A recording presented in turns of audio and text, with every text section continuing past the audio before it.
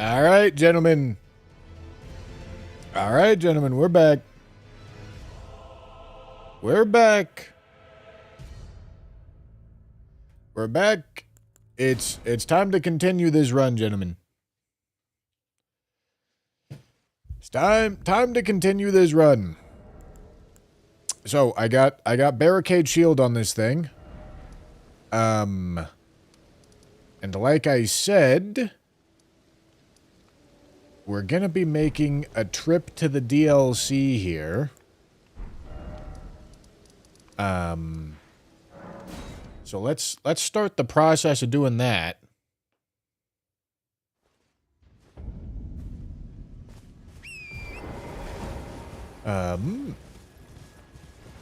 Gotta go get Big Man's medal. Have I gone to Caled? Son of a bitch. Alright, gonna have to kill Radon too.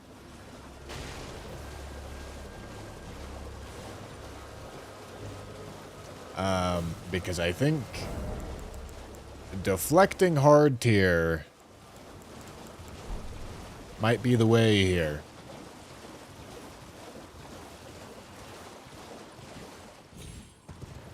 Deflecting hard tier and guard counters.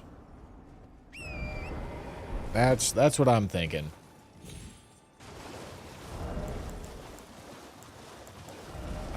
Axe Talisman is probably not doing a whole ton for us here.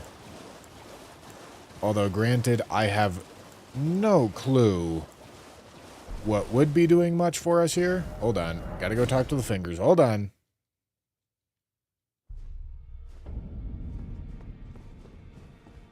Do we already have 9 deaths this run? Because I'm using a great shield. Believe it or not, great shields are not amazing.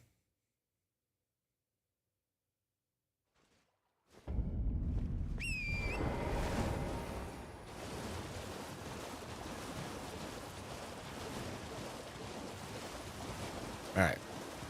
Vare. This bitch ass is standing over there. Look at that. Stupid.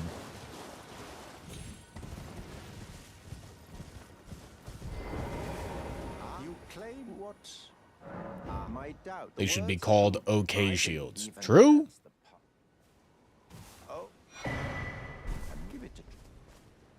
Okay. You know what we should get? Alright, y'all ready? Y'all ready for some truly diabolical tech? Let me show you. Let me show you. We're gonna go pick up the finger severer. You may be asking, Mr. Bushy, I don't know what the fuck that is. Yeah. Honestly, not really me either. However, this is a nice little item that we can use to speed up the Magnus quest. Because, truthfully, I don't want to kill Magnus with a Great Shield. It'll be faster if I just invade him 3 times. So I get to invade, finger sever, invade, finger sever, invade, finger sever, and then I'm good to go.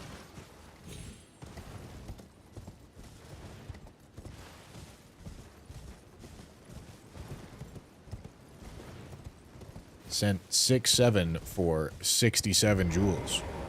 God, you love to see it.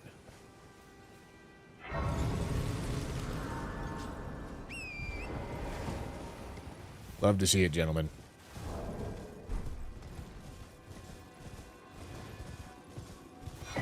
Oh, Magnus!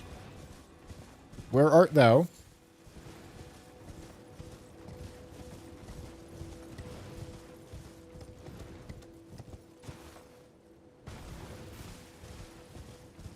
You guys think I should do a cold attunement on my shield? How's that sound? It doesn't sound very good, does it? No. It doesn't.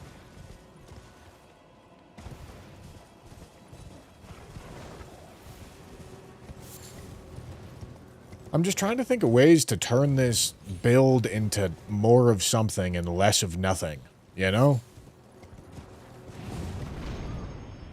It might be deflecting hard tier. That might be the savior we're looking for.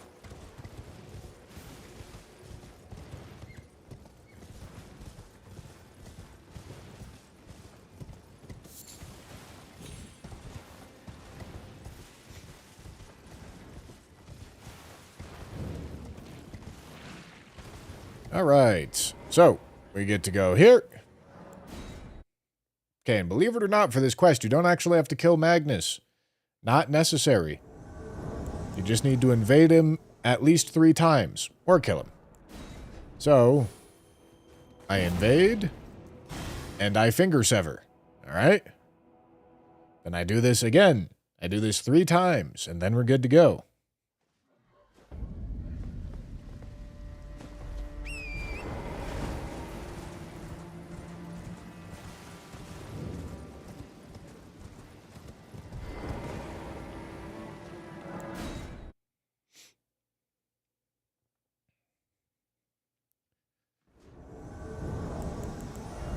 Whoops.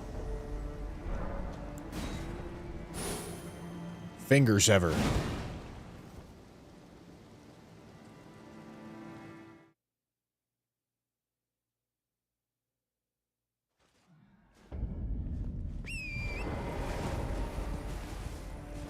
Straight severing my finger, know what I'm saying, gentlemen?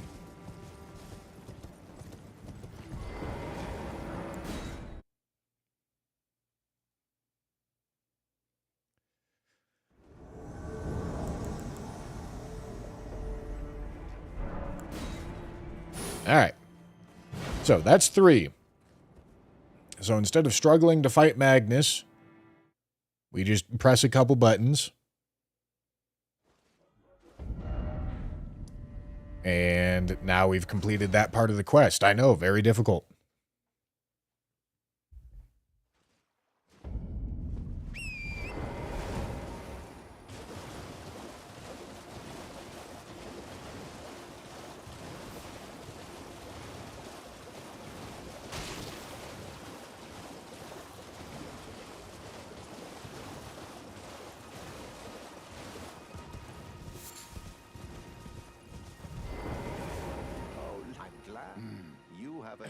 I wish to a night luminary. So now, Thank you. for normally this ritual. Okay, now, Arena is yet again going to suffer the consequences. Tough.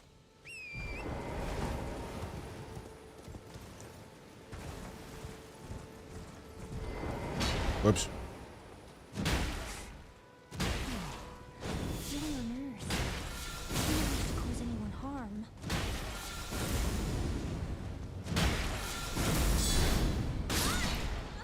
Tough.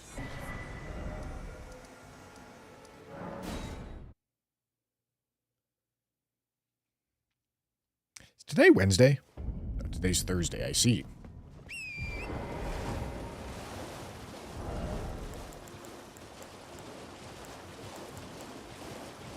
Alright, Axe Talisman really can be replaced. It's just a question of what to replace it with. Maybe stamina regen talisman from the DLC. Two-head turtle. Maybe that's the way here. This a night now. This no.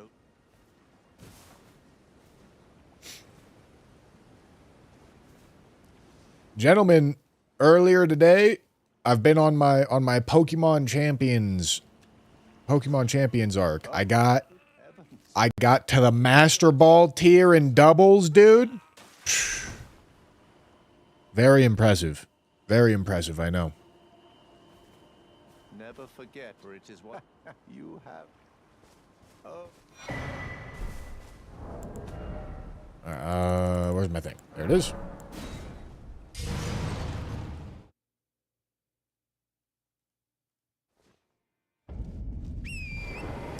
Do I need anything else here? I don't think so.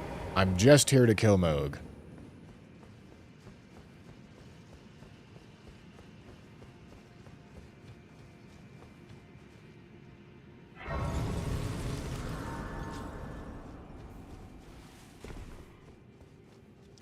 Today I learned that arena counts for that quest. Does it work? Only work if you kill her yourself, or does it work with her already dead?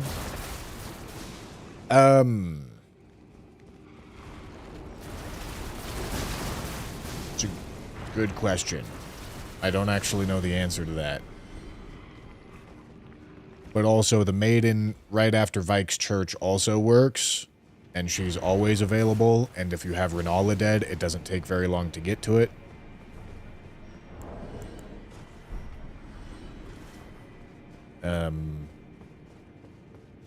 So it's never a huge deal. Use the Trick Room team, don't you? I don't! Granted, listen, gentlemen, I'm not gonna lie and pretend to you here. I'm a filthy little net decker, dude.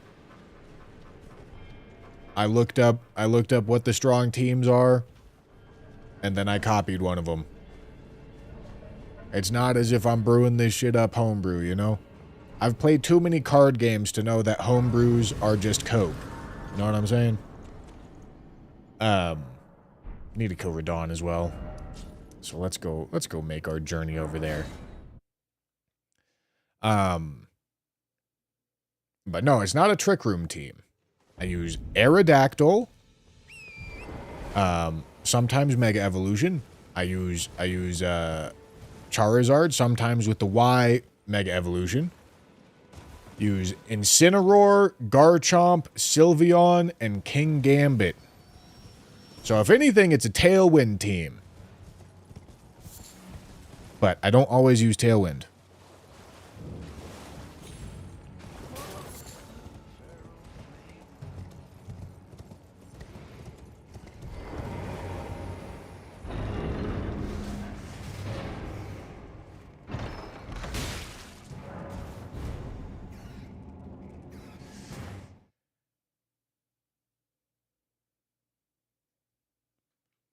Good teams are a great way to learn competitive VGC. Well, listen, gentlemen, a lot of you don't know this context, but I did play Gwent for 5,000 hours.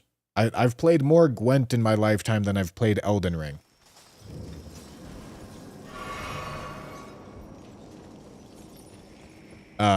So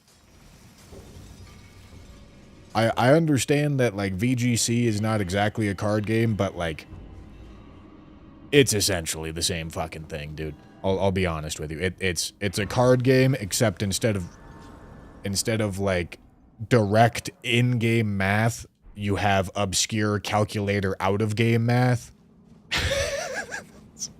But it's the same thing.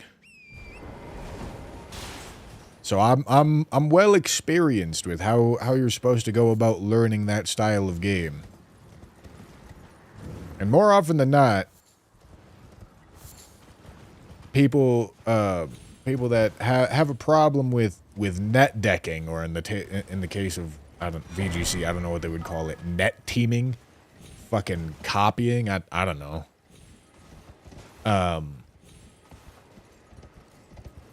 In the case of, oh no, all right, I deserve that. In the case of VGC, whatever they would call it, people sometimes use that. Say fucking net decker or something like that, like a slur, like it's a bad thing, but usually people that are behaving like that just have no idea how to play the game and won't ever figure out how to play the game because they're too busy doing shit that doesn't make sense. You know?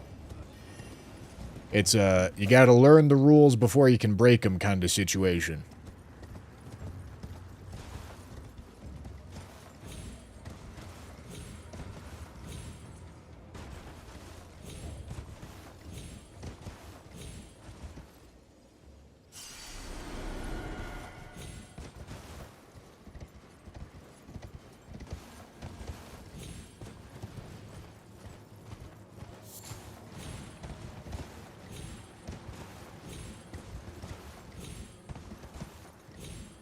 Alright, well, it seems as if, based off what you guys are saying, it seems as if there's not a stigma around it. But yes, every good card game, it doesn't surprise me to hear that VGC, all the good teams get copied, because of course they do.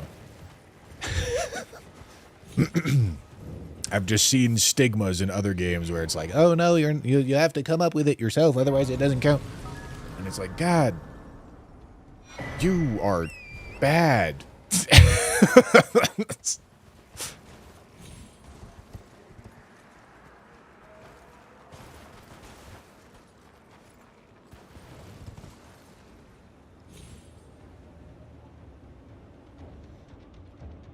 Big B, thank you for the prime. Appreciate you.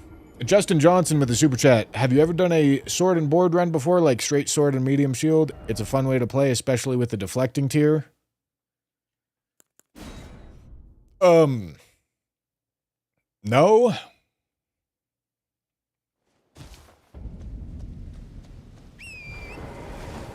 That doesn't sound like a very strong way to play, I'll be honest. If you're running deflecting tier, you should probably just be two-handing.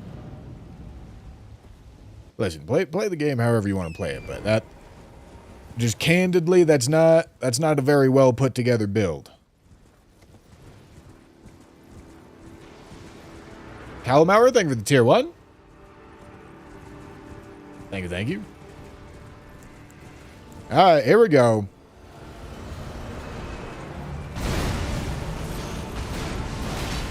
Okay, so this is going to be a boss where I don't get a ton of guard counter opportunity.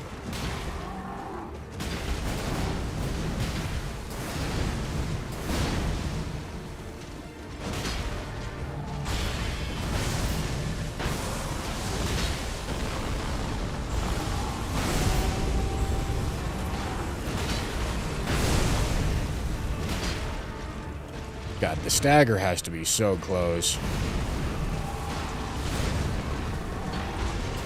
How does that miss?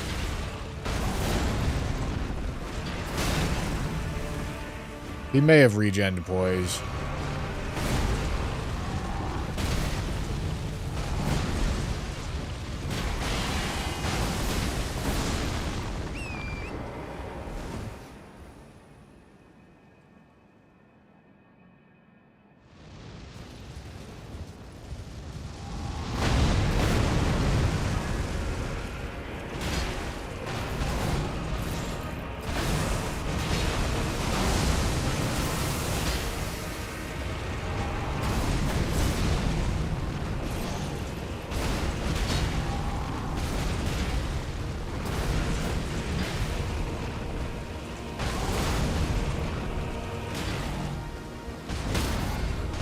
Hey, look at that.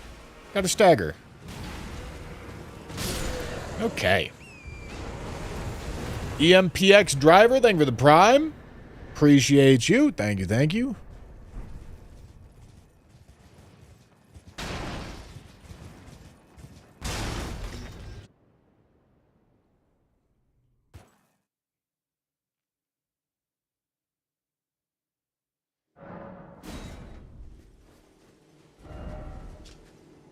Okay.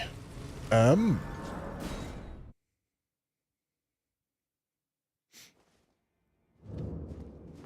I should probably... Let me go pick these up. I get a level out of this.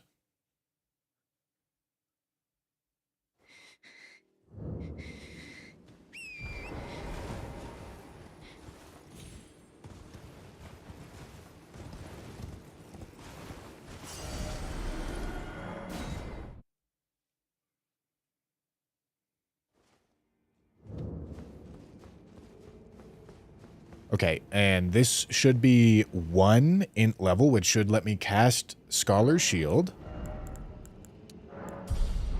Okay, that's really nice.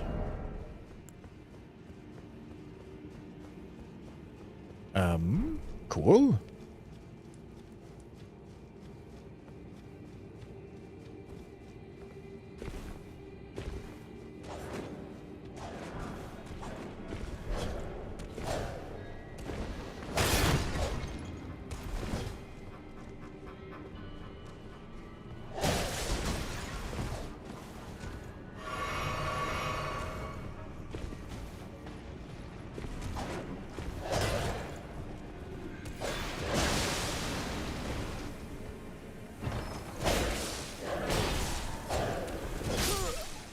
Okay, that's fine.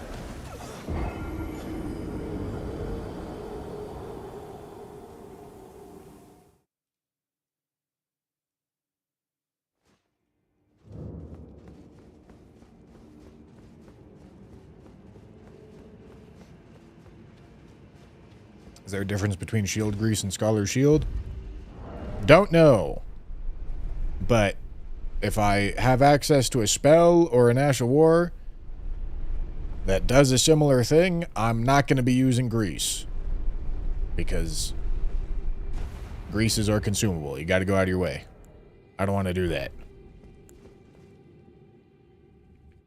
In order for me to want to use a grease, it has to be, like, the only viable option for what I'm trying to do.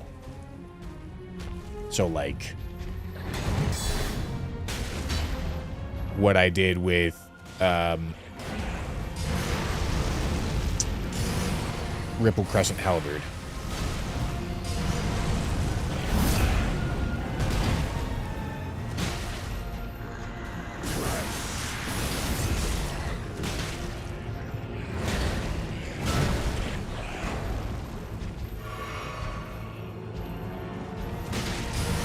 Oh boy, this is gonna be a slog.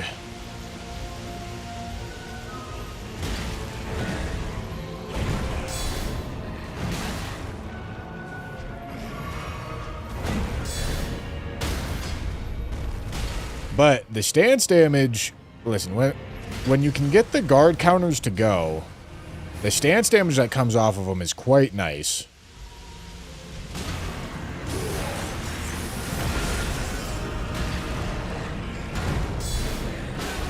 Yeah, I deserve that.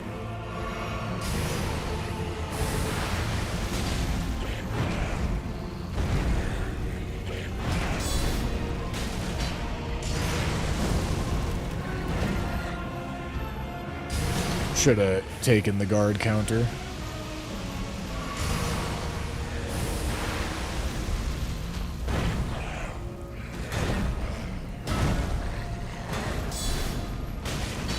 Oh boy.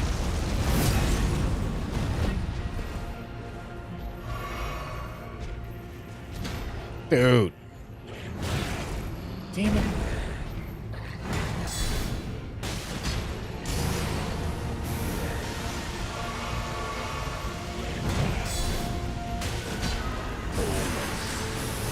Alright, let's reapply Scholar Shield.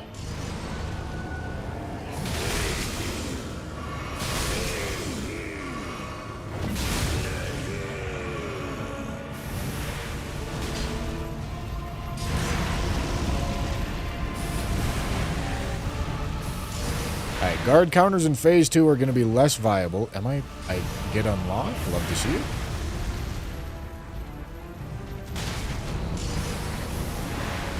Alright, big dog, come on.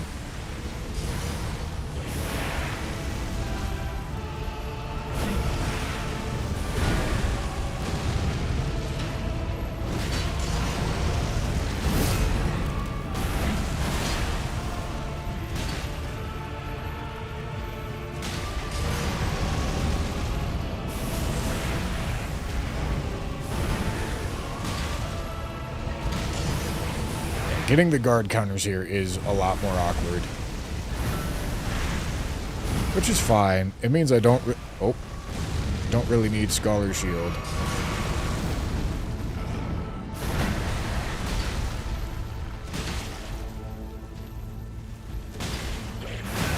Ow. That's a good opportunity for it. Oh, yeah. But also, I kind of need to not take damage.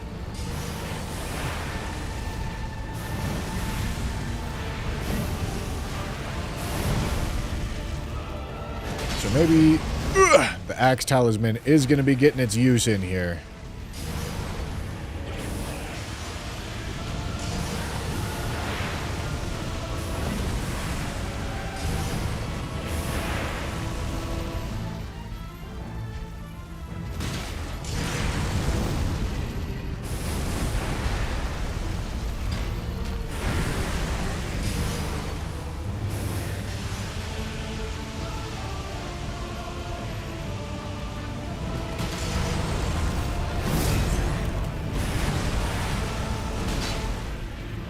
Alright.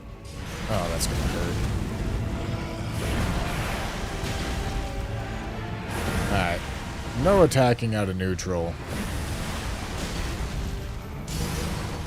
We'll just do this super clean.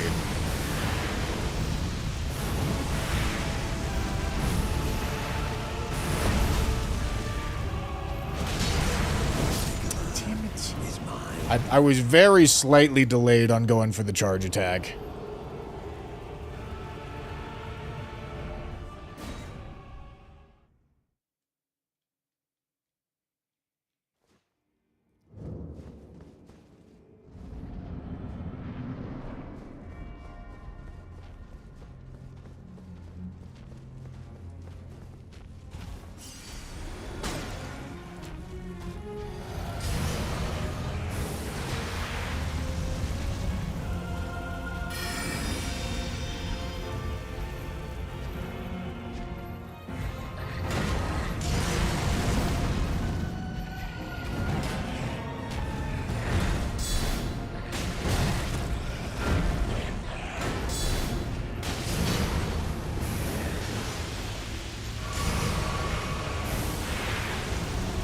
Need to not just burn a bunch of flasks. Come here.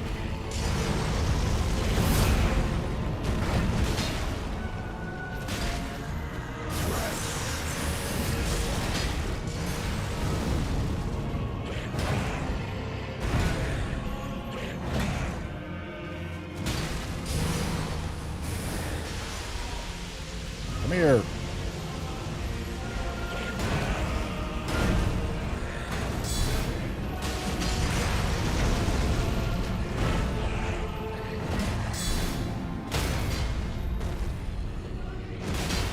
Nice. That's a nice chunk right there.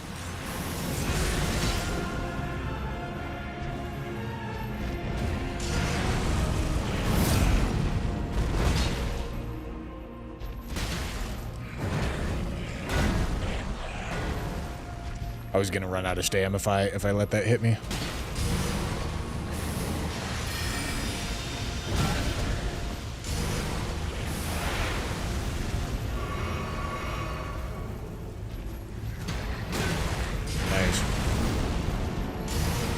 Goodness, dude.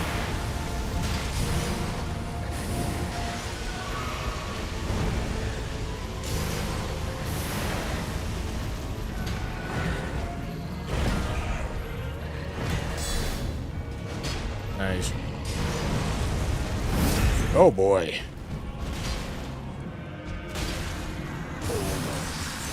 Yeah, I mean, didn't realize it until right now, but Shield Crash does a lot for this weapon class.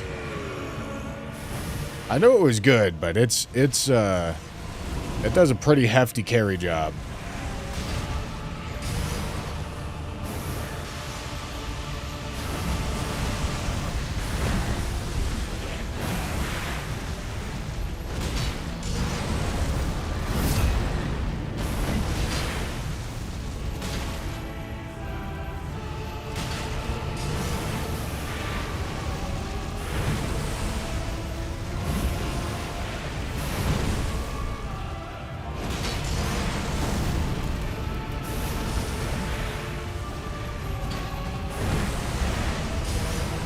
Oh my goodness, dude. This guy's trolling right now.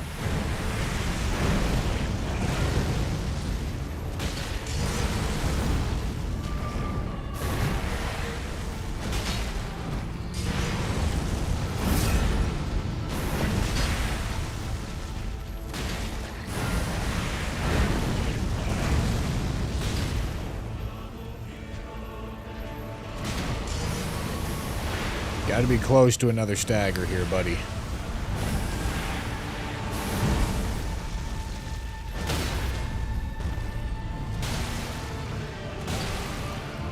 Thank you.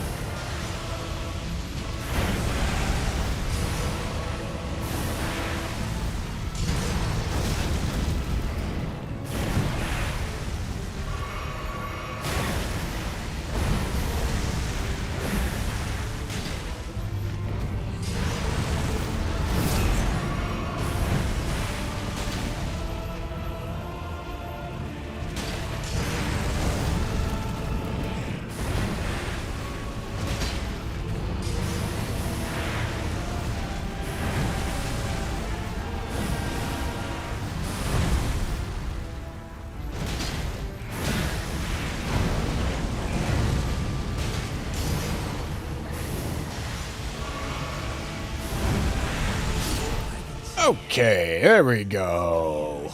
Goodbye, Moog. The coming of our dynasty. Morgwyn.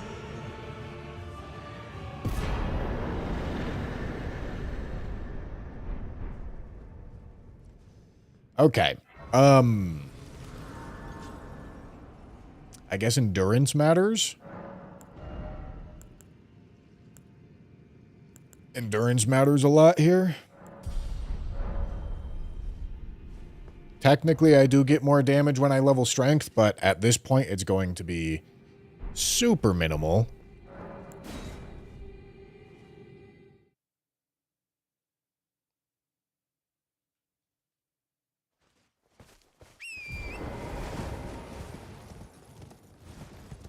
Okay.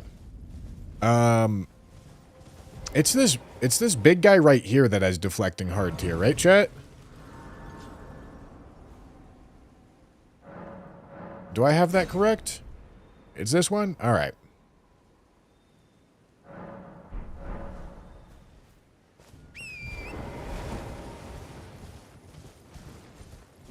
Okay, this is going to be an absolute fucking slog, I tell you what.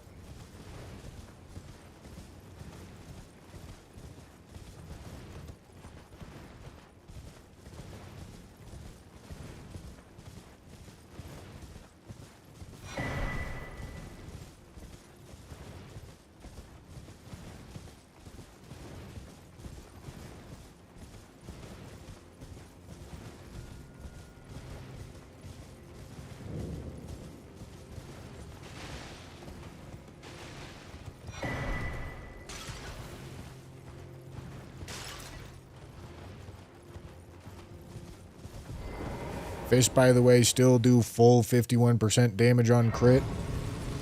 Alright, well that's interesting.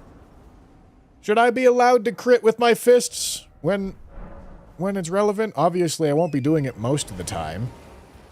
So, like, most weapons will still suffer.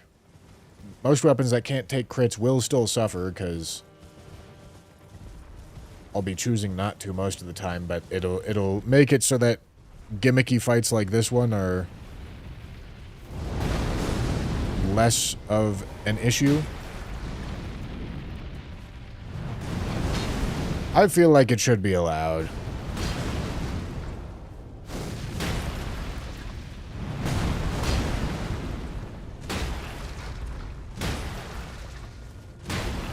Lord knows I'm gonna need the fucking help. Look at this shit, man. We're gonna be here so long.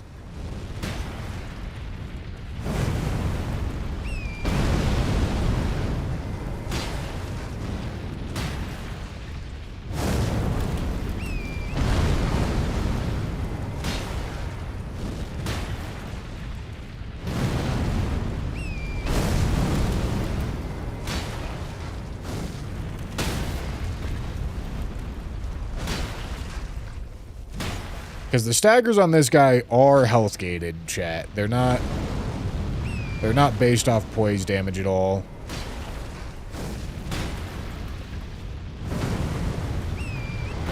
It's entirely based off percentage of health.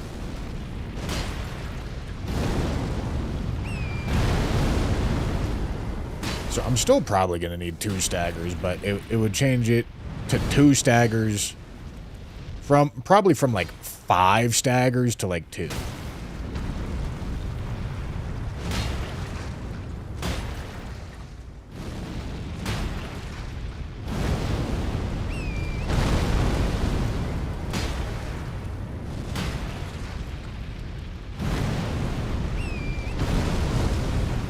I feel like that's fine.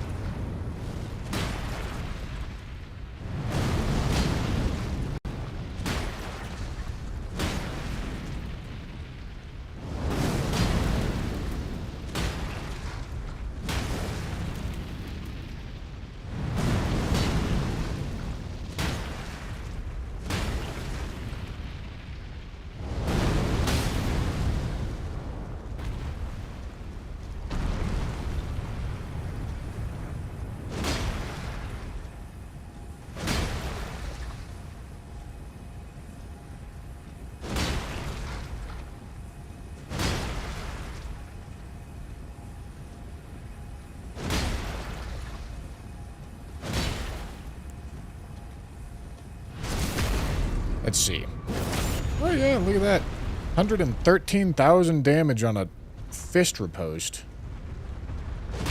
That's crazy.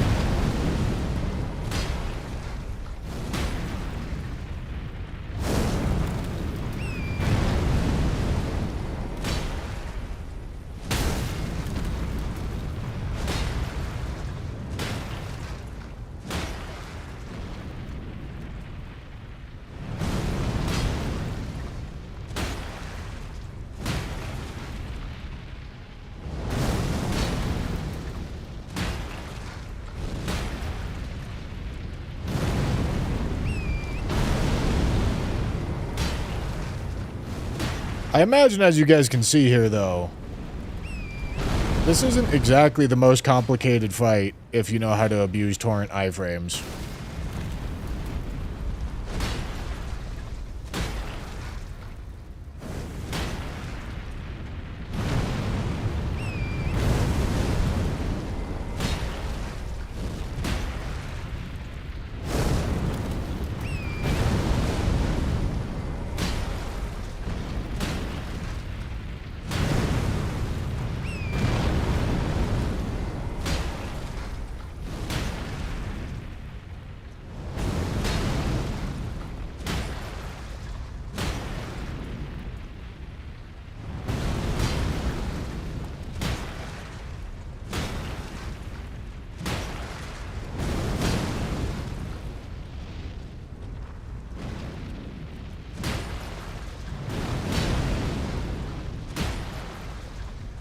Where's this stagger?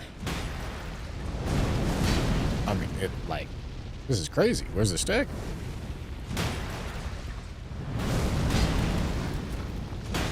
It's gotta be, like, right here. Oh, that's gonna hurt.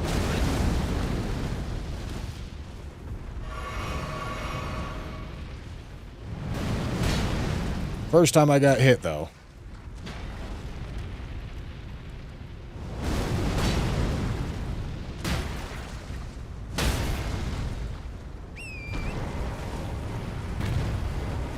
Hello. Hold on, I'm on the wrong side.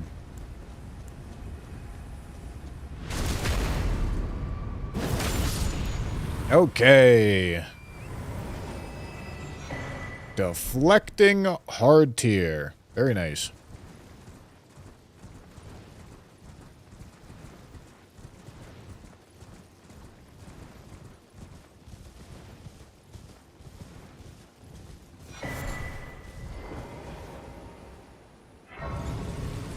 Okay, one other task to accomplish, and that's, twin-headed turtle talisman.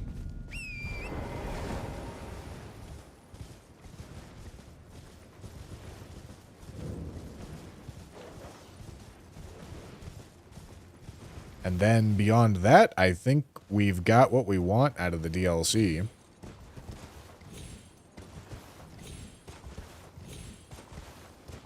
Or at least all I can think of for the moment.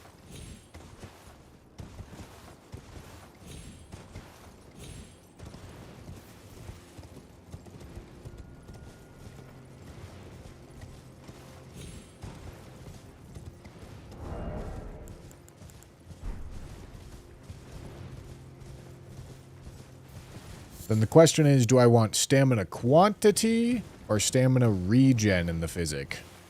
Probably quantity.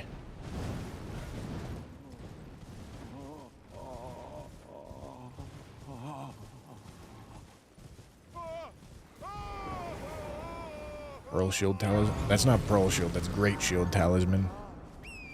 I feel like Guard Boost might still be a relevant stat for deflecting hard tier. I don't actually know.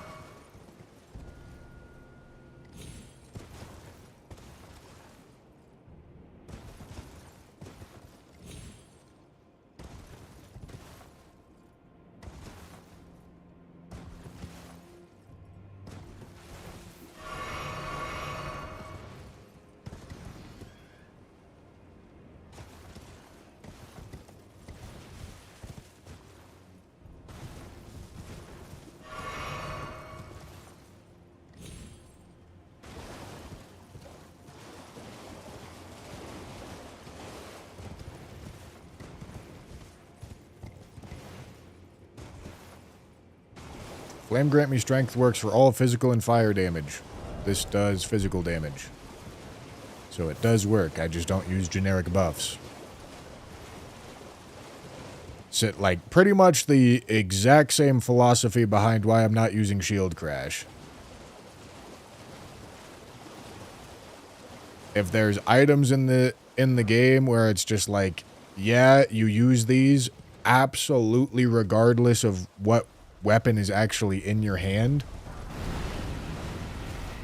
then I don't see the point in using them. Like it completely bypasses the weapon showcase in favor of the Golden Vow Flame Grant Me Strength showcase, or the Shield Crash showcase, or the Square Off showcase, you know? That's not the point. The point is a run with the weapon.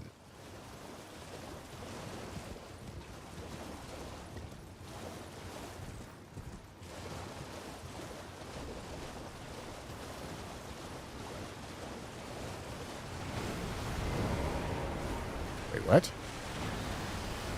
Why'd I get... What? What was that?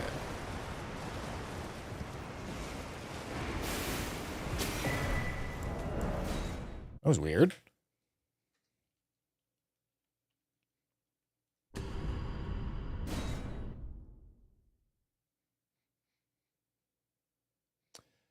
EMPX driver, I'm not... I think I missed your tier 1, but thank you so much, dude. Okay. All right. Improvement.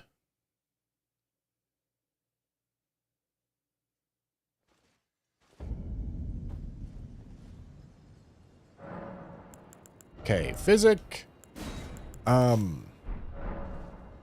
Truthfully, the deflecting hard tier is probably not going to be the most useful of things for Fire Giant. And that's all right.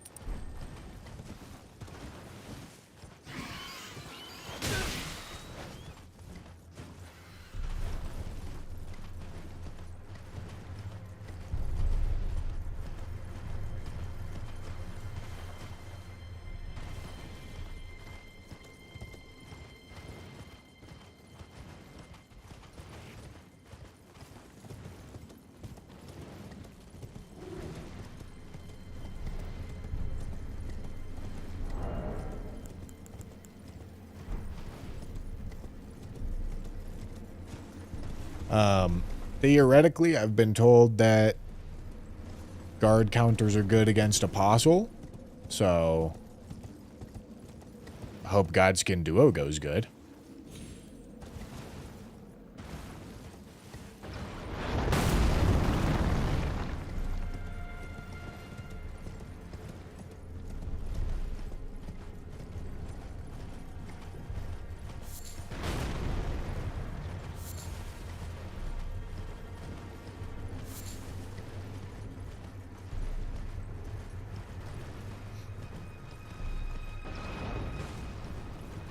But also,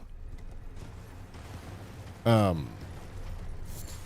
should preface this by saying I'm not bringing up the discussion again, and I'm not looking for help or solutions. I'm just telling you guys what I'm thinking. Okay? It does make sense for me to use some of the generic Ashes of War on some of the weapons. But my philosophy with it is more so, like, which one of these weapons works the best, has a actually unique use case with this obviously powerful Ash of War. And then I'll use that one to showcase it. You know? That way, when we get to the tier list at the end, we're like, okay, so here's Palisade, Spiked Palisade Shield with Shield Crash. You know, it's in B tier or C tier, or whatever tier it ends up being in. It's like, all right, so Shield Crash helps us out a lot, which makes this great shield outperform the other great shields that weren't using shield, that way there's like actually coverage, you know? There's actually coverage of what's possible, and it's not just, this is how great shields are without shield crash, this is how great shields are with shield crash. It's both, you know? It's not one or the other, it's both. But yeah, I'm doing my best to not homogenize. Because there's a couple of Ashes of War that just full-on carry weapon classes. And it's so that those Ashes of War are so far and away the best available move on the weapon that it doesn't make sense to be doing anything else. And at that point, it's like, alright, like, I don't feel like I'm actually looking at these weapons here. I feel like I'm looking at this Ash of War.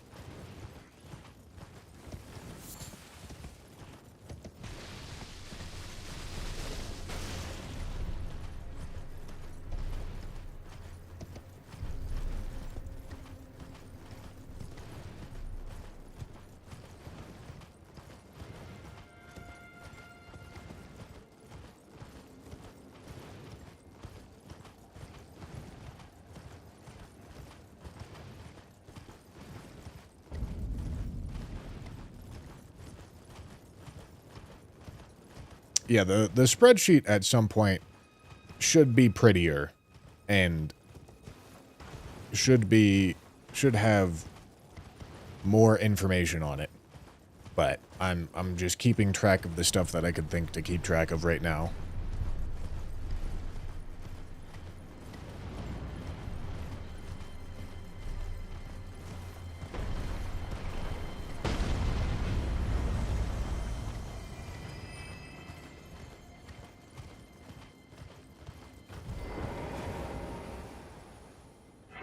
Explain how the deflecting hard tier works. It gives you the ability to Sekiro parry.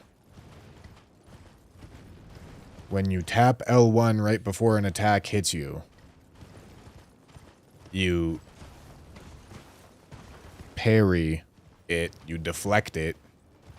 It builds up stance damage on them and makes it so that you take very minimal stamina damage while blocking.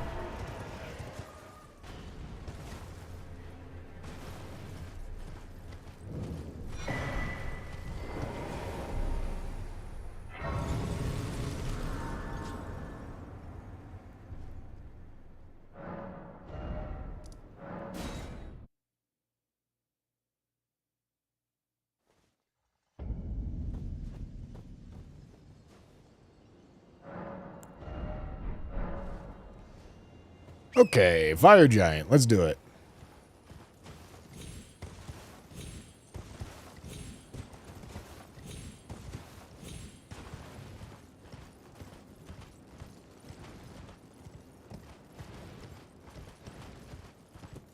Now, Scholar Shield increases guard boost. Well, not technically, but essentially. It reduces the stamina damage you take when you block.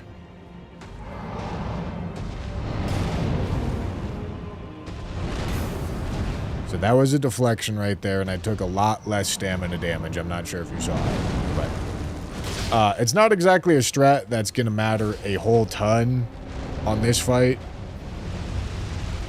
because this is not a deflecting guard counter kind of fight.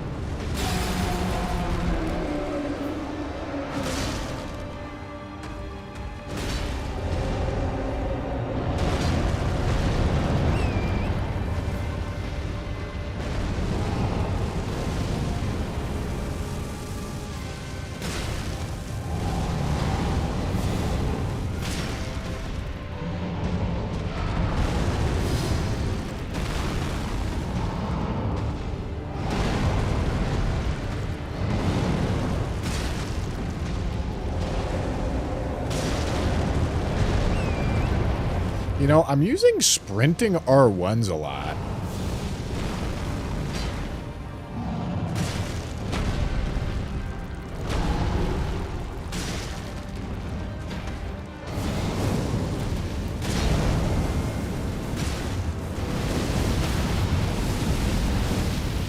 I don't know if that's something that I should maybe be trying to build for. Maybe not. I mean, it's mostly a consequence of this fight, right? I was hopeful that I could block that. I can't, in case anybody was worried.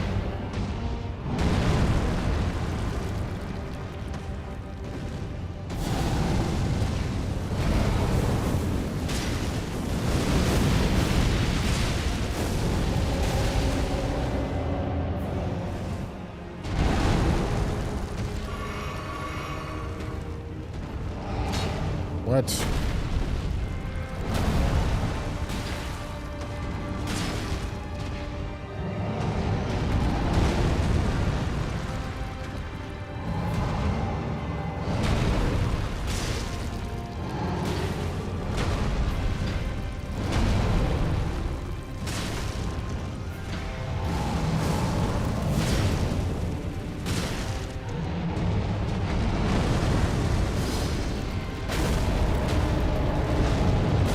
Okay, dude. Bro's getting stuck on ledges and shit. Having a long fire giant fight is always an experience, man.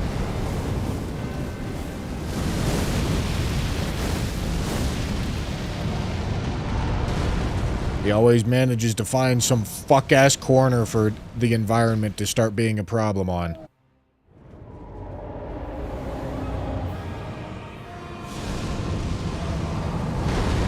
Oh, whoops.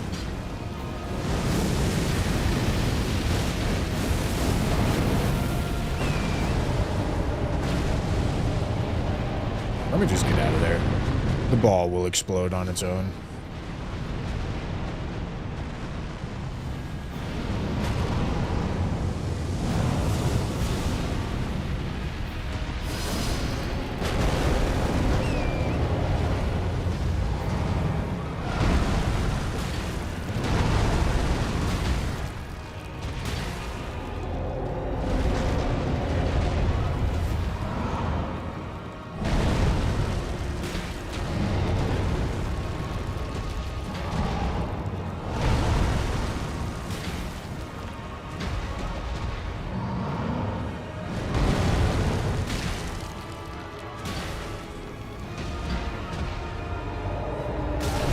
Ow.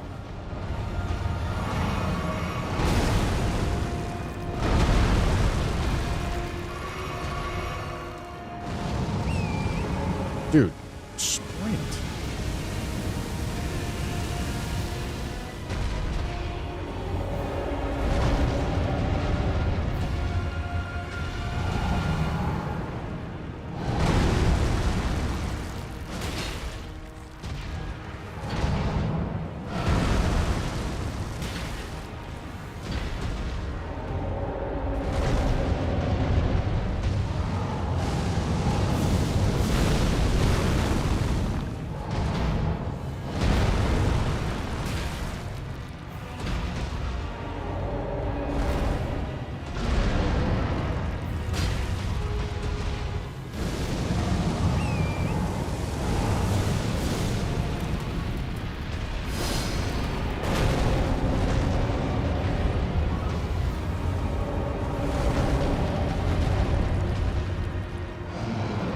Okay. I'm out of there.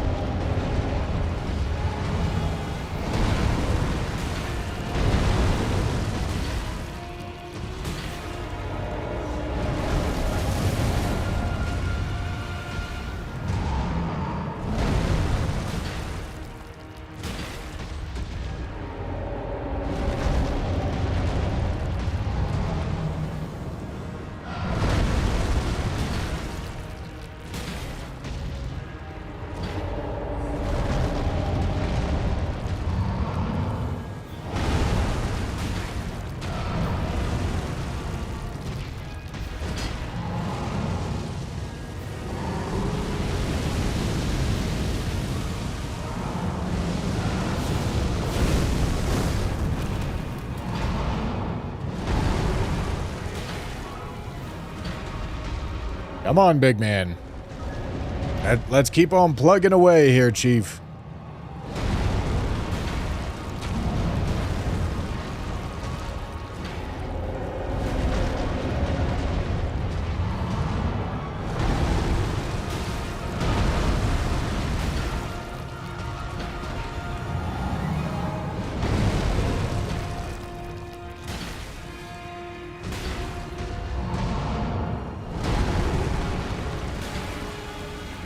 Come on.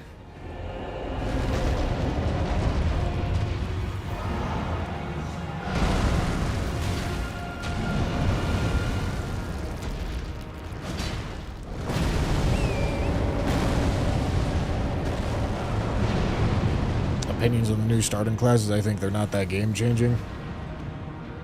Yeah, I mean, they're obviously not that game-changing. They're starting classes.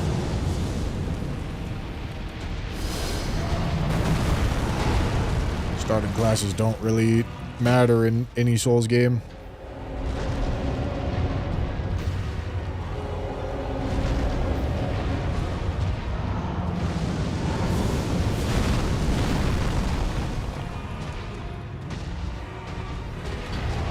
What is big man doing? He's trying to show me his butthole.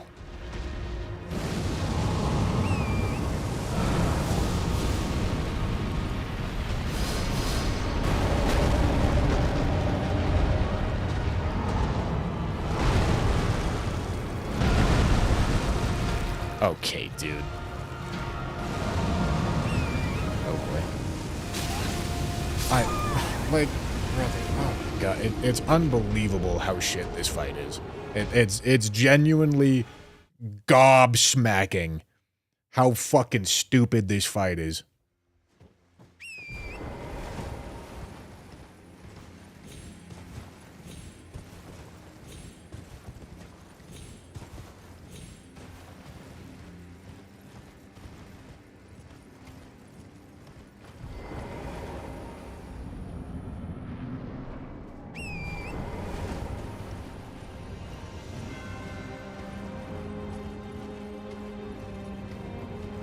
Hey, listen, it's not very often that I get to fight Fire Giant for 20 minutes straight and actually see precisely how shit this thing is.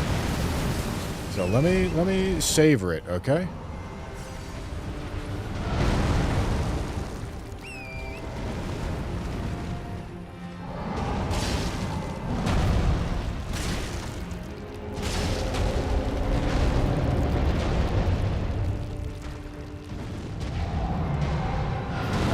Could put bleed on the shield.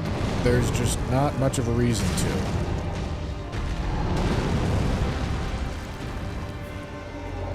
Okay, hold on. Let's have a quick math lecture before we get into this 20-minute Fire Giant fight.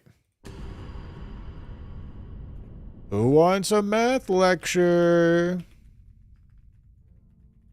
Let's do it. All right, here we go. So, here I have the Elden Ring Gilded Great Shield with all attunements, sorted from top to bottom by their damage output. Okay? Two-handing. So, this is if I had 99 in all stats. Two-handing quality Gilded Great Shield would be doing 643. Whereas Blood Gilded Great Shield would be doing 570. Okay. Calculator. 643 divided by 570. Is this right? Is this how I do this math? Hold on. No, it's 570 divided by 643. And then -1. Okay, so it's a 11.3% damage difference, which is less than I thought. I won't lie to you. It's less than I thought. Because the point is, when accounting for status effects, you have to ask yourself if the status is going to make up for the damage loss that you take. This is, of course, on New Game Plus 7, so all of our stats are much higher than I'm used to, which is why this number is smaller than I expected. So the question is, does the presence of bleed buildup make up for an 11.3% damage loss? And is there anything else to consider? It's with 99. Well, okay, look. We only need 2 stats for this. This doesn't scale with dex. This would require a respec, but it doesn't scale with dex. So yes, you're right. I need to account for if it scales with 3 stats versus scaling with 2 stats, but it doesn't. It scales with 2 stats. You see? Strength, arcane, not dex. Okay. So does the presence of bleed make up for an 11.3% damage loss? It means I would need to get 2 bleeds over the course of the fight in order for it to be worth more. And this is the case for every single fight within the game. For Fire Giant in particular, it might be worth it, but I think for a lot of other fights it won't be. But I will say it's closer than I thought.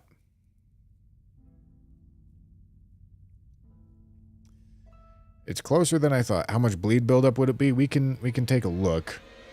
So it would be 172 bleed buildup. It's a lot because this weapon's really slow.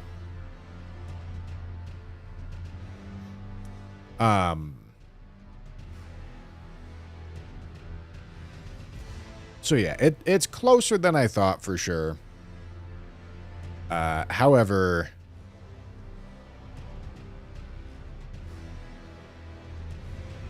the other upside is that you can also get like bleed synergy buffs to go with it. So you could use White Mask and Lord of Bloods, which is nice. Realistically, it's like single-digit % damage difference. So you know what? For this fight, it is probably slightly better. However, for the run as a whole, I don't think it is.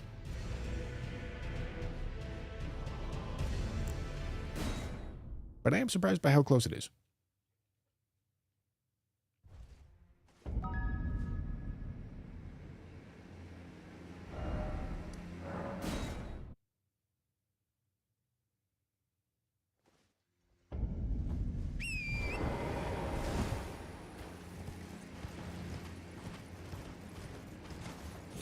Oh yeah, I wouldn't get the bleed buff because it is Fire Giant. That is true.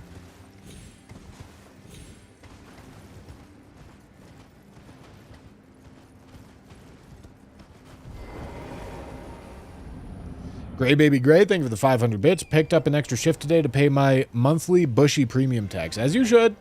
And Legendary Deagle with the Prime as well. Thank you, thank you. Elemental Ape with the Prime as well. Thank you.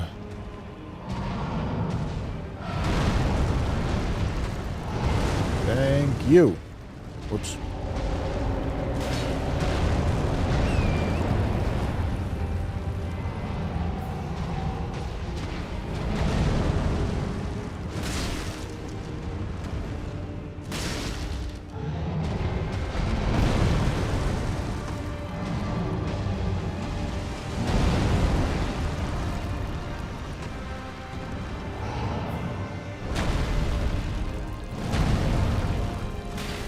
Generally speaking,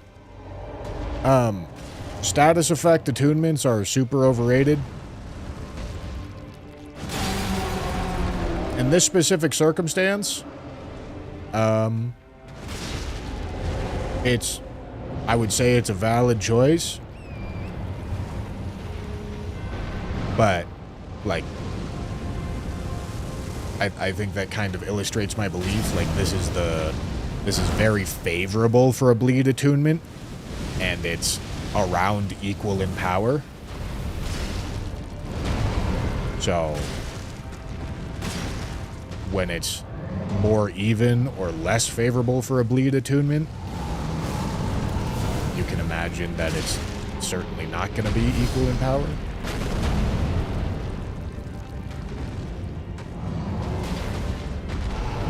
Ow.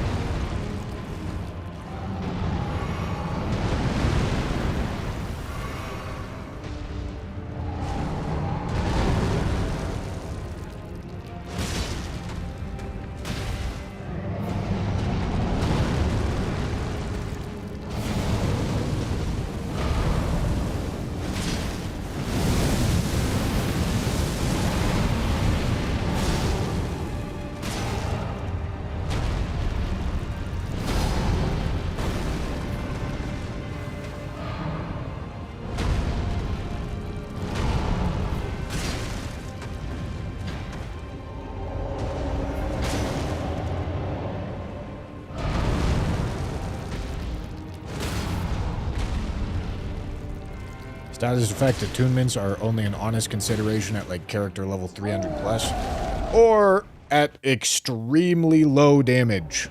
Because listen, if you're going to be doing a ton of hits over the course of a fight because you have really low damage, then status effects are more of an idea.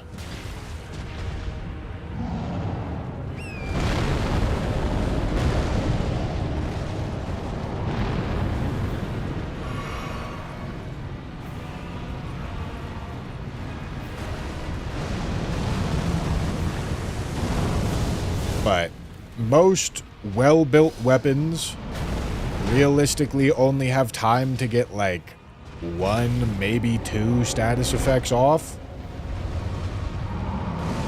And more often than not, the AR sacrifice just ain't worth it.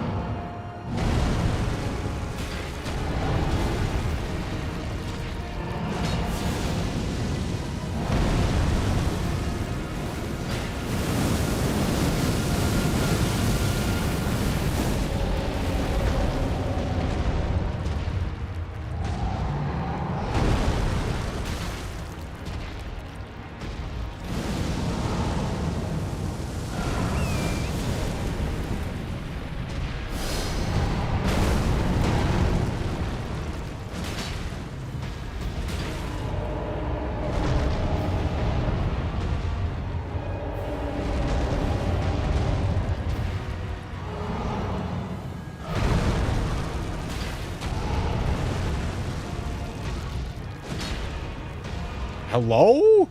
Holy, nice butthole, buddy. Shit.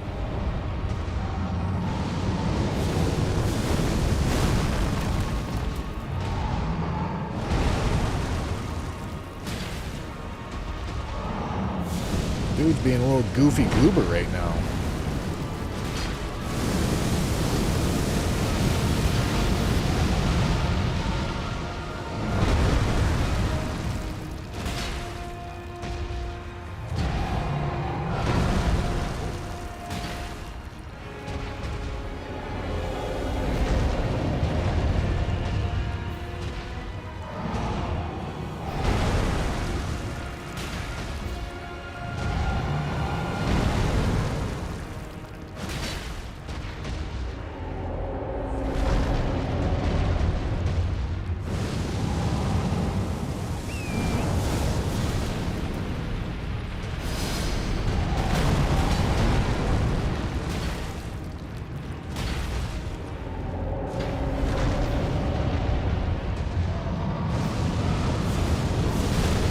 Come on, big man.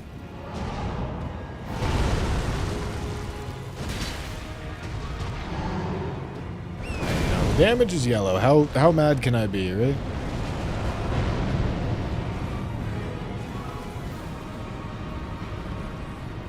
AR doesn't mean attack rate, it means attack rating. attack rate makes it sound as if it's how fast you're hitting things, which is not what it is. It's how much damage you're doing. It's not DPS, it's how much, it's damage, not DPS. Just the numerator.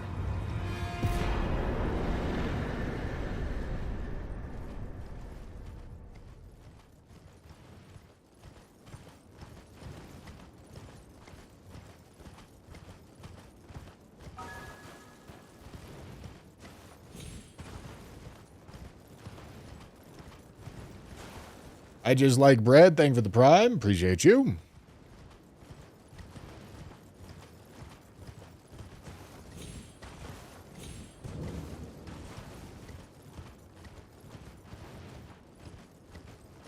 Can you explain AR and motion value for someone that has 12 hours in the game and just enjoy watching it?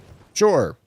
AR is damage. It's you see where it says attack power in this menu and it says 227 plus 402? That means my AR for this weapon is 227 plus 442. It's just the pre-damage negation damage number. That's all it is. You increase it by increasing your scaling stats and your weapon level and all that.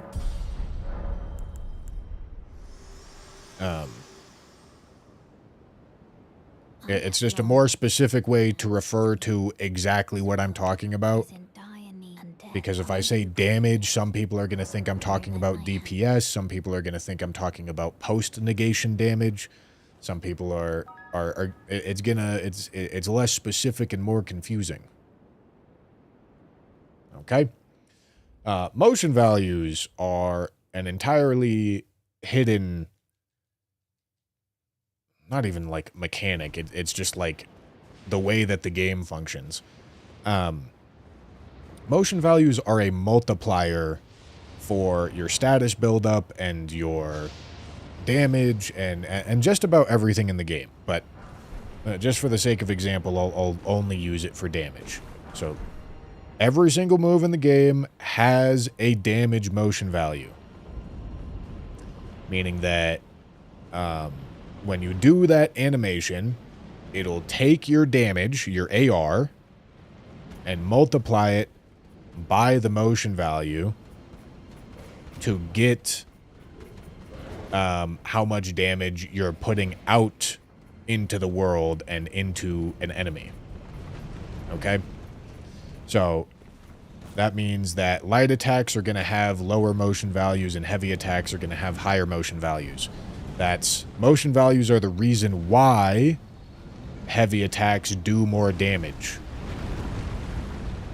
Because you're operating off of the same AR in the menu, but your heavy attack has a higher damage motion value, which means it has a higher multiplier of that attack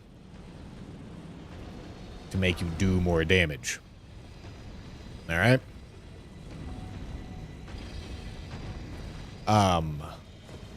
And then there's also motion values, which are just multipliers for status buildup.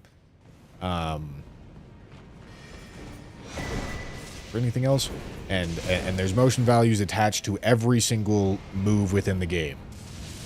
Sprinting light attacks, fucking rolling attacks, fucking jumping attacks, jumping L1, sprinting L1. There's different motion values for different things for every single different animation in the game.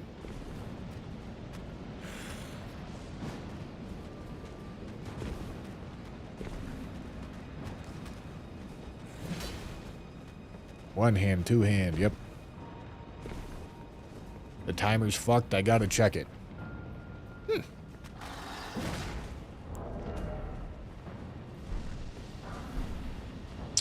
It's because it went over 24 hours. Alright.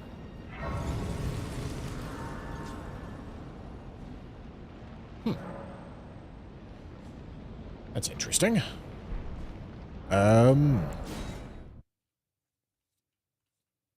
I didn't expect it to reset after 24 hours, but I guess it's probably not tracking hours anymore, and it maybe has a hidden Shit. I'm not sure if I can do anything about this.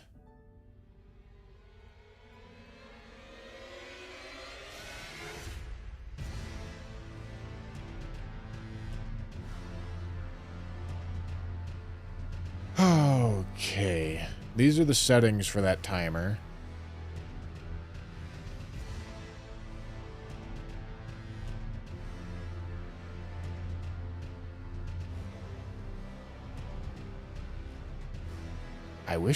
I wish it didn't. I wish it just counted hours and not days.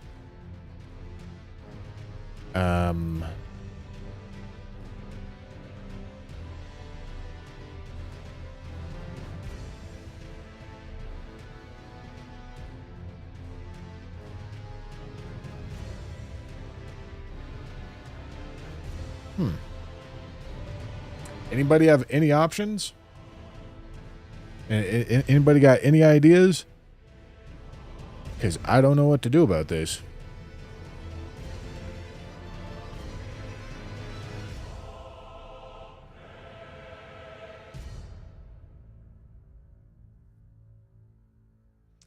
Dark Diamond Ninja, thank you for the prime. Any nerds? Because I don't know how to get this to track.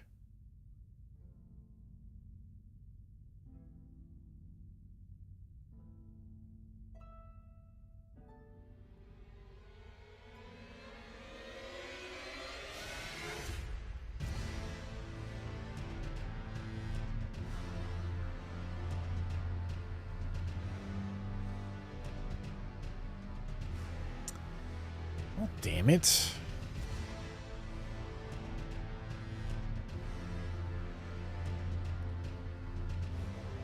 All right. I guess I gotta get rid of that, at least for the moment. Shit, dude.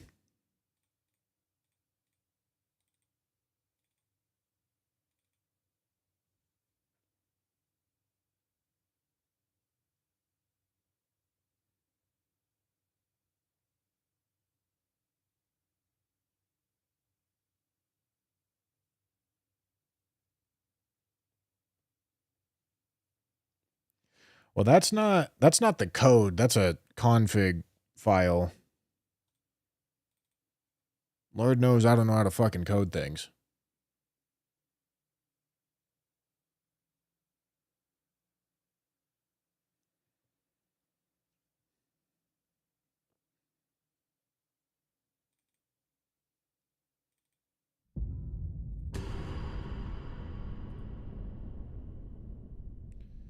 I mean, we'll be able to check at the end of every run how long it took, because I still have in-game time to go off of.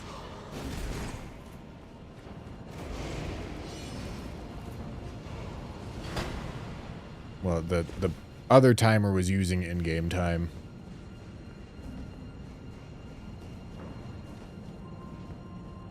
It's just annoying that timer is not taking exactly the same thing that shows up there and putting it in the top right. And it's instead counting days instead of hours.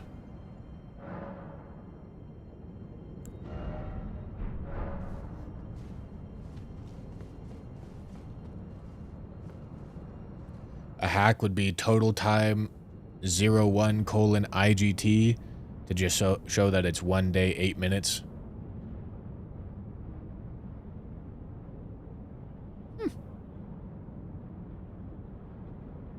Sure. I like that idea. Yeah.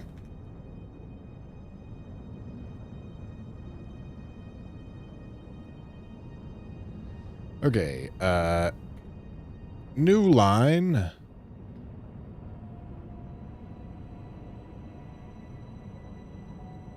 Total time 1 day.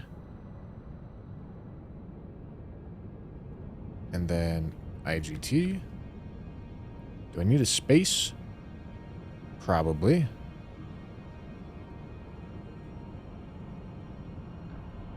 All right, hold on.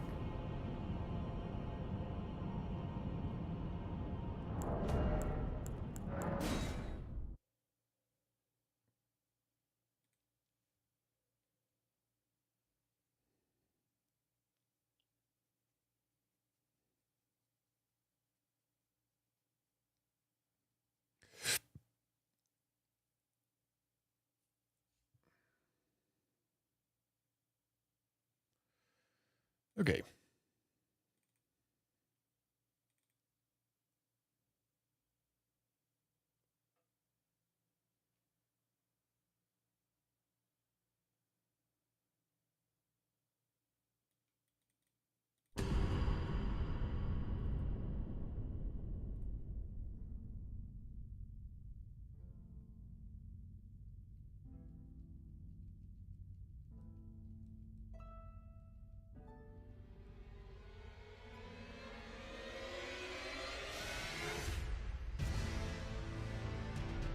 Now let's do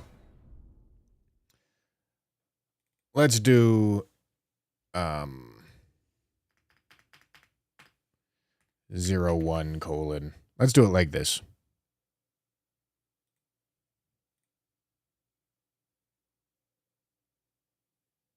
Yeah.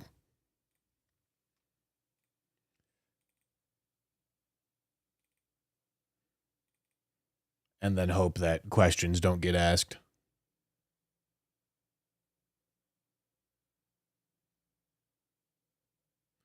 Wouldn't it stay at 1 after the second day? Sure would. You want to take a guess what we're going to do 24 hours from now?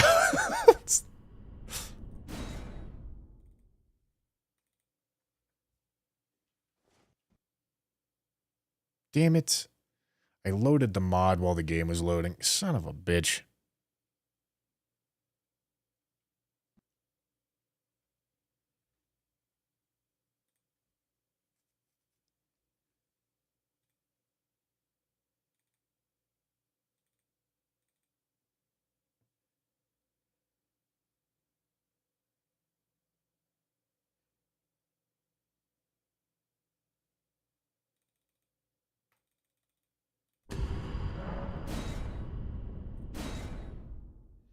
All right, not launching the mod until we're loaded in. Okay. Cool. Works for me.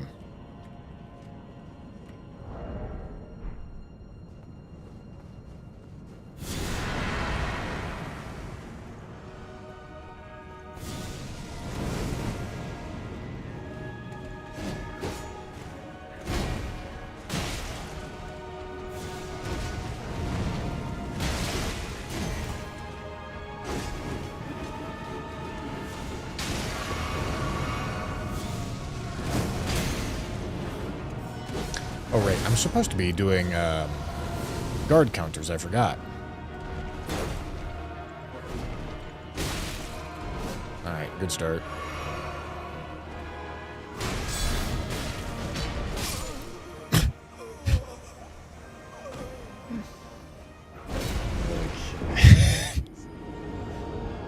All right. Well, that's good. That's fucking solid right there.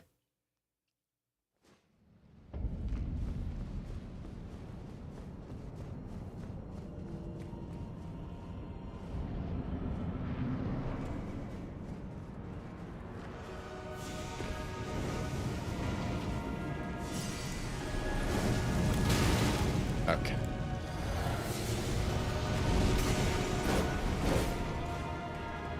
All right. I've heard guard counters are very good on skinny. That's what I've heard. And I do have deflecting hard tier. Okay. That doesn't get blocked. Gentlemen.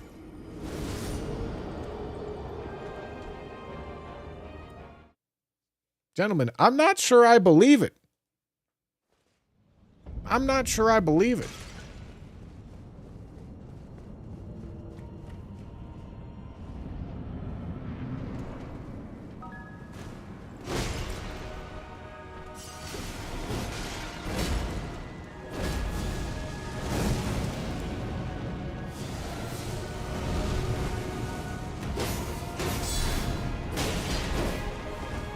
Jesus. Alright, you come here. I need Skinny to come fucking get his penance.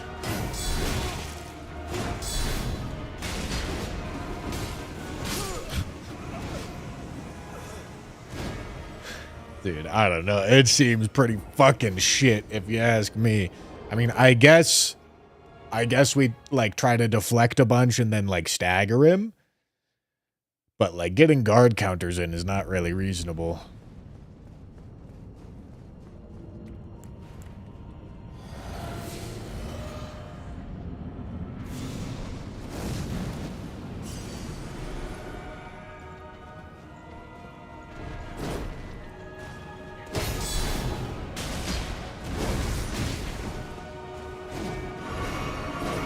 Crazy that I still get roll caught, man. Just absolutely fucking diabolical.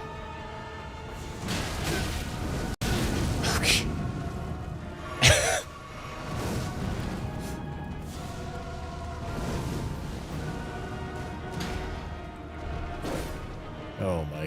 Oh my good God, man.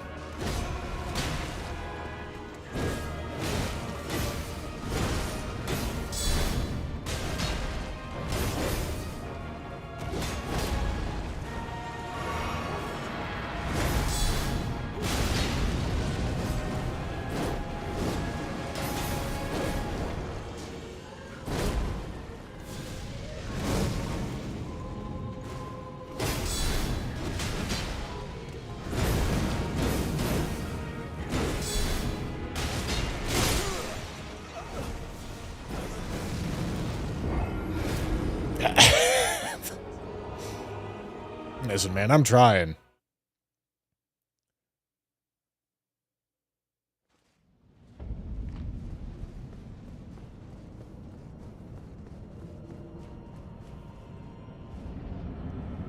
I'm trying to make this guard counter idea work. Can't say I'm not.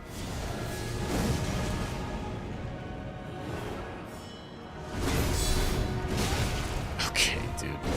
I mean, it certainly doesn't help that both of these fucks have decided that they just want to play the turbo layer attack game.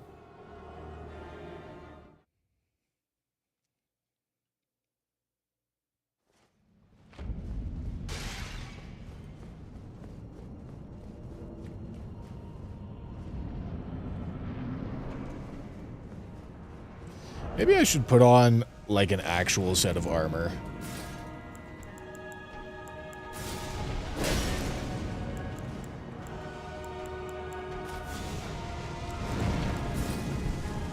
Alright, I still don't even really have enough endurance for it.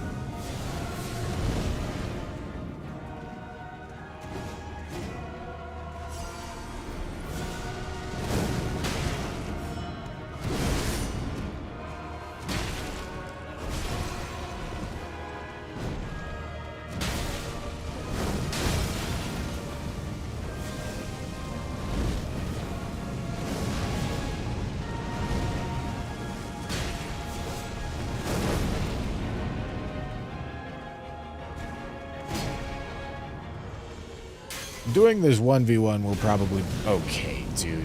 Yeah. Yeah.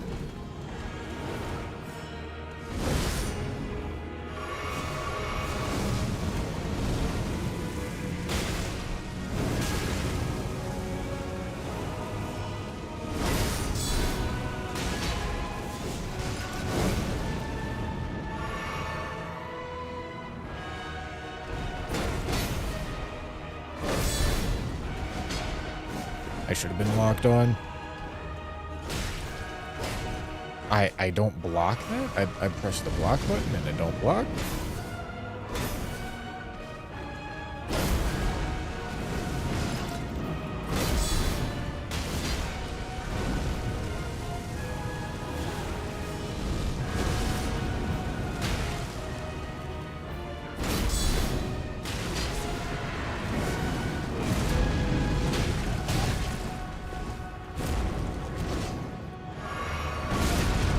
Yeah.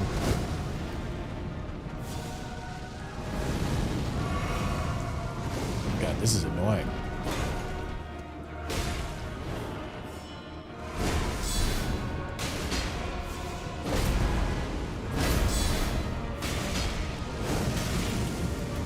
Crazy. Crazy, man.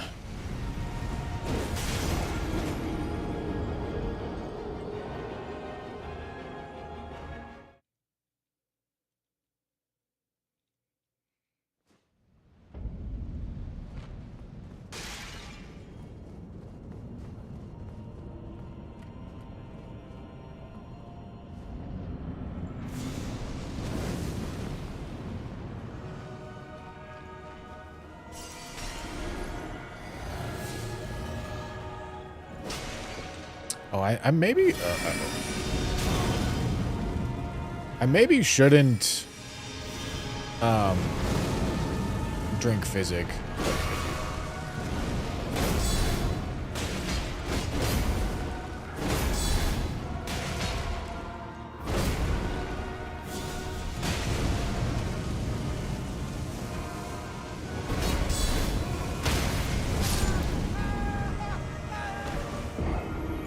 Oh, good. All right.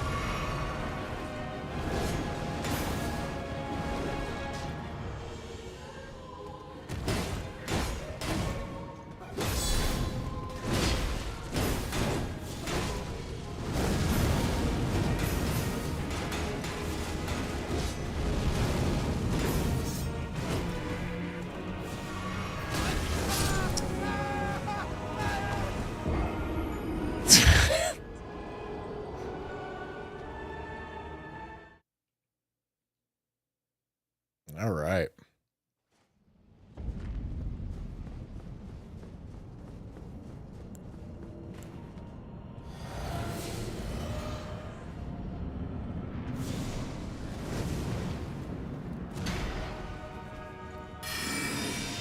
Yeah, this is really not great.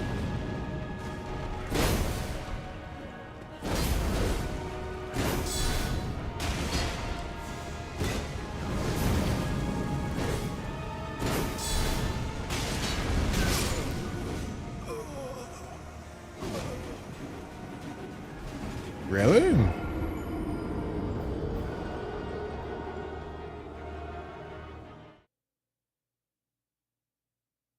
All right.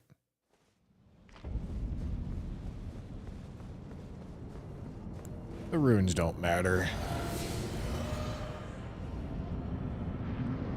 The runes don't matter. It's less than a level. It doesn't matter.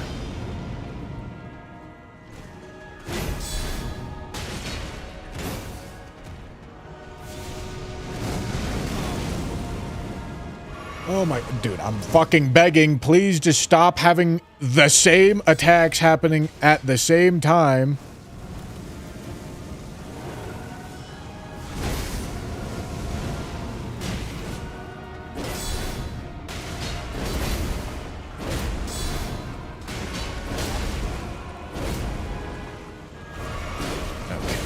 Okay, yeah, dude. Yeah, man.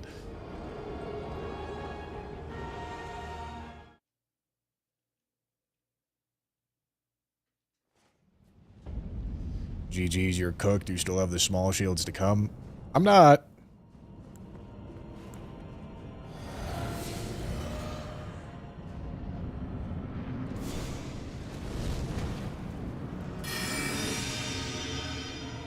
Believe it or not, I've done substantially harder things many times. Doesn't mean I'm gonna be all fucking sunshine and rainbows the whole time, dealing with this absolute horse shit. Nonetheless, I will fucking do it.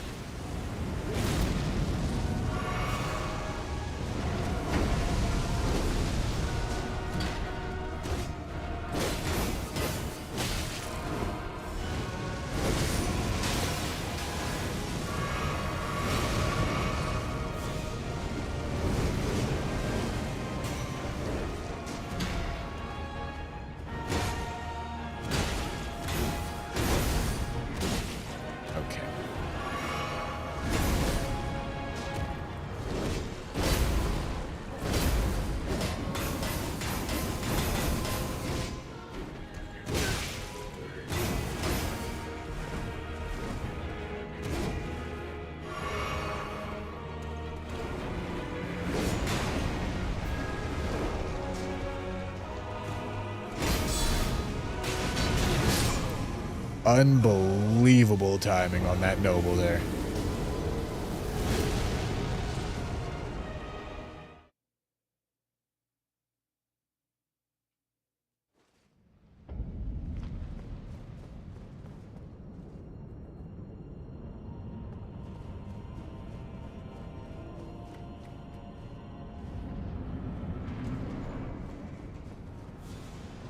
All right. Mods, do I have mods here? I really genuinely do not want to crash out today. If there's rage baiters, can we just ban them? I think we genuinely need to take a step in the direction of getting rage baiters out of the chat.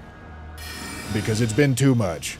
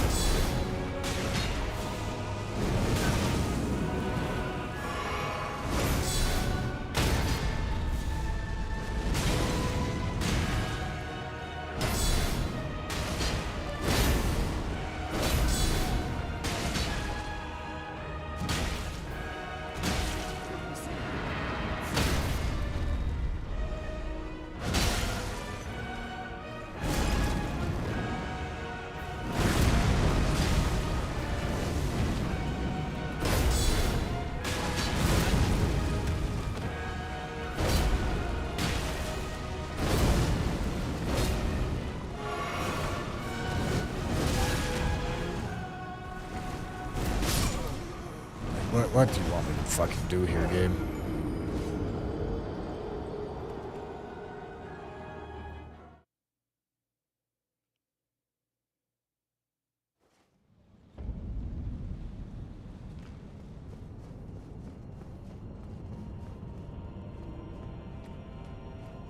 Seems like Fatty's the one who's easier to guard counter.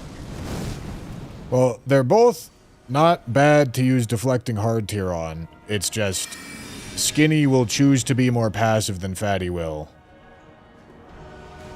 Which makes it so that I have to deal with less... What? Oh, I didn't drink the physic. That would explain it. Means I have to deal with less... layering attacks bullshit. Although there's still plenty.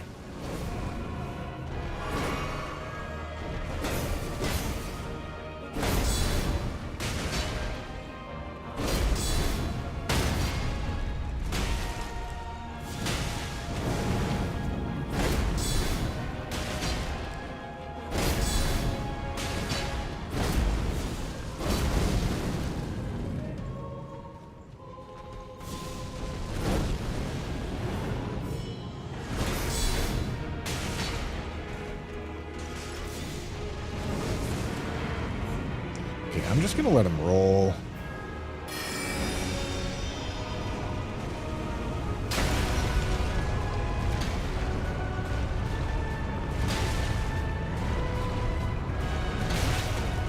Getting that spacing right is very tough.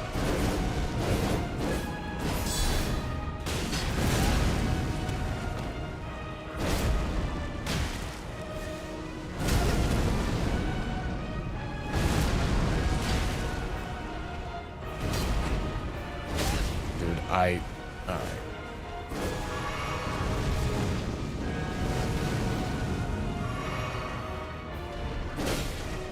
I didn't think that was gonna reach me.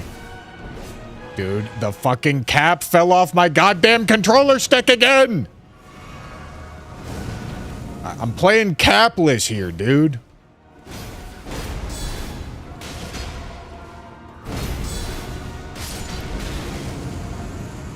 Alright.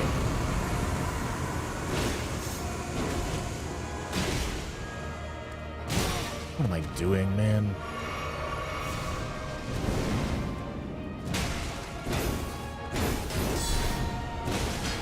I was lucky.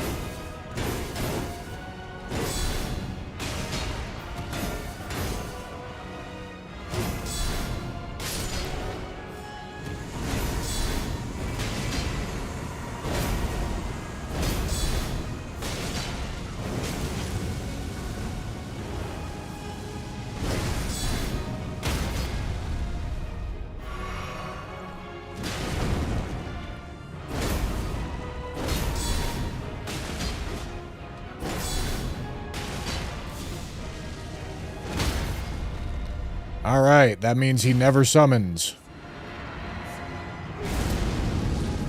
That's great news.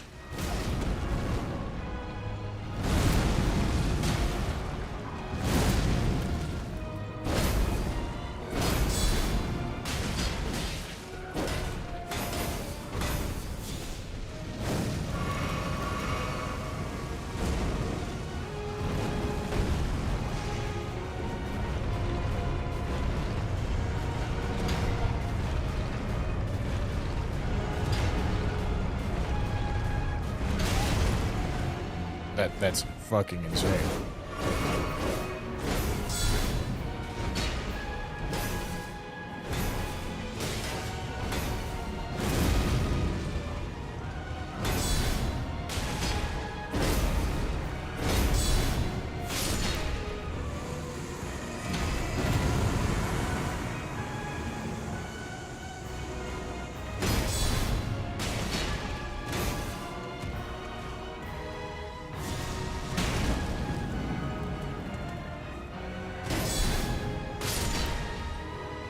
Okay, alright, there we go. Beautiful.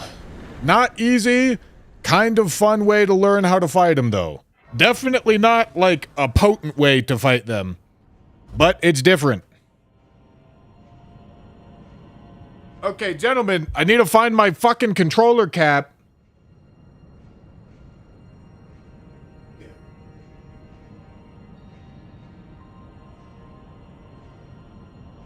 This fucker keeps falling off, man. Did the whole fucking fight without this thing. See that? See that? Hold on. See that? Right there. Doesn't have its fucking thing on, man. Doesn't have its fucking thing on. Gentlemen. I need to open a Pokemon pack, man. I need something. Know what I'm saying? I need something to make myself feel good.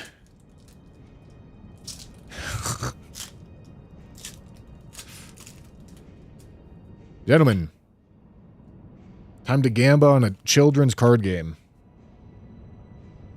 Incoming 2-cent rare. Top 5 favorite thing. 2-cent rare. Mo Rodom. Hell yeah. Gentlemen. Good effort.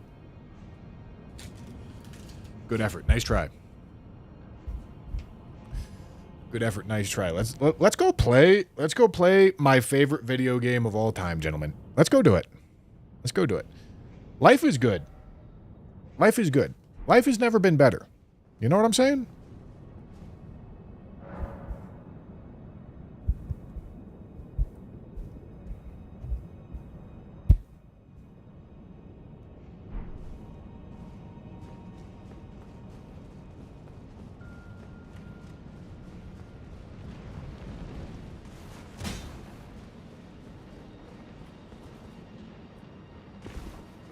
No, this is a custom controller that, unfortunately, listen, being able to swap thumbsticks is a nice feature, but when they're just friction mounted in there, and then you use the controller, and in the course of using the controller, wear down the hole that you're putting the fucking stick into. I know. Penis joke. I get it. But when you wear that shit down and it gets looser, then the fucking sticks just start popping out, man.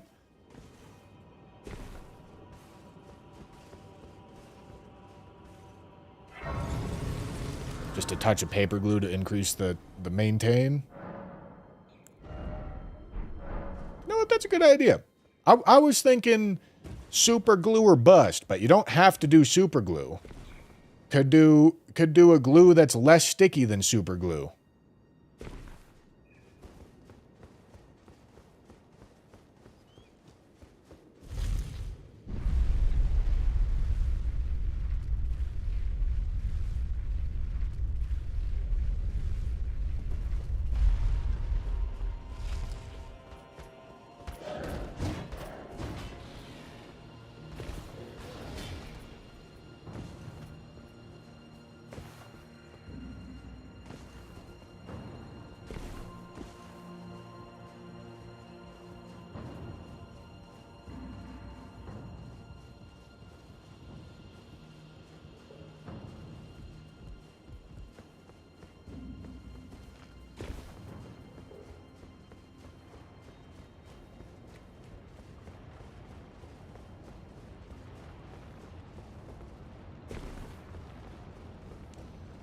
Some strong, small, double-sided Velcro might keep it in without leaving too much residue. I feel like that would add quite a bit of, like, looseness and play to the stick itself.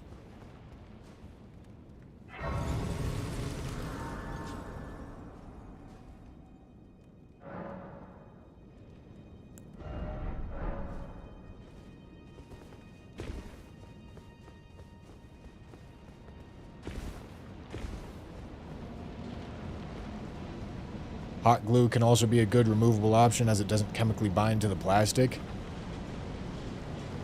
Getting that small of an amount of hot glue seems really hard.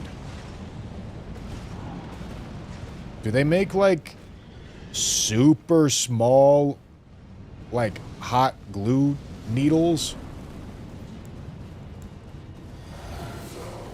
Sorry, hold on. Time to lock in, gentlemen.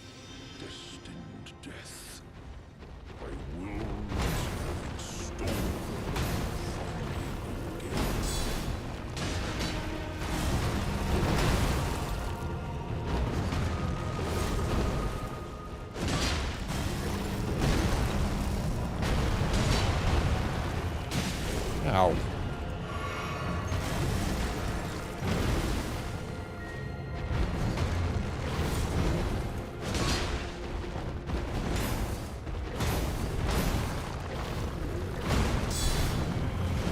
What? Are we okay, dude. The hitboxes on this thing, not great. Not great.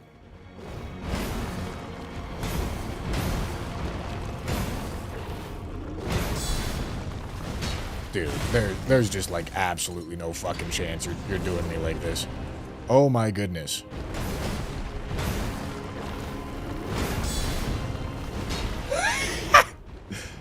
Okay.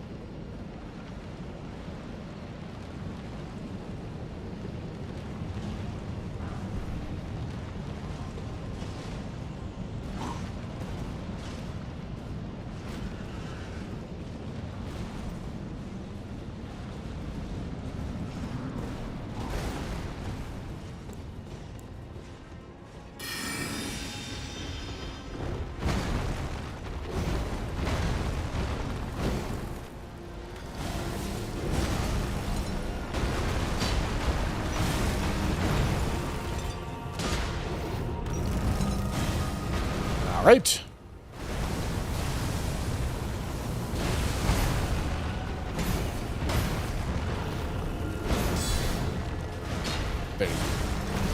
There's just no fucking chance. Okay, yeah, that... Yeah, man.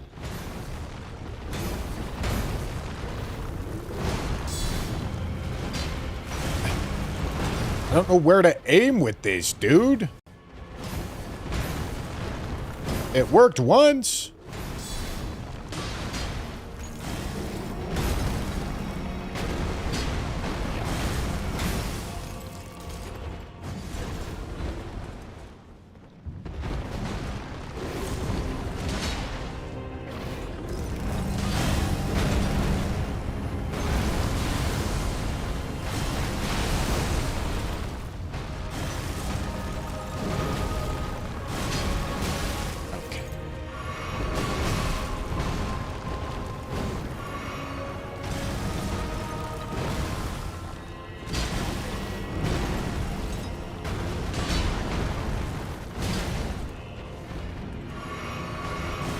Hold on, I'm getting too aggro. I forgot I'm using a giant fucking door as a fucking weapon, man.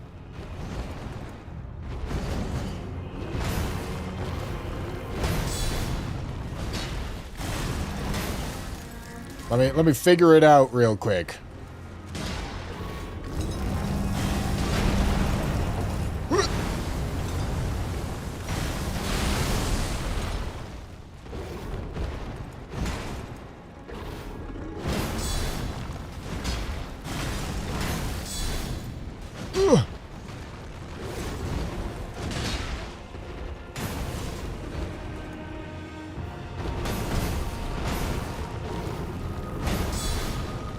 Okay, there we go. I need to be further back. Maybe.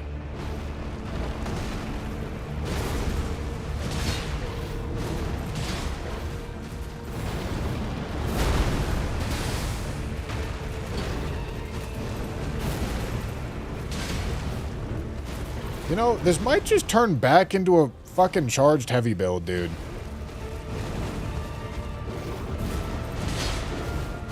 Because I'm trying to make this guard counter shit work.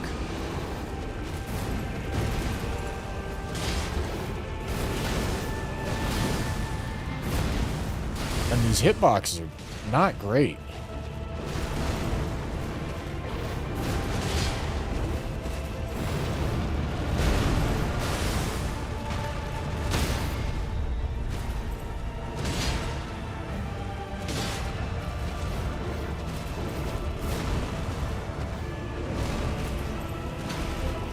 Shit.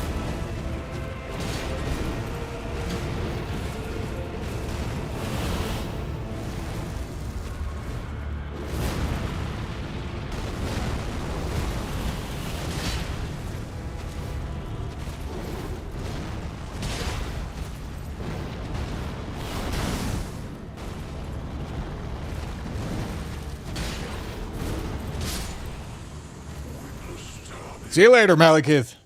Why cover destined death? To kill what?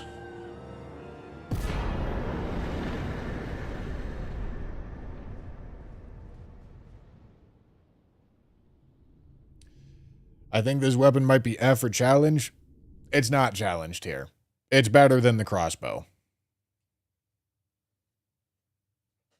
But it might be F.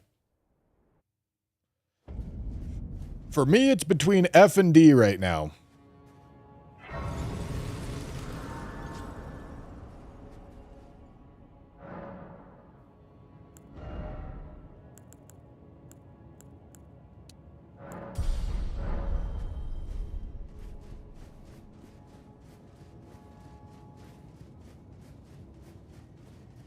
Like, listen, in my mind, there's like a pretty normal bell curve in between A tier and F tier.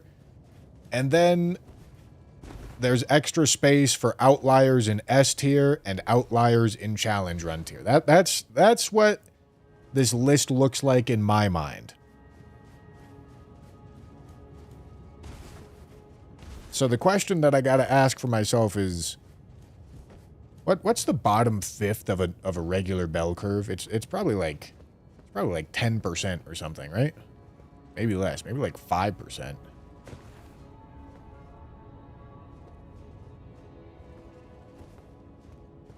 But the question I got to ask myself is, how many weapons do I think might be worse than this? And is there enough to fill out all of F tier?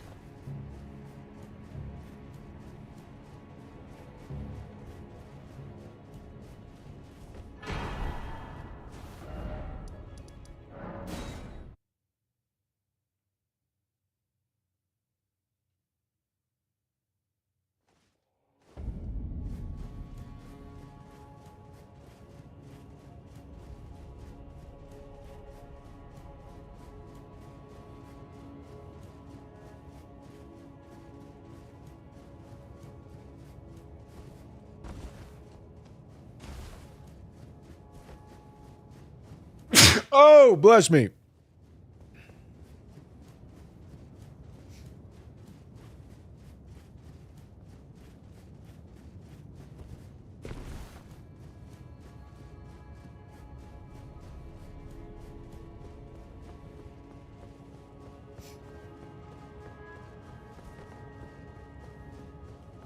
All right. Yeah, whatever's going on here with Gideon is going to be a fucking experience, man. I tell you what.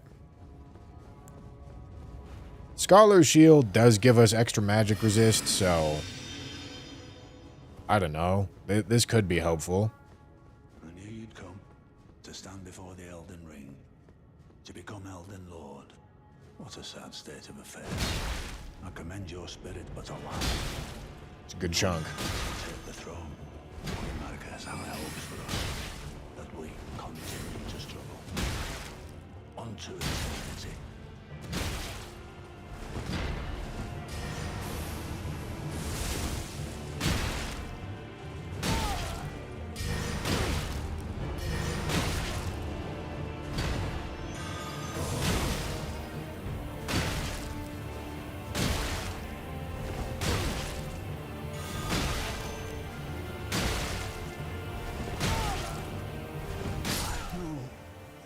In my bones, a All right. tyrant cannot become a lord. Croucher ones are still pretty all right. Not even you. A man cannot kill a god. Listen, Gideon probably could have chosen to do some fuck shit there, and it probably would have screwed me. But, you know, all in all, I think this weapon would actually succeed with a pretty decent rate in that fight.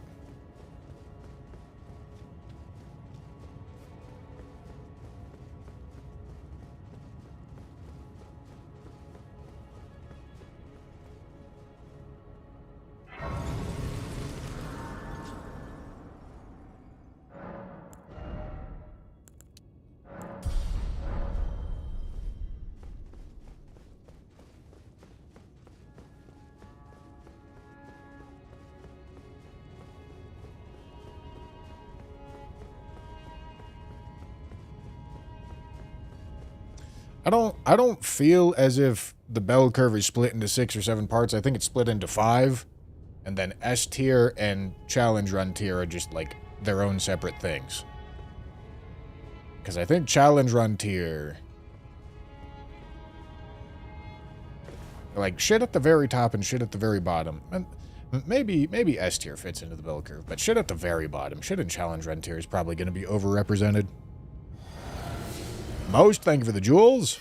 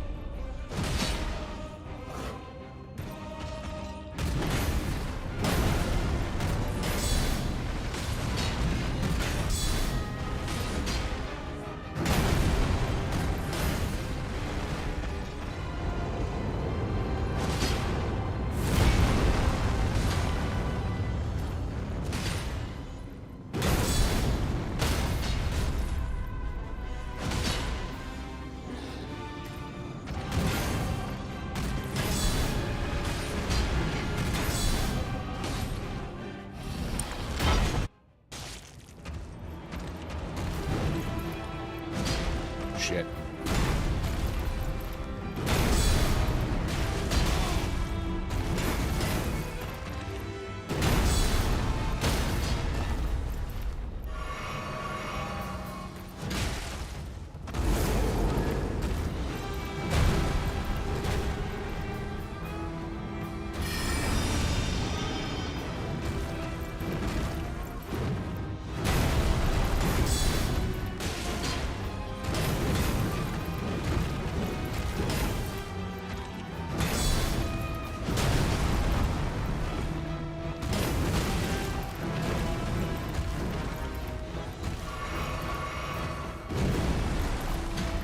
Nice.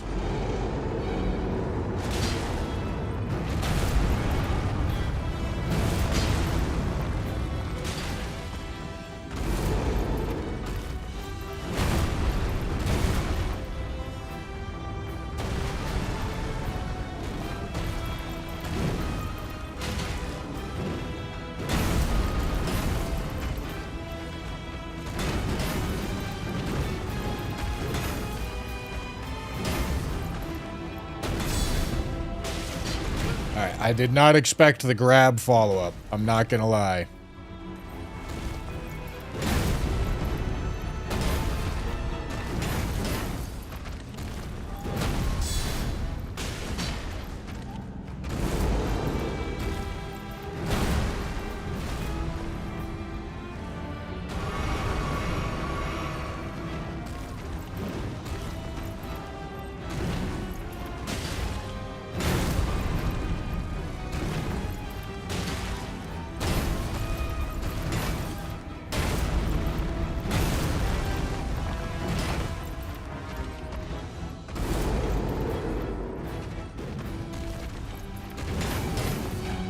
Oh boy, here we go.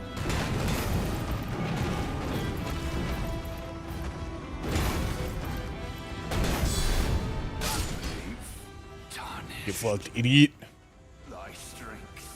Alright. You know what? That fight went pretty well with the help of deflecting hard tier.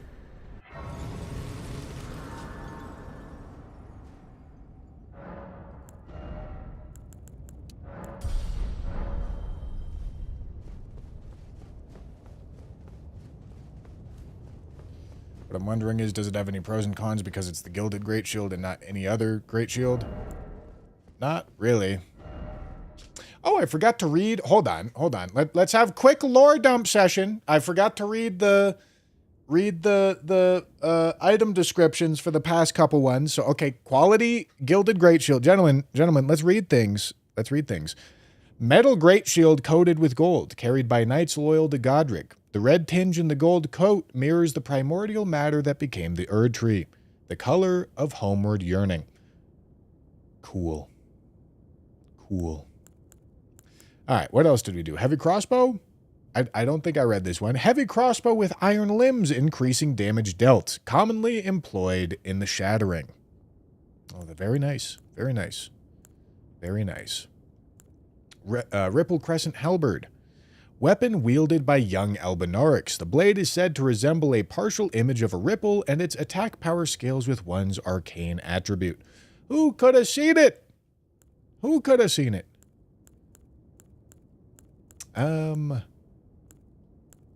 I think I read the first 5, and we're on number 8, and I just read 3.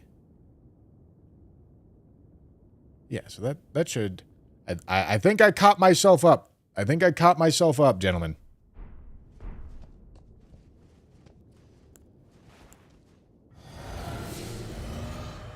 All right. Let's finish this off, huh?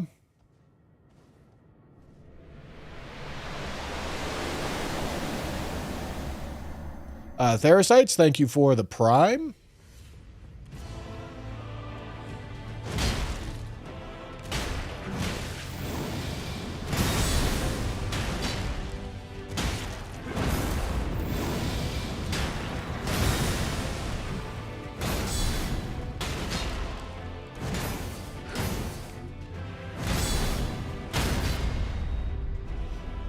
Deflecting hard tier seems to be going pretty hard on Radagon here.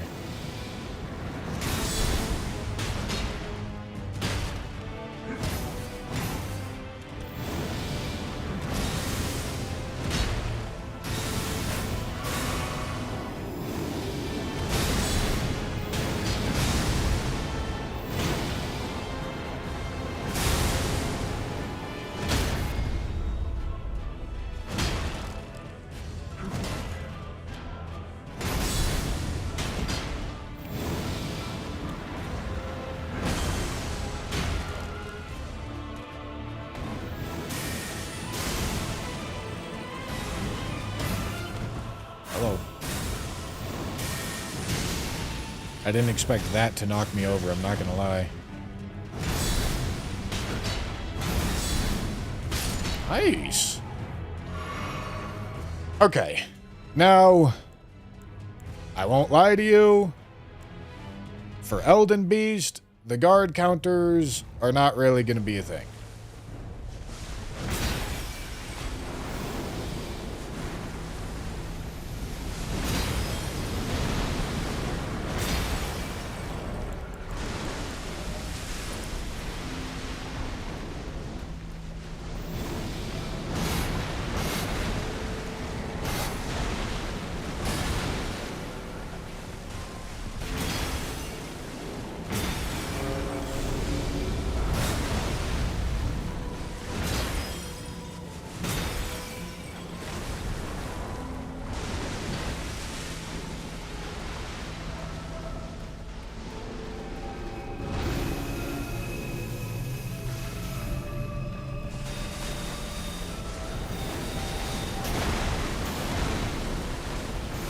Weird place for him to choose to do that move.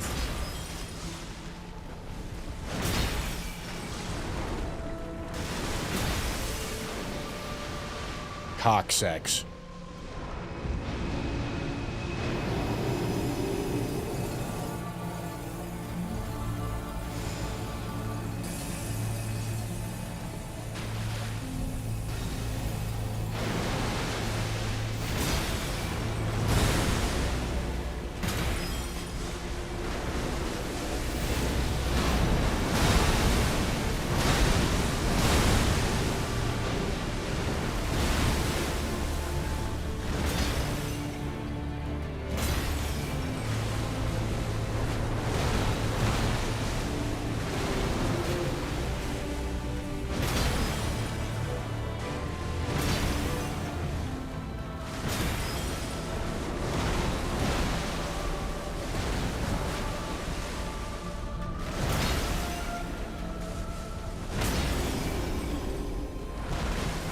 Would have been nice if we got that stagger when he was going for Elden Stars, but that's all right.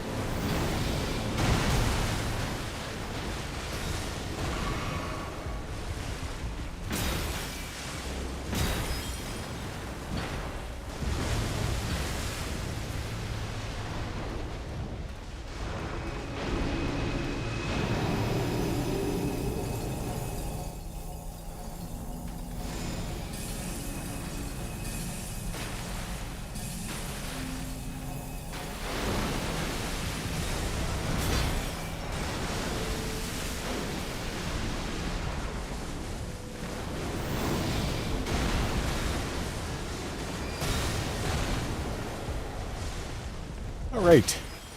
Big beast in it.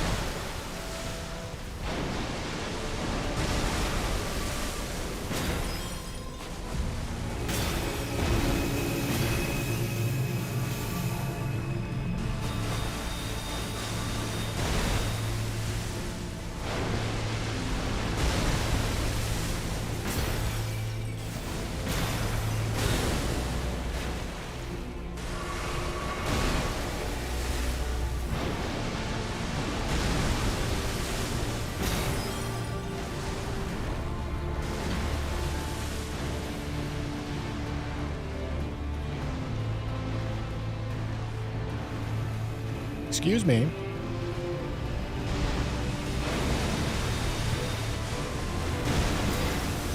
Big man, you're stalling.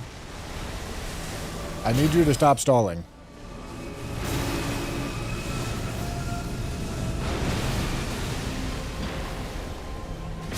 Thank you.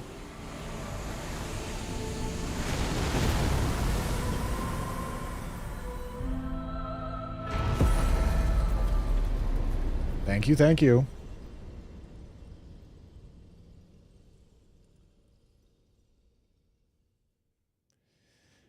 Okay. Let's roll credits and talk about this weapon a little bit.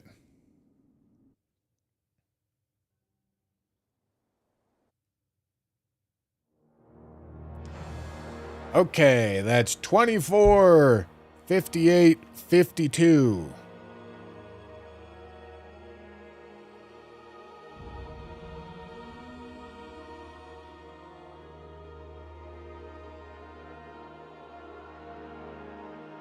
$24, 58, 52 with 27 deaths. Oh boy, on the Gilded Great Shield. Okay, let's go find it. Let's go find the Gilded Great Shield. We are looking at you. All right, gentlemen. As has been discussed many times over the course of this run, Great Shields really crutch on shield crash. And when you remove shield crash from the equation, which, speaking of which, I probably should make a note of that. When you remove shield crash from the equation, and try to examine the moveset of the Great Shield itself, it's not incredible. I don't know how this thing's going to stack up against the other Great Shields. We'll have to cross that bridge when we get to it. Okay? But, you know, Great Shields as a weapon, when you can use shield crash, from my experience, have been pretty good.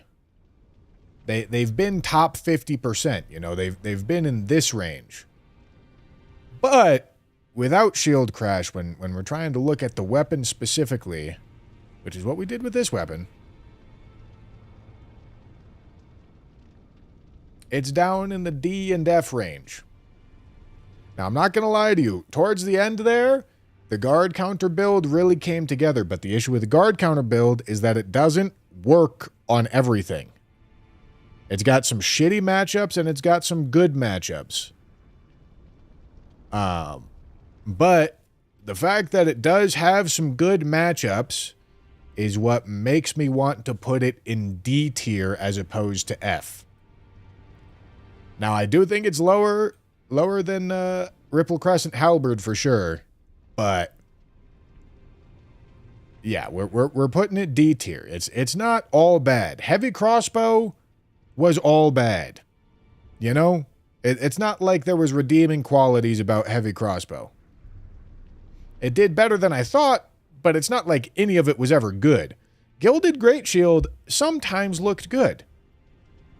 But a lot of the times it didn't look great, you know? So for that reason, D tier. That's where I'm putting it. That's how I feel about it. All right, gentlemen? All right. Let's round this out by getting our rune level here. See what our finalized rune level is. It's 262. Okay, we got 9 levels over the course of that run. And now we're ready for our next weapon.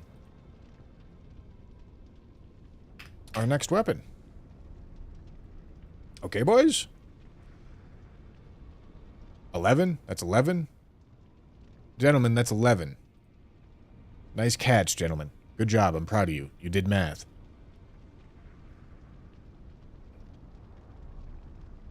All right, boys. Hopefully, I don't have to go on some colossal journey to get the weapon for playthrough number 9 here. Let's see it. Let's see it. Let's see it. What's it gonna be? Who's it gonna be? It's not a great shield, I tell you that much. Giant's Red Braid. All right, we don't have to go anywhere to get this thing. Giant's Red Braid. That's number 9. Okay, gents. Okay. Let's go get it.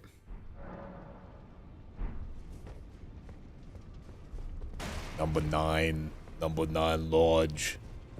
Number 6 with extra dip. Okay, Fire Giant, Memby, Giant's Red Braid. Okay, that's next on the list. Next on the list, don't need to go anywhere to get it. Okay. Fresh Prince, thank you for the Prime. Raw runs on New Game Plus 7. Well, the first 7 weren't, but the remaining 440 shit after Tarnished Edition 442 will be.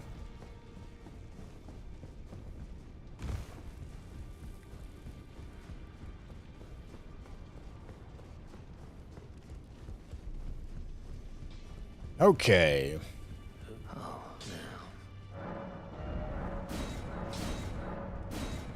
I don't have a fucking Somber 3? What?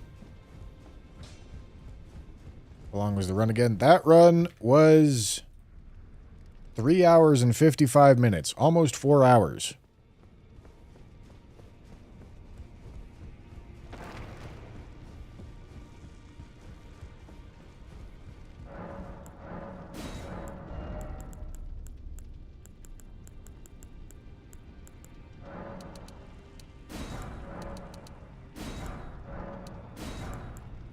I want to have over 100 of all those.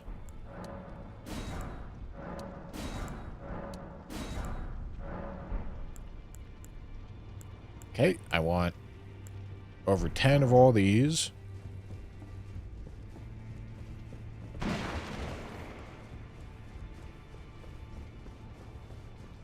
I going to power stance it? I don't think so.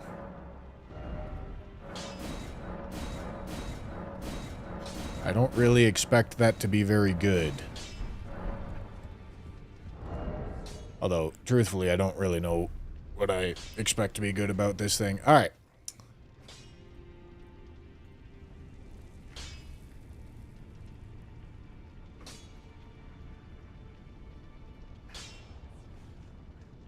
Okay, we are looking at 0.9 faith scaling value and a 0.99 strength scaling value. With, certainly, with more base damage going towards physical than fire anyway. So this is definitely strength first, then faith, then dex. And shit, I bet you even start leveling dex after like 60 faith, maybe?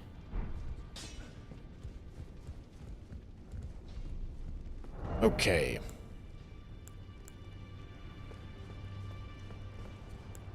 Okay, let's go do our respec.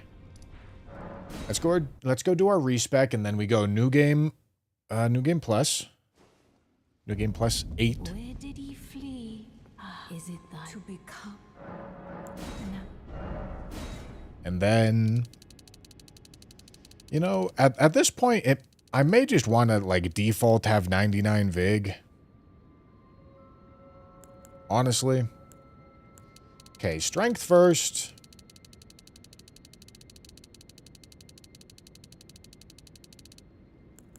Then faith. Alright, what level am I looking at here? Need some endurance. Okay. Yeah, and then let's see here. I need to make it wieldable in the first place, so that adds 1 damage. That also adds 1 damage. Okay, hypothetically, let's just give myself some stuff to work with here.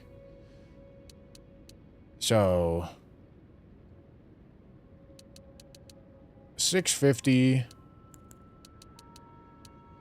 646. Okay, yeah, my suspicions were right.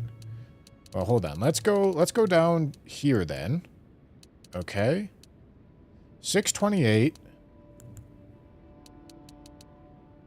629. Okay. So yeah, I was actually dead on. Strength to 99. Faith to 60, and then start leveling dex. Dead on. Cool. Can't change YouTube title, so fuck them. Yeah, let me fix it.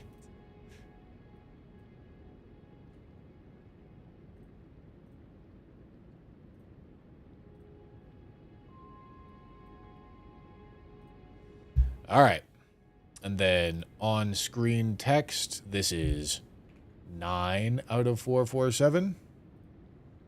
And this is Giant's Red Braid.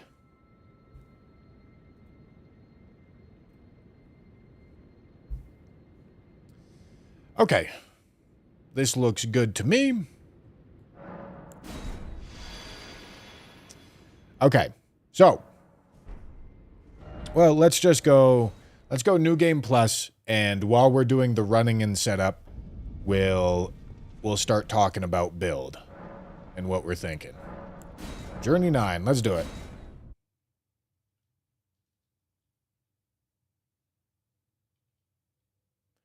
Can we gamble again? That is an Ask G King or Lion in question. Oh, you're welcome.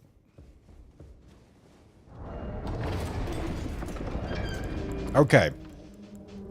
So, let's think about this. Let's think about what we're doing. Here's the thing. Obviously, it's not going to come as a surprise to anybody that Giant's Red Braid does fire damage. However, the direct attacks of this, the AR of this, is really skewed in favor of physical damage.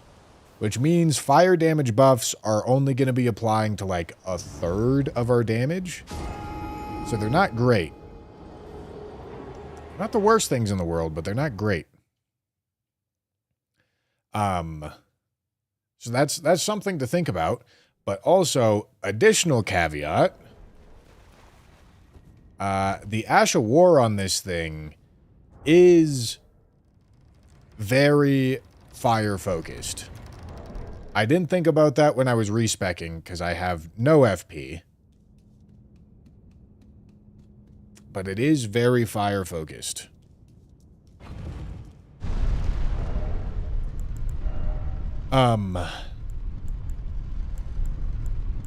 So there's 2 ideas to try out here.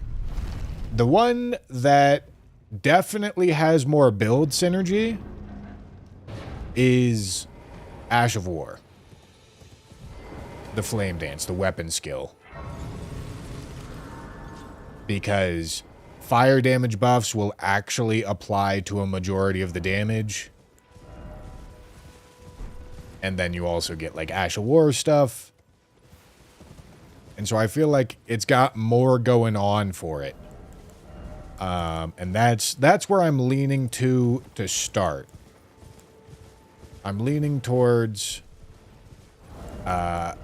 going for a weapon skill build here. So we're going to be selecting talismans that work with weapon skills. Does it proc multi-hit? That's a good question. Let's do our best to find out.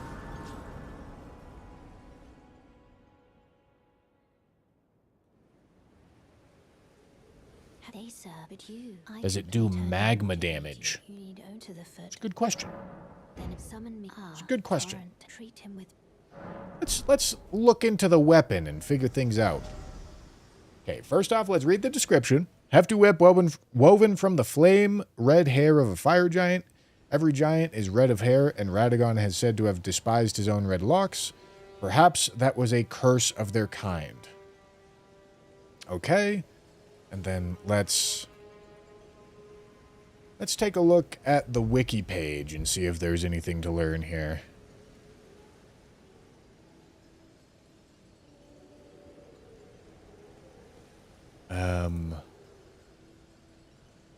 Okay, it doesn't mention anything particularly spicy here.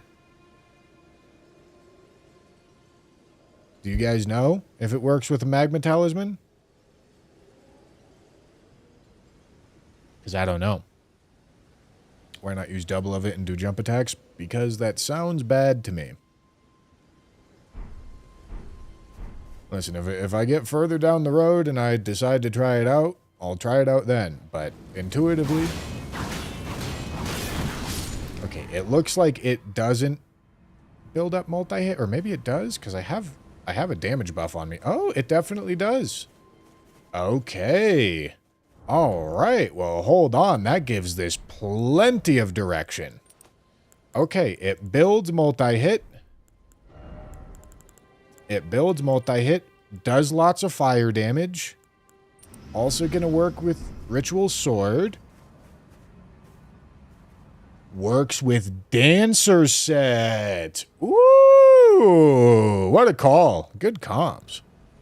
Look at that. Look at that, yes. Any Ash of War, any weapon skill that has the word dance in it works with Dancer Set. So, we go multi-hit and fire tier here, and yeah, like, as you can see, we already got... We're already, like... Already juicing pretty hard, like... We have 2 damage buffing physic tiers. We have 4 damage buffing talismans. Now, one huge downside that really I don't think can be understated is heavy load. Fuck. Okay. One huge downside is that this thing is slow. Slow as shit. You know? This is one slow fucker.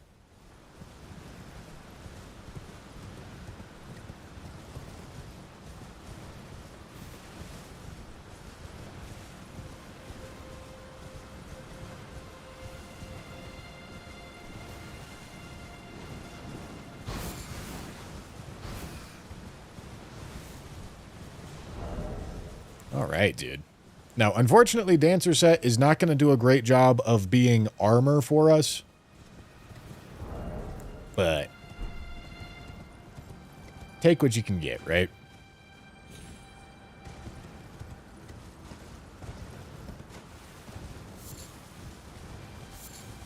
Definitely going to be a trip to the DLC on this run, because we are absolutely going to be taking advantage of Dancer Set.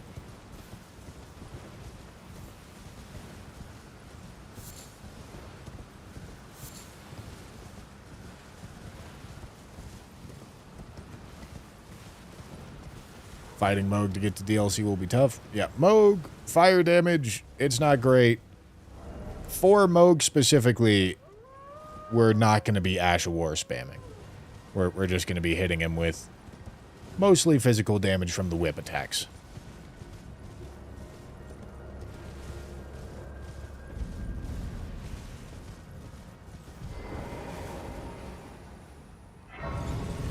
Maybe it has good crouch attack. You know, I do feel as if it's good practice to, at the start of every single one of these runs, to go through the full weapon moveset.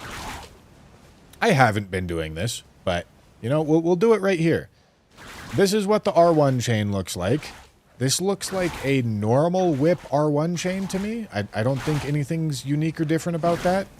R2 chain. Two attack combo. Charged attacks. Again, 2-hit combo. Okay. Crouch attacks. I think this is the normal whip crouch attack. Sprinting attack. Okay. Yeah, none of that looks different to me.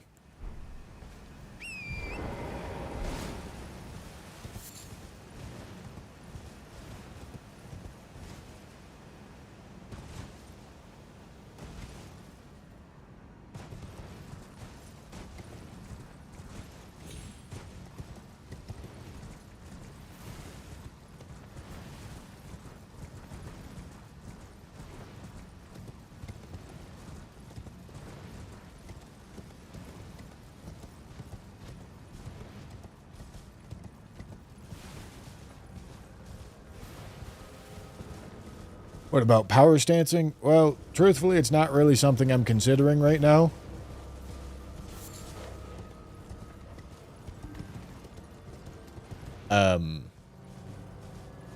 But if this build idea that we're doing fails, then I can think about doing something else.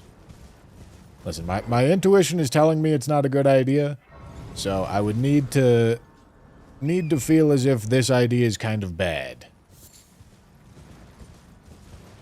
Power stance whips just does not sound good. From my experience, it hasn't been good.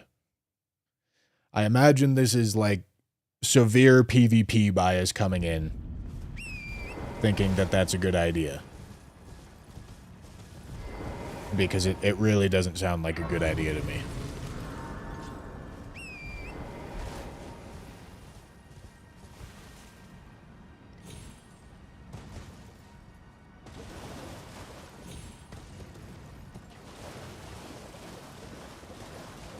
Dominated Melania with power stance whips the other night thanks to your mods. Yeah, that was an awful fight. I much rather would have been two-handing a single whip, you know?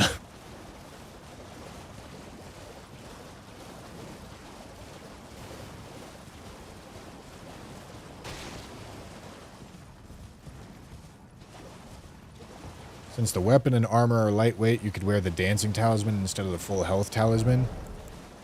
If I'm wearing dancer's set and talismans and a weapon, I'm still gonna have like 16 equip load or something at least. Which means Blue Dancer won't really be doing anything for me.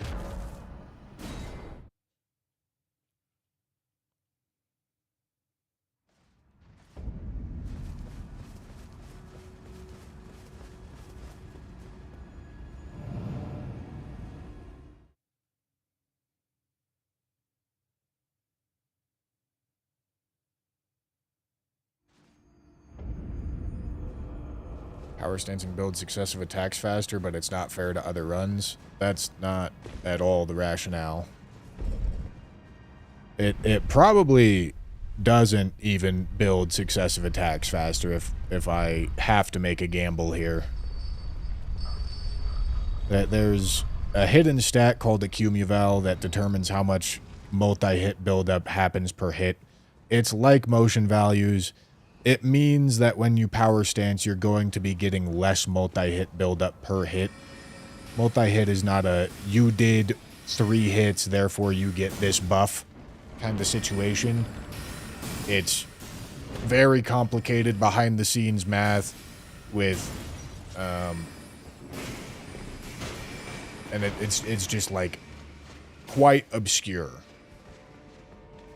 If I had to make a gamble, I don't think it would build faster, especially considering just how much slower the moveset is.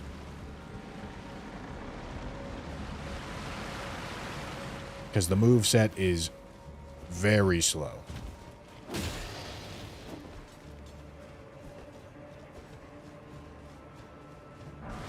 Oh yeah, well, no, two-handed sword talisman is not better. Two-handed sword talisman does not work with Ashes of War. That's why I don't have that on. But yes, if I was doing direct attacks with this, if I was planning on not doing an Ash of War build, that would be true.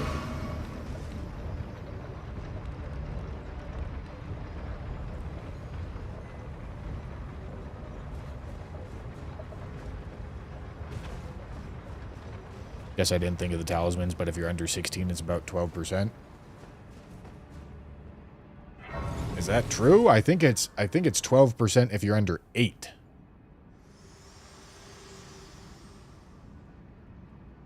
To determine if you had, it seems torrent, whereas I'm in. There is, but I can take gathering plate. It's also only physical damage,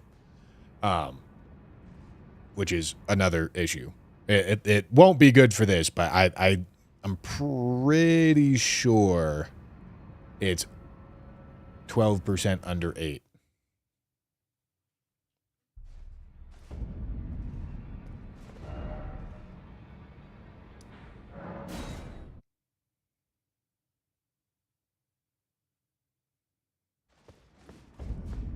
Nope, we're doing a any percent run. We're going to kill our shard bearers.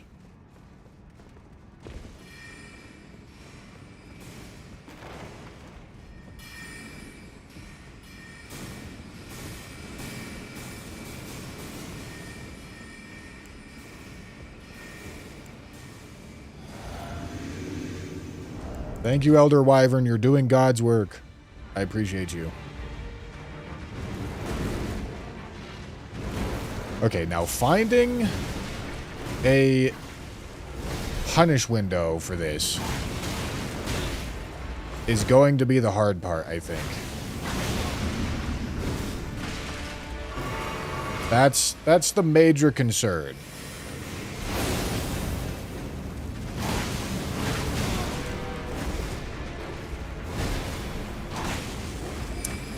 Yeah.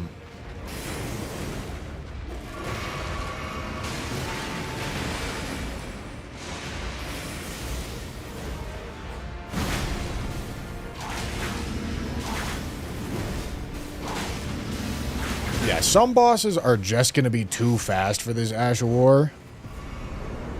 This is definitely one of them. Renala and Moog are the shards for this run, then? No, it's going to be Renala and Radon. But I guess it could have been Radon and Moog. But I'm probably going to need access to a respec again anyway.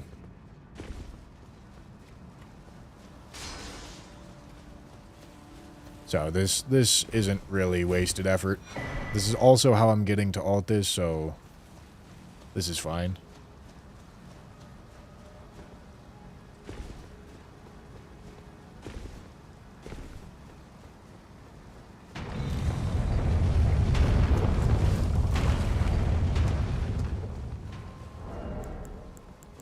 I mean, there could be an argument for, like, trying to turbo poise this build.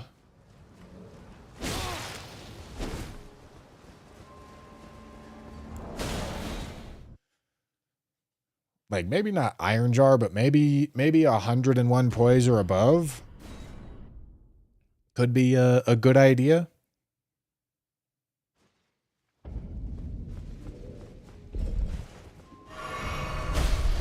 God damn it. Okay, dude.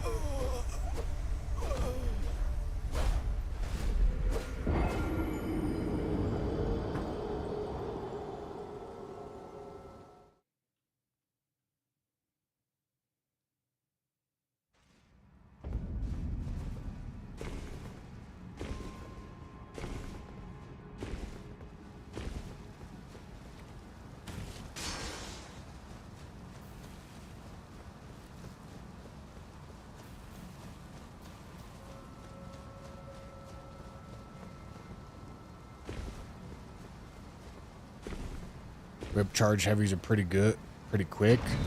Are they? I mean, they seem like they're charged heavy speed.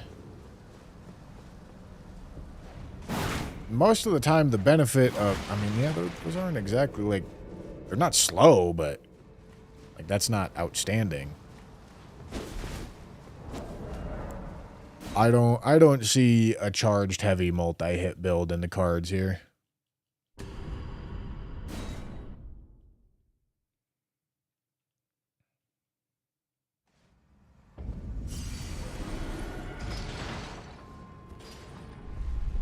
Chat's power stance pilled right now, dude.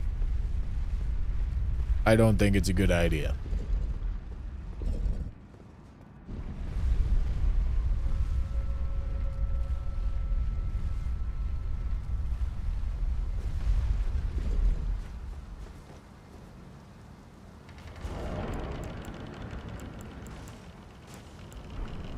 Alright, this should be a spot where Flame Dance does shine.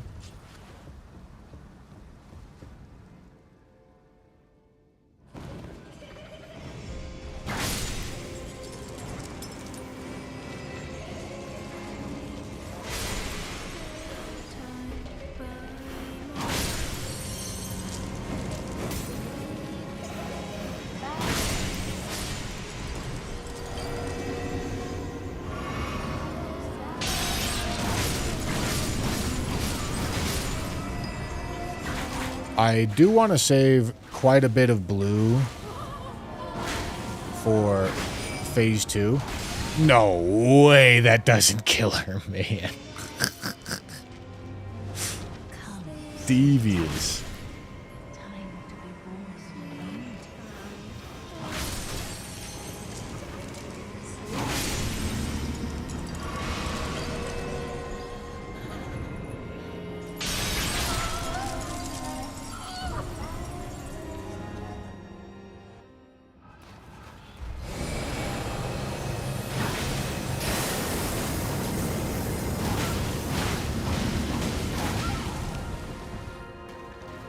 Yeah. No. That's gonna hurt.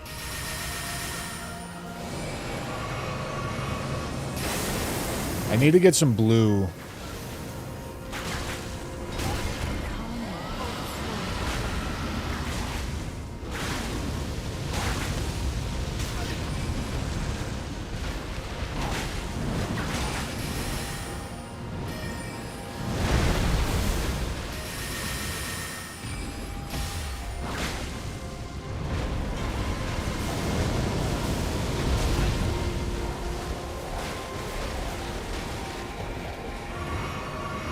Why is this dragon still here? You fucking slammed so many times now.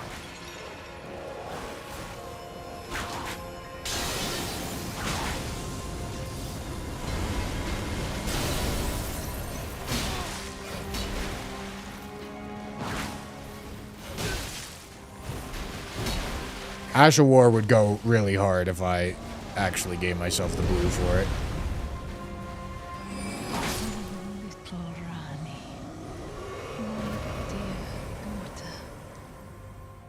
Theodore Bundy, thank you for the $2 super chat. Appreciate you.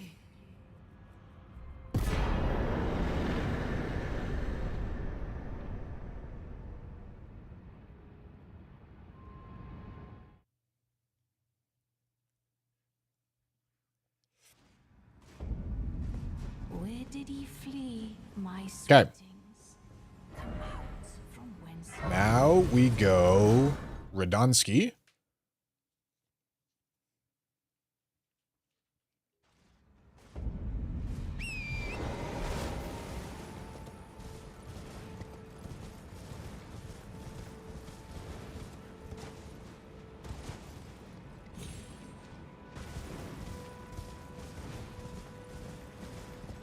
All right, chat. I have a question.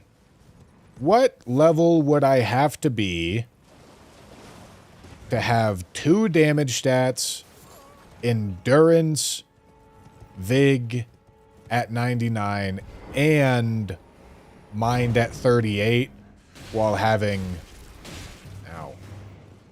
everything else at level 10?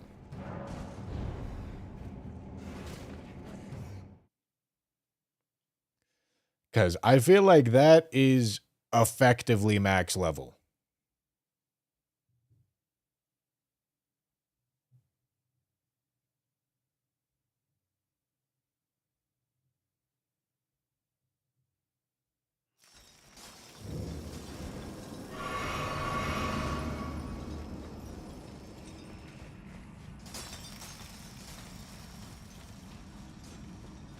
G King says 456.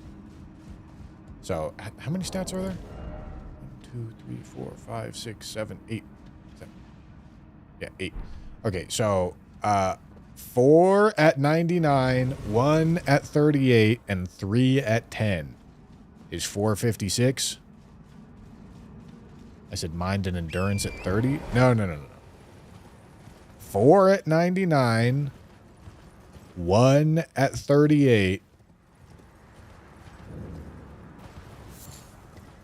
and the rest at 10. 3 at 10.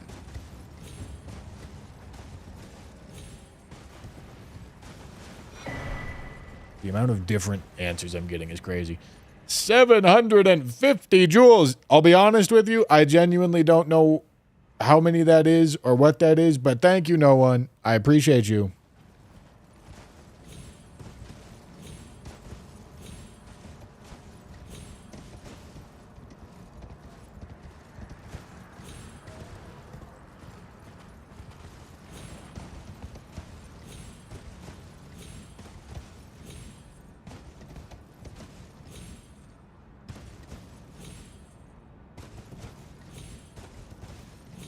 All right, this seems like a question that I might need to answer for myself because I'm getting too many of you are answering with different answers. All right, let's think. Let's think. It would be, so 10 and everything is level 1, which means 99 in one thing would be level 90. Is that right?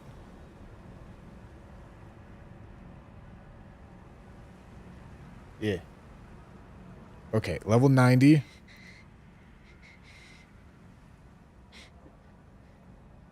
Plus 89, plus 89, plus 89, plus 28. 385. All right. Gentlemen, you tried.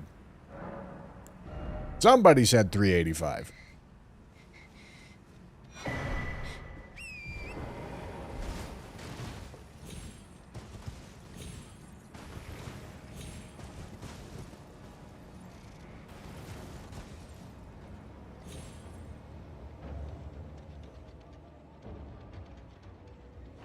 We had one 385 and one 384.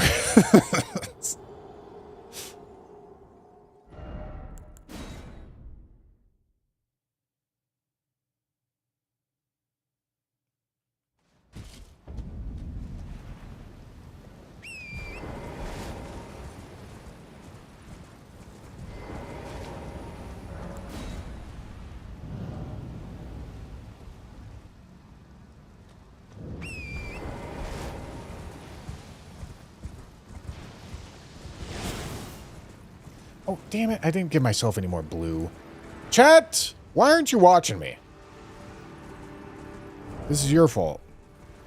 Alright, Flame Dance should probably kind of fuck here. However, it is raining. So that sucks a little bit.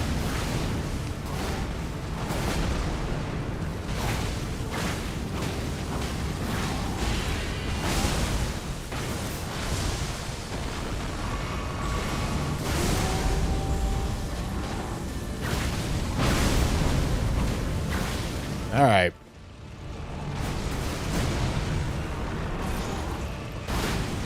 You know, maybe you're onto something with the charged attack idea, because those charged attacks are actually kind of fucking with not a whole lot going for them. 1,000 damage when I'm not spec'd into them at all.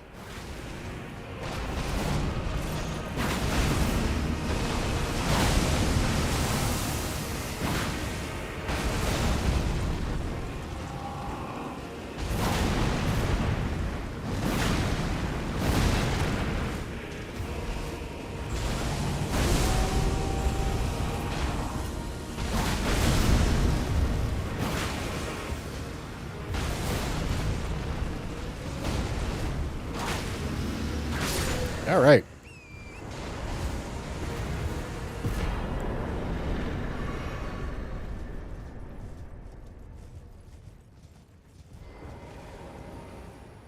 I mean, that seems like an idea, but also I kind of want to see if I can make Flame Dance do something, because Flame Dance is absolutely the unique, like, standout feature of this weapon. Okay,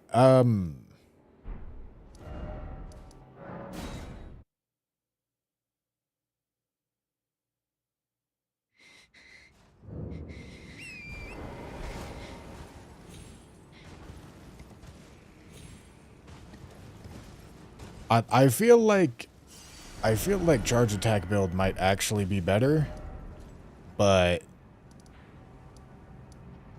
I don't want to give up on Ash War build yet.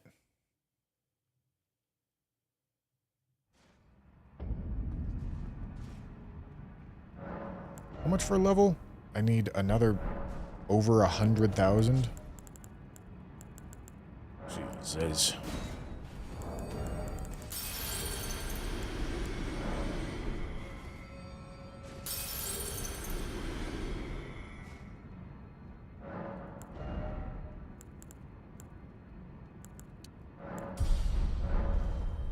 More blue, holy shit, Jet. You're so smart. So smart and clever.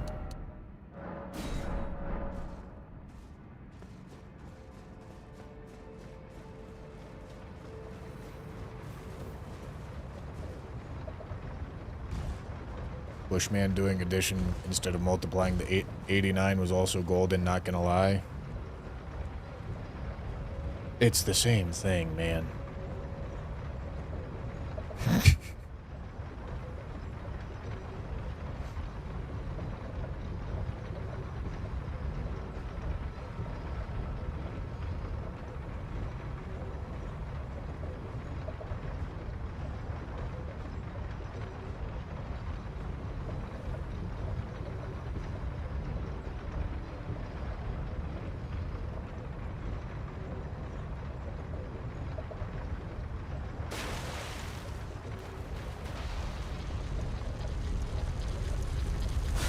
Isn't Ash of War damage based on faith? Maybe. It's a good point. Maybe. It might be.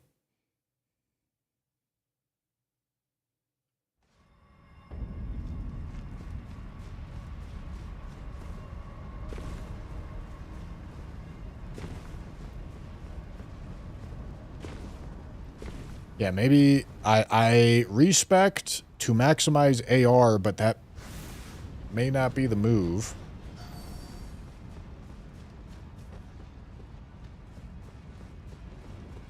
But also, the weapon is connecting.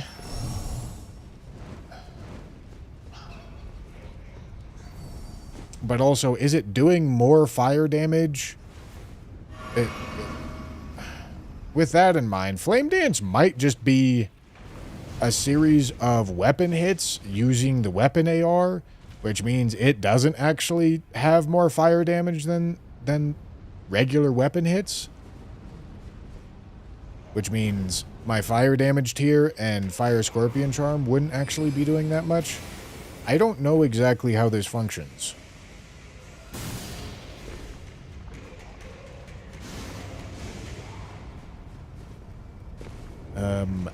Might need to do some damage testing to figure out the exact functionality of this weapon.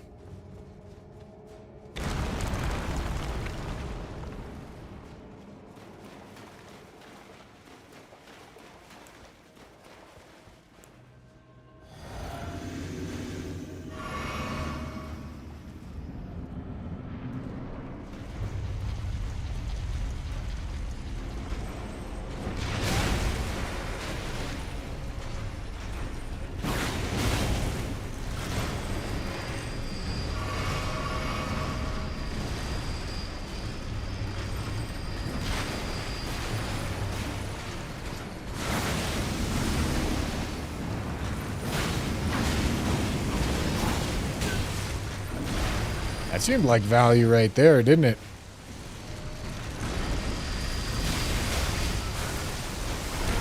Okay, dude. Oh, there's no fucking...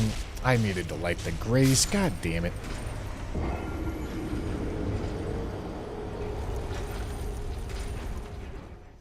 Oil pots are not a good idea.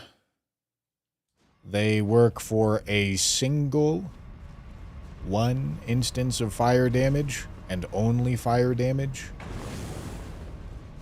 So it means you spend all this time to throw an entire oil pot to make it so that the fire damage portion of your next singular hit gets buffed by 50%. As you can imagine, that's not going to be super valuable. Because I spend the time to do an animation that takes about the same amount of time as doing an attack. And in the process of doing that, I earn myself probably like the damage equivalent of like a sixth of a hit. Just not good, you know?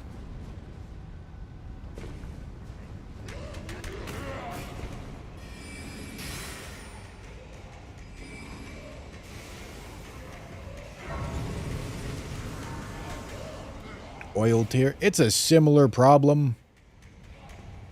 But here's the thing. What I was just talking about, chat.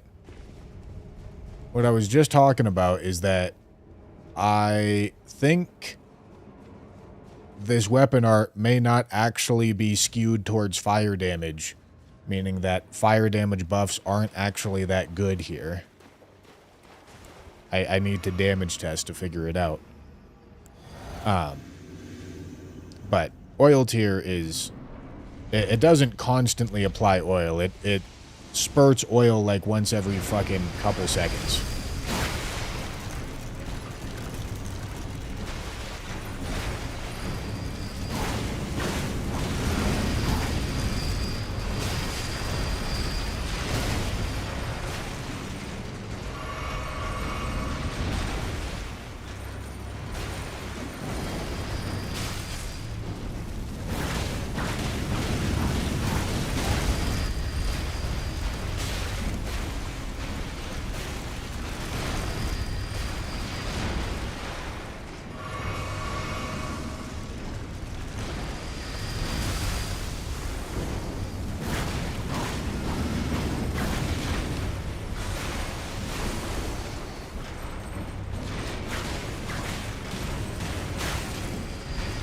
I didn't have any blue.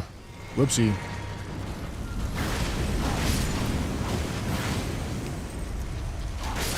All right.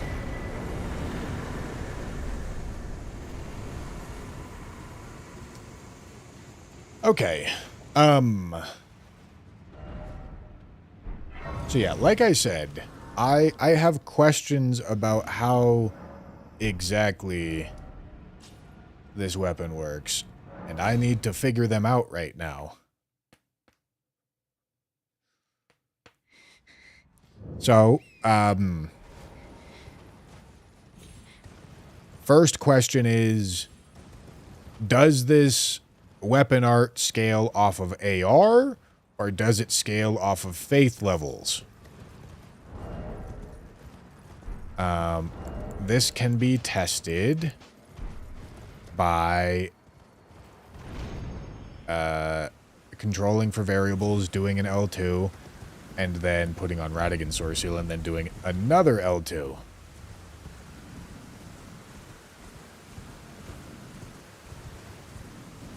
Forgot runes. Yeah? You want to take a guess how many runes were in that pile?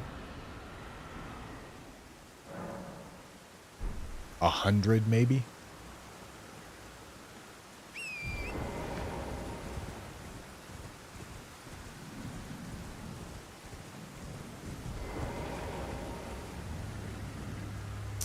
Test with flame grant me strength, and without, if damage boost will be significant, then fire damage is good. There's easier ways to figure that out. Okay, so we're just going to hit to make sure that I'm not getting a sneak attack buff, and we're waiting for the Grail's Roar damage debuff. Okay, and now control. 867. Slap this on.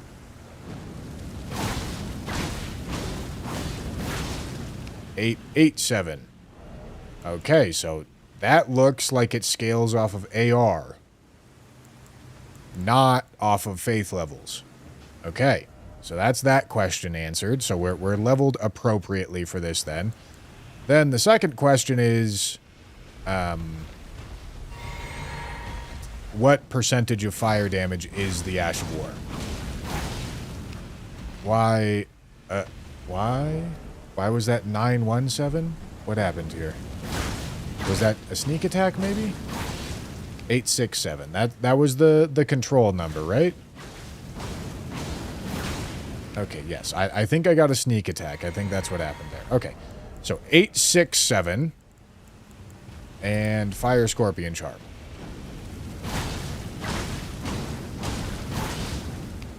$890. All right. So how much of a percentage buff is that?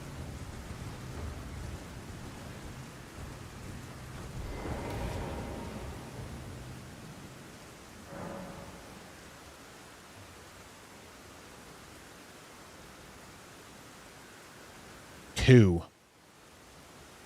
2.5. Okay. I think that goes without saying that that's not very good.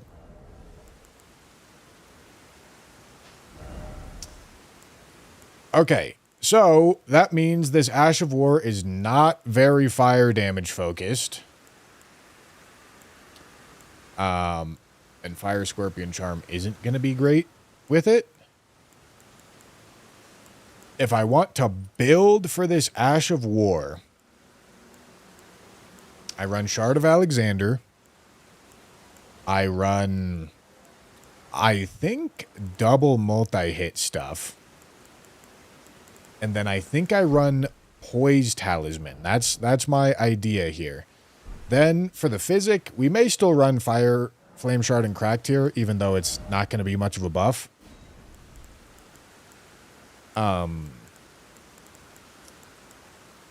It'll be like a 4% buff. 5% maybe. But it's still doing something.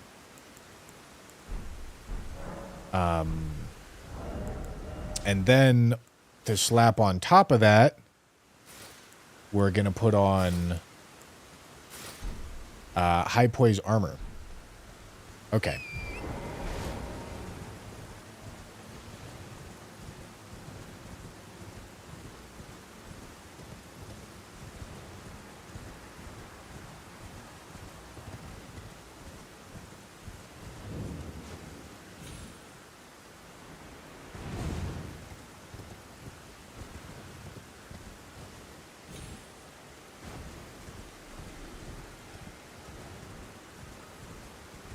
Beta car as well, yeah.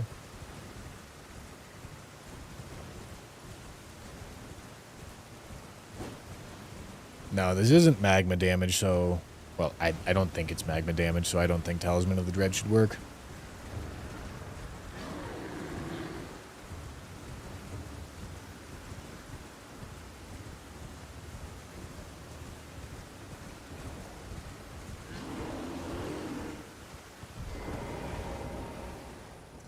.5% total damage when it rains and the flame part gets debuffed. That's true. That's true.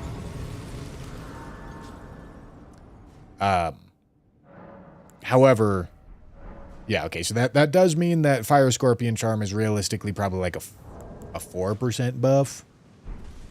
And the tier is maybe like a 10% buff. Generously.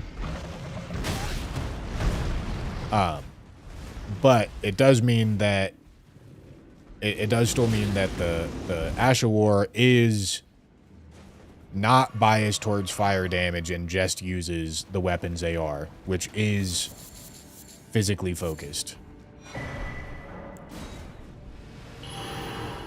Physically focused instead of fire focused, so things that buff exclusively fire damage aren't going to find a ton of value here.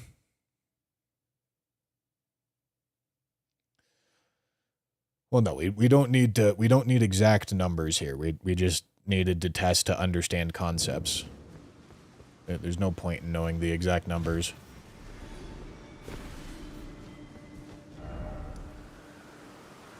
Because it's not that close. This is just better.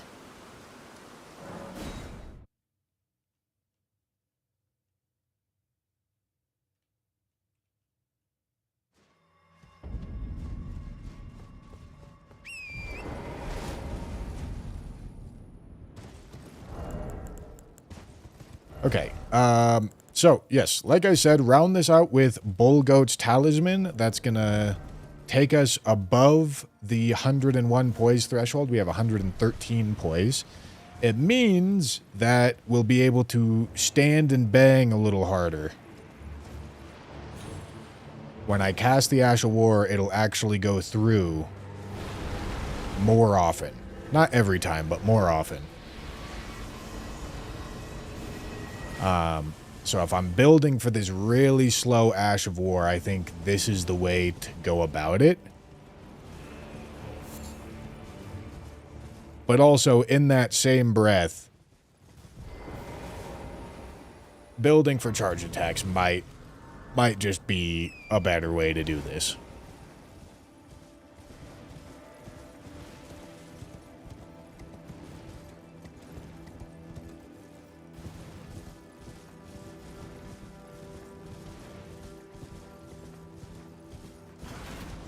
No, it's not a charged Ash of War.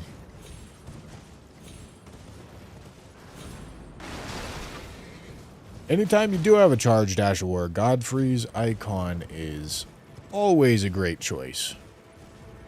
Absolutely.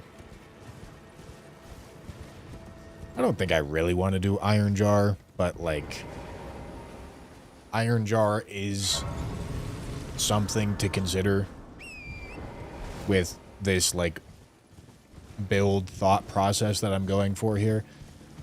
I just don't want to do it. Iron Jar is a bit of a pain in the ass.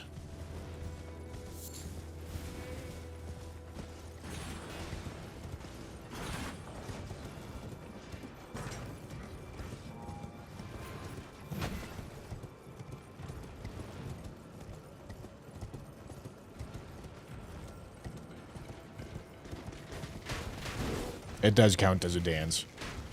And yeah, we'll eventually go to the DLC to get Dancer Set. But also, again, in that same breath, Dancer Set is not going to be getting us the required amount of poise here. So it will buff our damage, but it'll tank our resists and our poise. And considering this is an attack, this Ash of War is an attack where you, like, pretty much always get hit out of it, it's probably not good.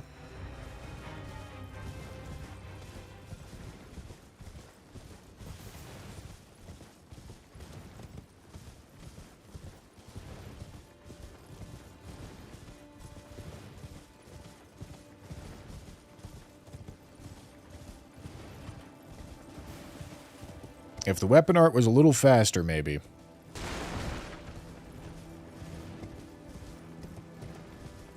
Or if I had, like, a really consistent way to farm staggers, it could be an idea.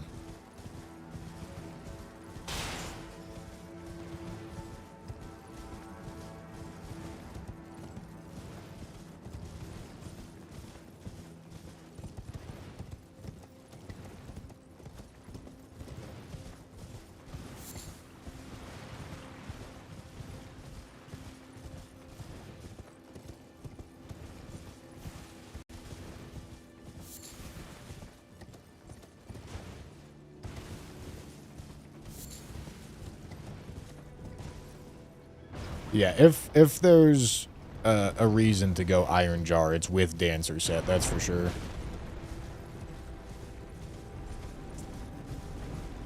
But having like a very key part of the build be a not infinitely farmable consumable is never good.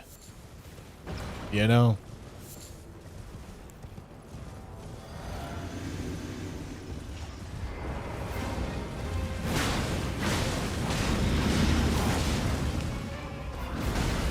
Ooh. So the last part of the Ash of War flinches DTS.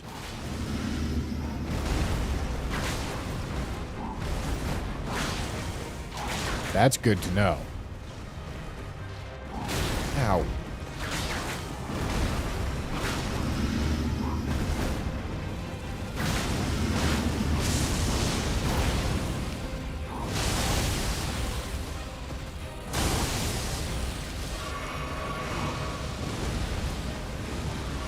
Hurt.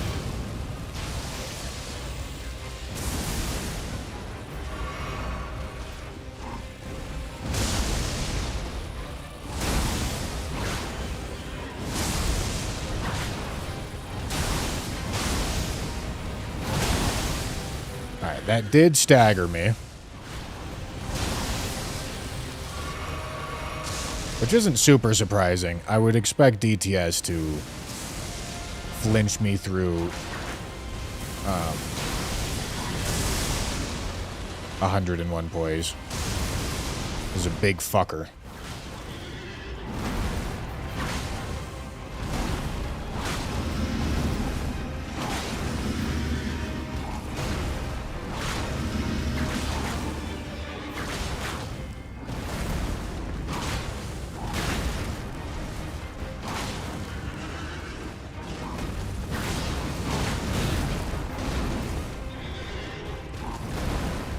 Yeah, the poise still is just not quite there. Use Blue Dancer. Alright. I see we are demonstrating zero, not even critical thinking skills today, but just like reading, thinking, anything resembling intelligent life. Really struggling with it today.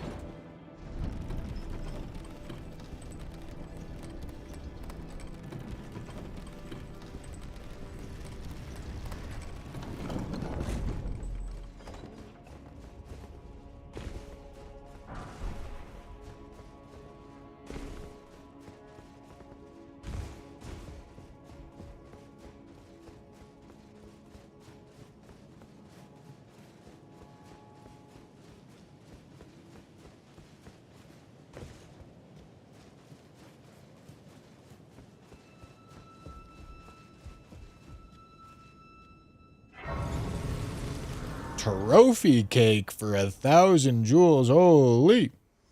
Damp squib, thank you. I appreciate it. For bringing here, and thus I shall farewell. I shall leave. I wish you luck. You have. I have no.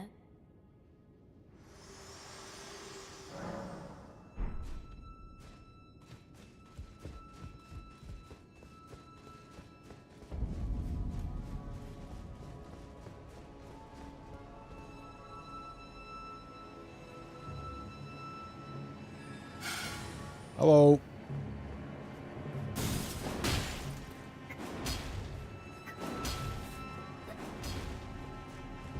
Would the two-handed sword tally be better than Fire Scorpion since the physical damage is higher, or does the Ash of War change that? Two-handed doesn't work with Ashes of War.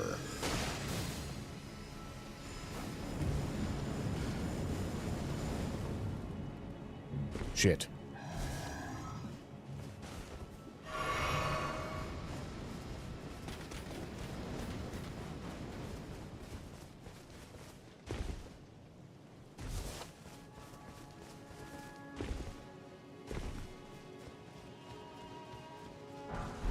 We're also not currently running Fire Scorpion.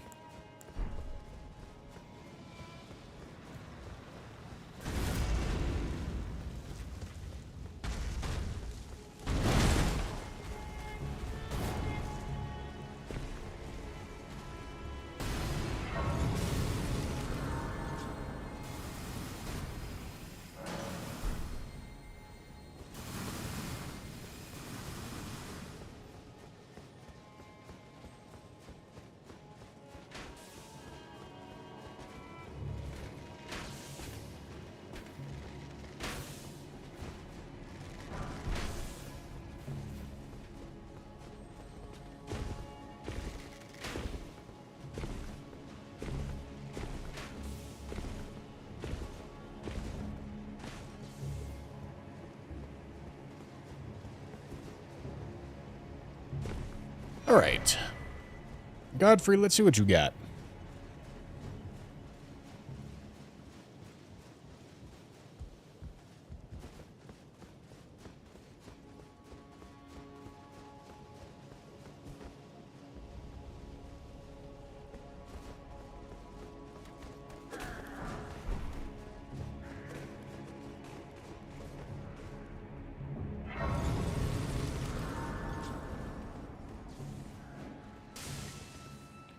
Well, I'm currently trying to get the Ash of War to work. This is not how I wouldn't be running this if I wasn't trying to get the Ash of War to work. I understand I use regular attacks more often, but that's not indicating that I should do some split strategy where I do everything shittily. You know? It's indicating that I should switch my strategy.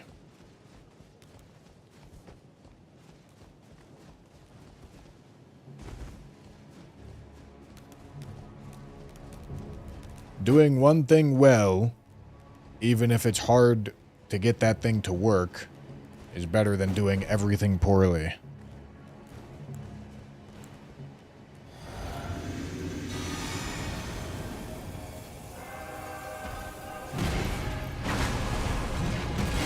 Ow.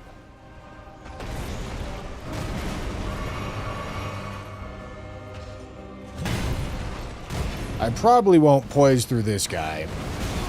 Yeah, not even the stomp.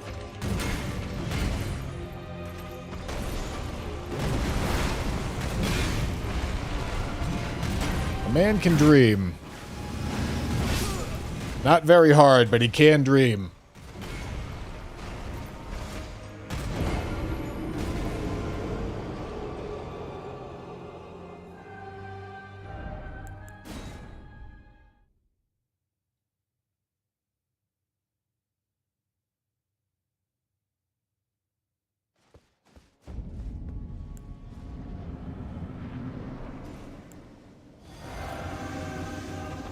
Alright. I'm inclined to believe that I might want to go for the charge attack strat. And then maybe give Flame Dance a little bit of a shot after we get Dancer set. And Iron Jar, perchance.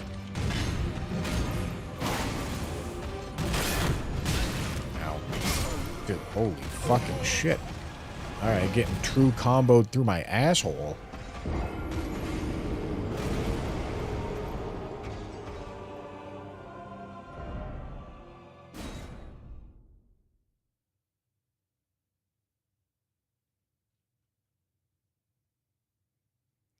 Alright. Let's go here and here. And then having multi-hit, I think, is also fine. But I think Ritual Sword is probably a little better in that slot.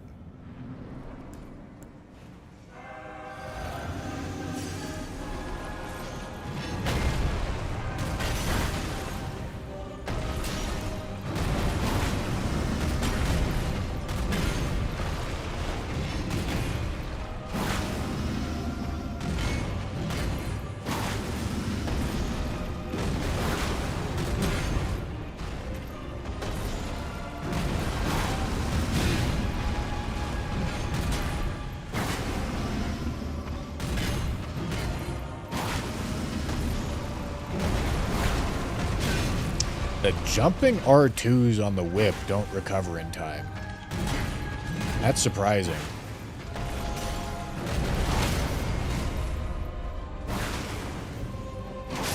All right. Yeah. Way better.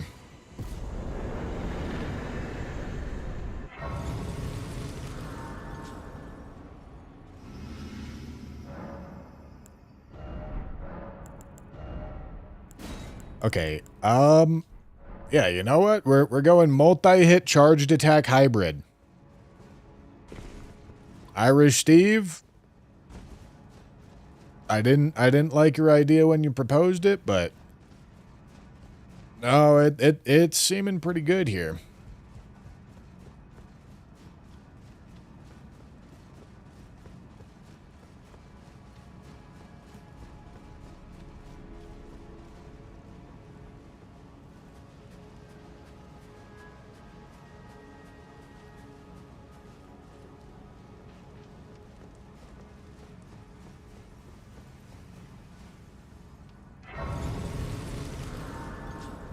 Okay, and we can go back to all reds.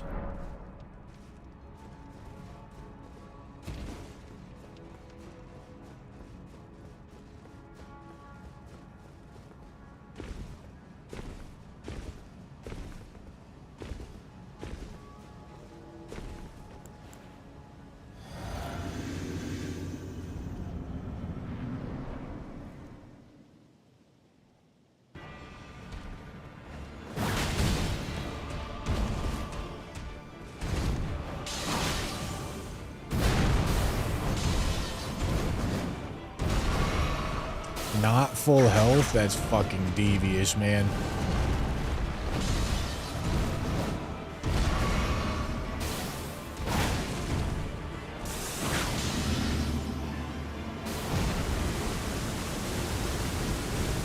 The damage is really quite nice. Like, just pretty unconditional 1,300 damage charged attacks.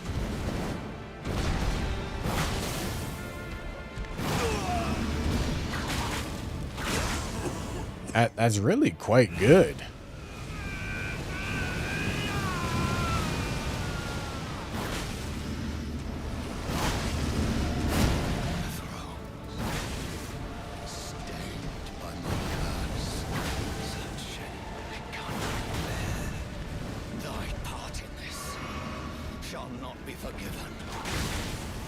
I'm really, to be fair, I'm really not sure about the multi-hit, but the charge attack part is quite good.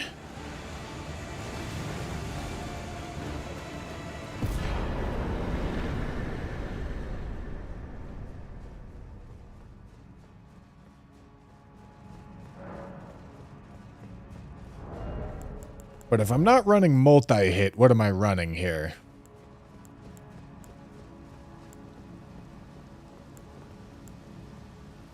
You know? Like defense stuff. I don't really know what I'd be running.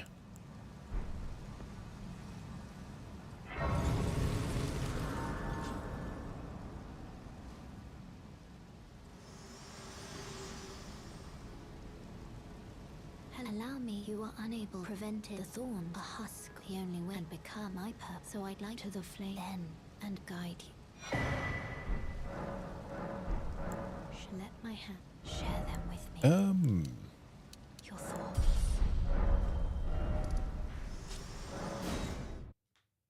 I don't think roll attack tally's too great here, because it's only going to apply to rolling R1s. And there's not going to be a ton of situations where I do that.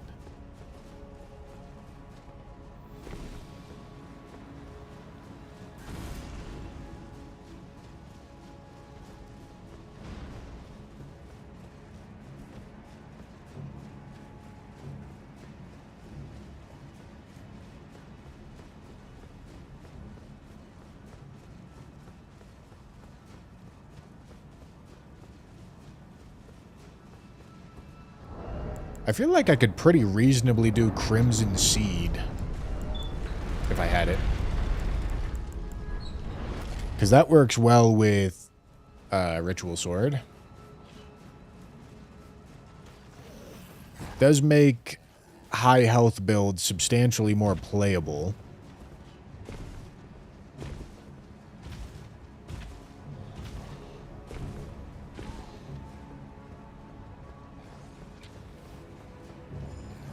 No, there's not much of a reason in speccing into fire damage here. Like, I don't even have it in the physic. It could make sense in physic over multi-hit for sure. I mean, it could make sense here too, but like, that's a 12.5% buff on a third of our damage. So it's a 4% buff.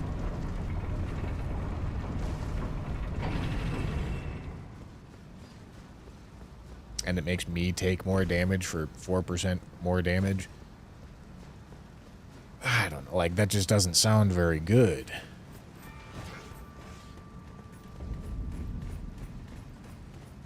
%, better than no percent? Yeah, but it's not no percent. It's a fucking rotten wing sword insignia. It's not no percent.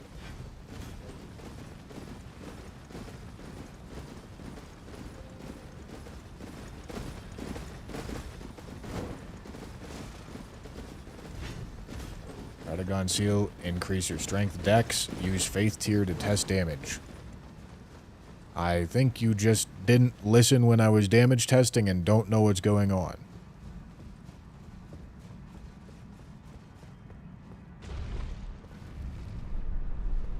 We used fire damage buffs to figure out what percentage of the Ash of War was fire damage.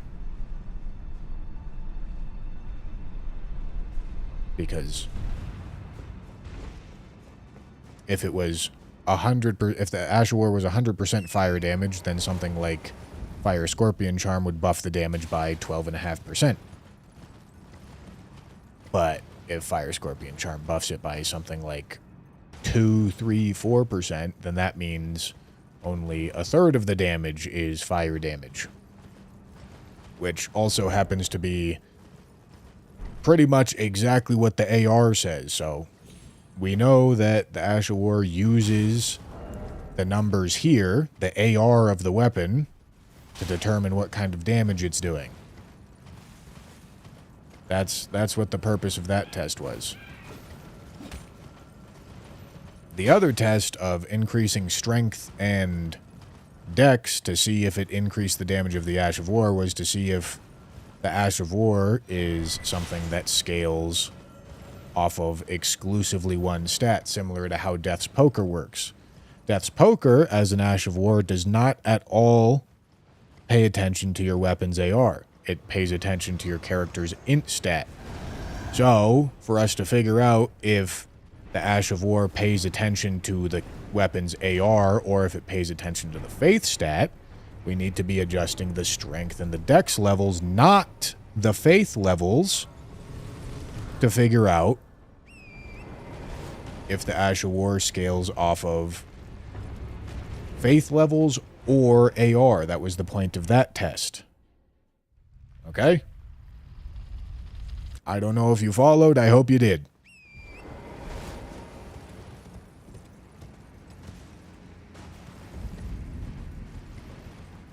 If the buff is more detrimental than beneficial, then it isn't a buff. It's better to use something better or nothing at all. For what, for Fire Scorpion Charm? Yeah, I mean, Fire Scorpion Charm is just not in a great spot here. Because we're doing split damage in every single one of our attacks. That is favored towards physical, not fire. So fire buffs really are just not good here.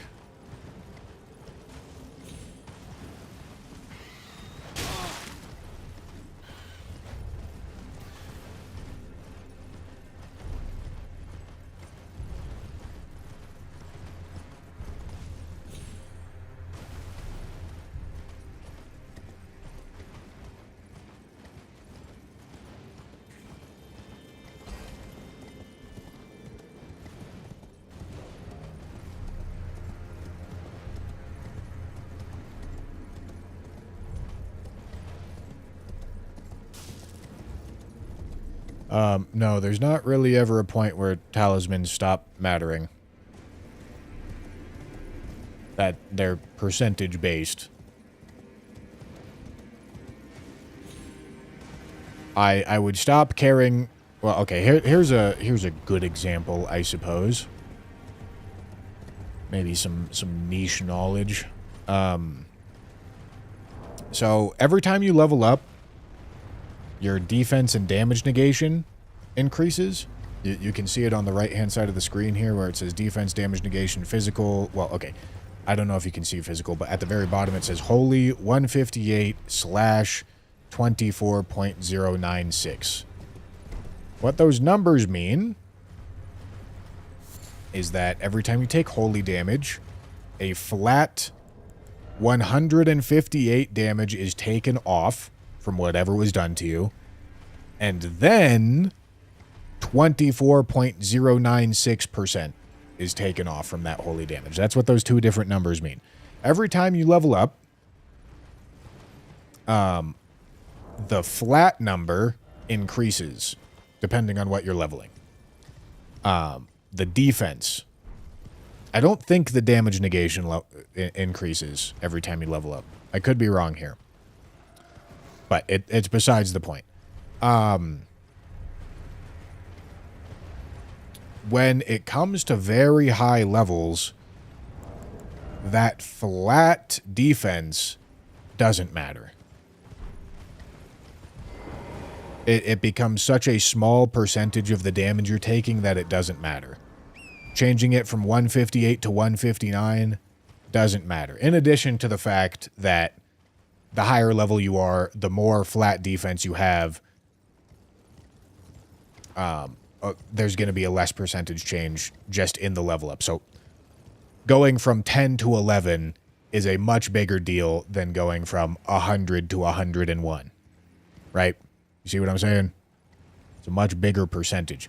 But in addition to that, flat damage resistance matters less the more damage that's getting done, the higher character level that you are, you know?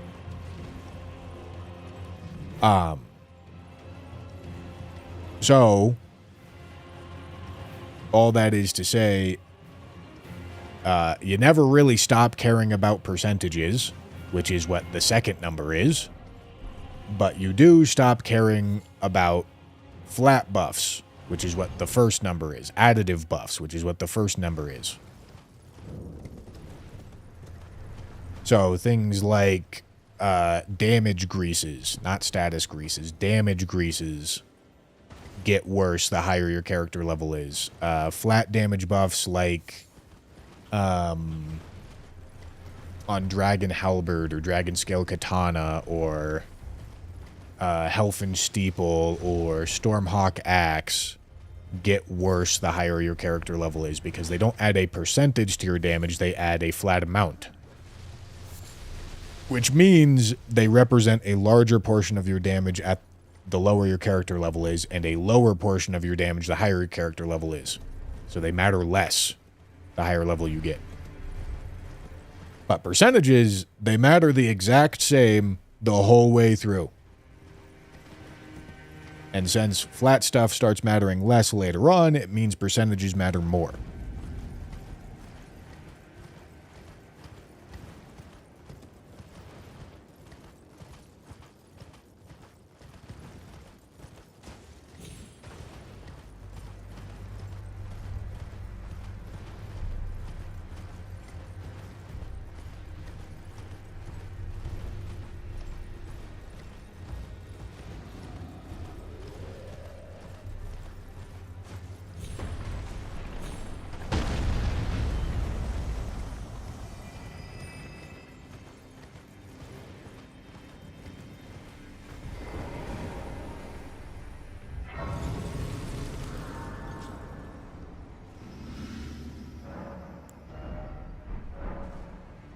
All right.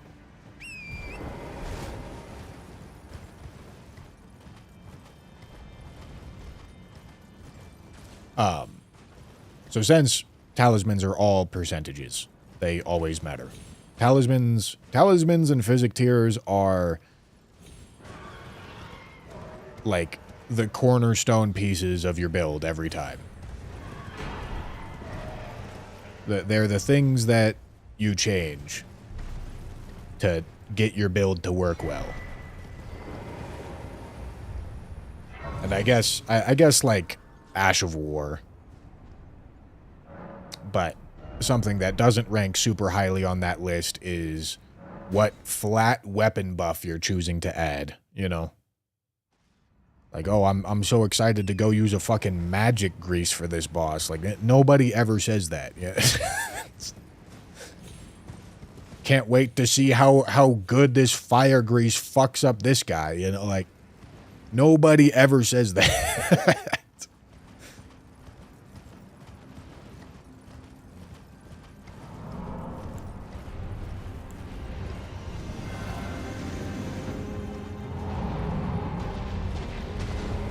All right. So, despite this obviously being a fire damage weapon, it still obviously does a lot of physical damage, as we figured out. So, should still be pretty alright for Fire Giant, if I can figure out how to fucking hit him, dude.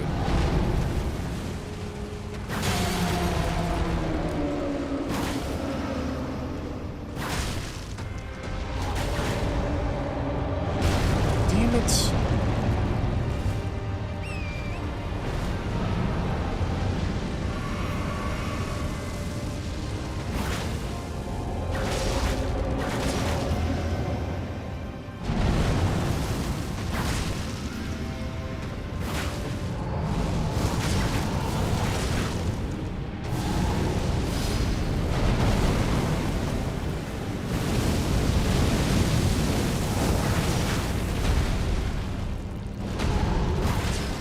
Look at the reach. Yeah, and the damage is looking quite nice. Because for the most part, we're doing strike damage.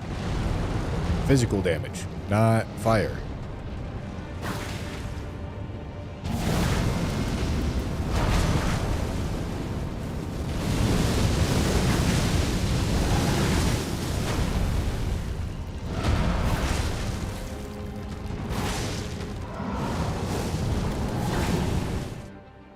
Did that spawn a ball?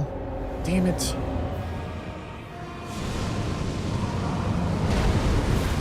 Fuck. Too far out. Nice. Oh, fuck. I didn't think that guy was gonna roll up on me like that. Oh, boy. Oh boy.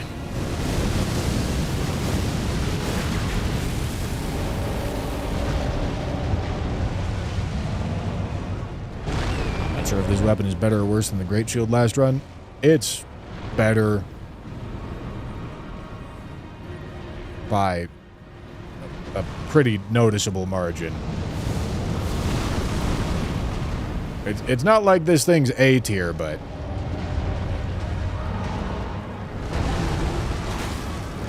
it's not in the same conversation, you know?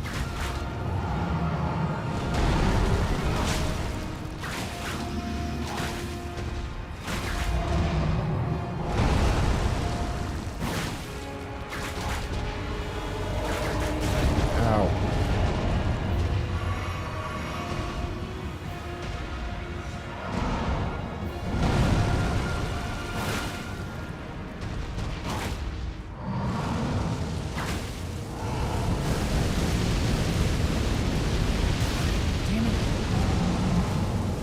Wanted to sneak in another hit on his hand.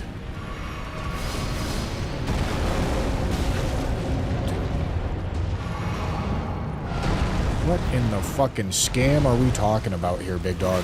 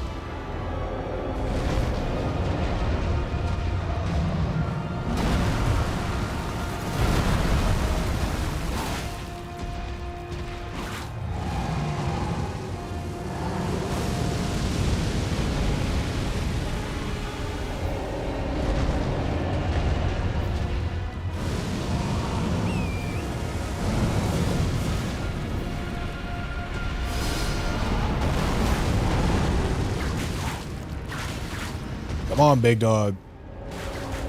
I've got a Godskin duo to go kill.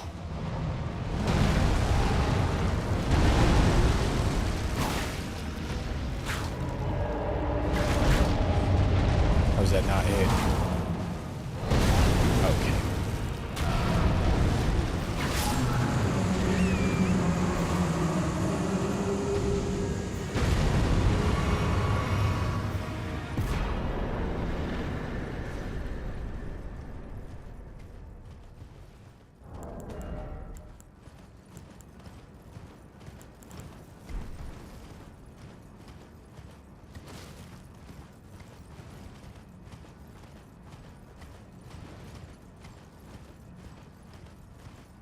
Yeah, the runes are going to stay the same on the bosses for the rest of the remaining runs, because scaling is done.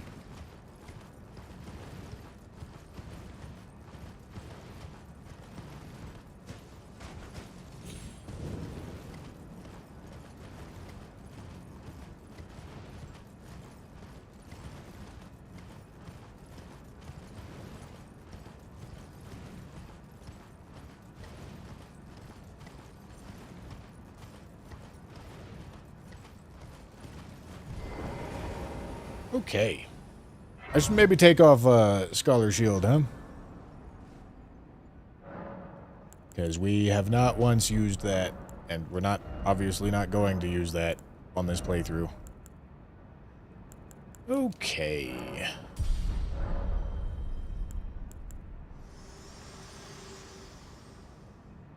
Hello, Melina. Ice world and death. Are you to commit?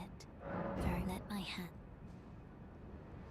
Come now, Melina. We have places to be.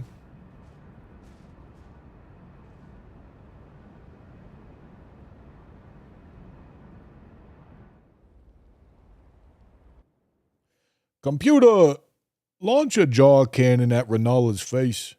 Computer, I want you to make the divorced mother of many orphans feel terrible. Computer, drop a nuclear warhead right on Renala's face. Thank you, computer.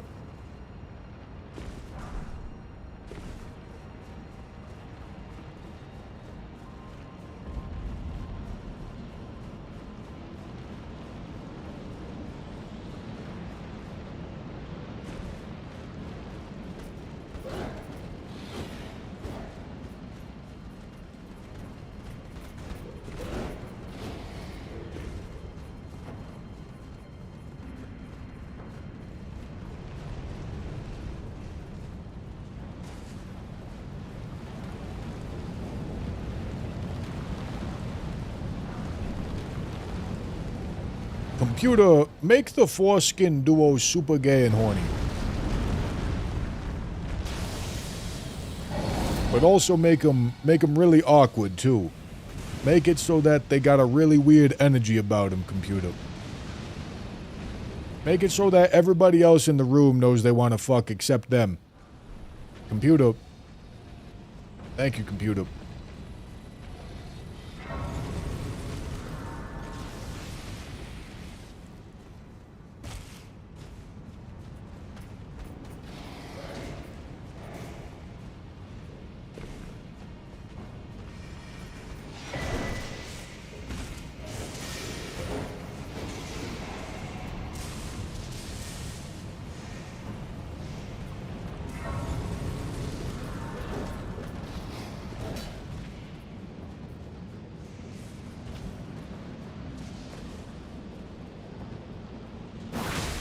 Holy shit.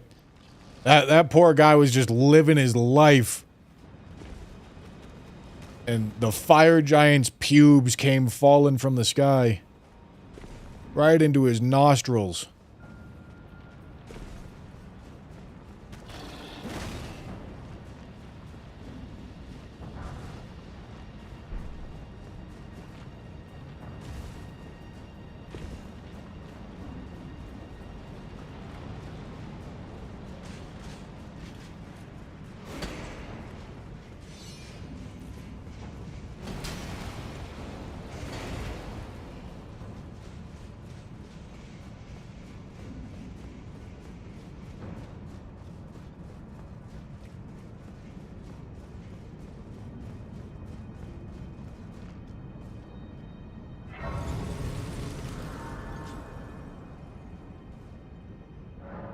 Okay.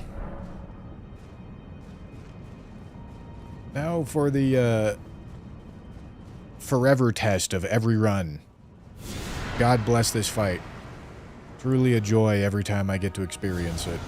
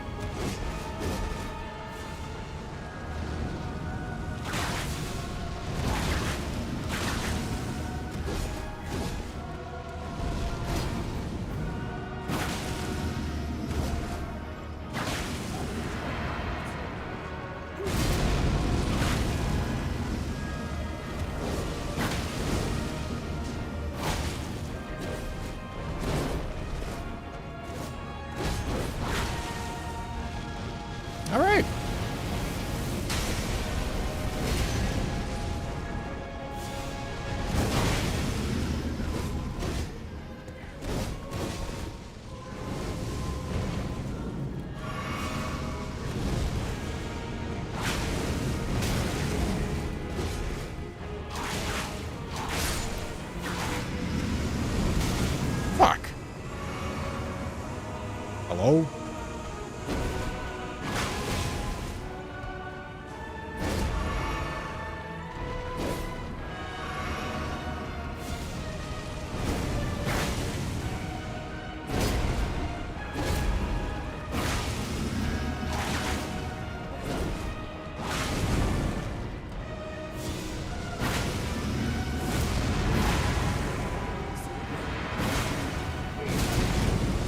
Shit.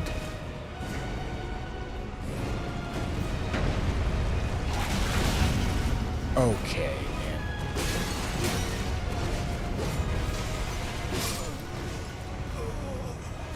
Yeah, dude.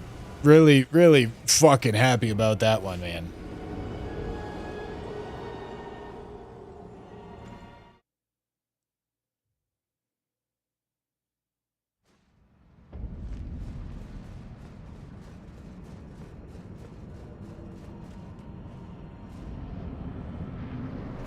Was the Big M smoking when he made this fight? Who knows, man?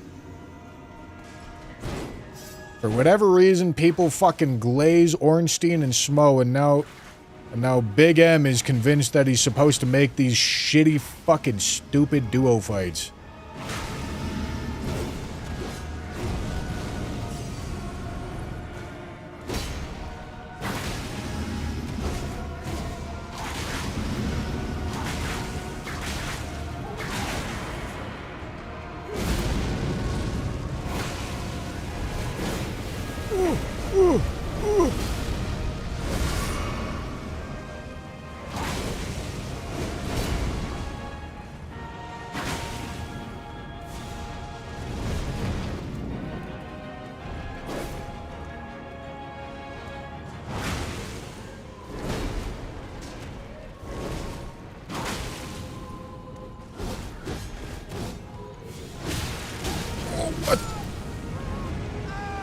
Dude, this Godskin Apostle is a fake fucking boss, dude. He just makes shit up whenever he wants.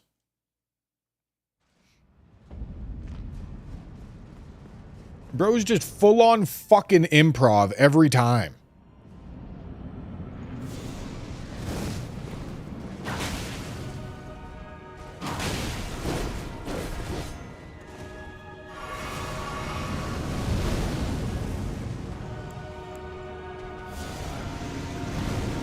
Out of curiosity.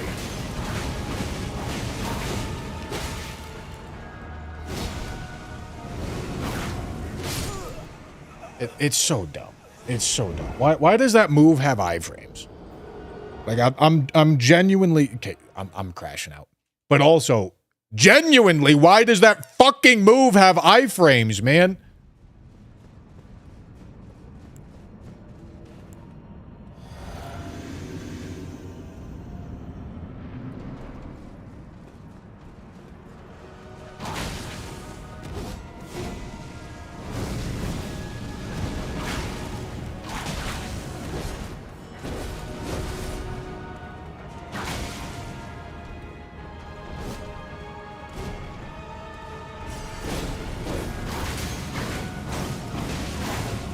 Nice. Big 200.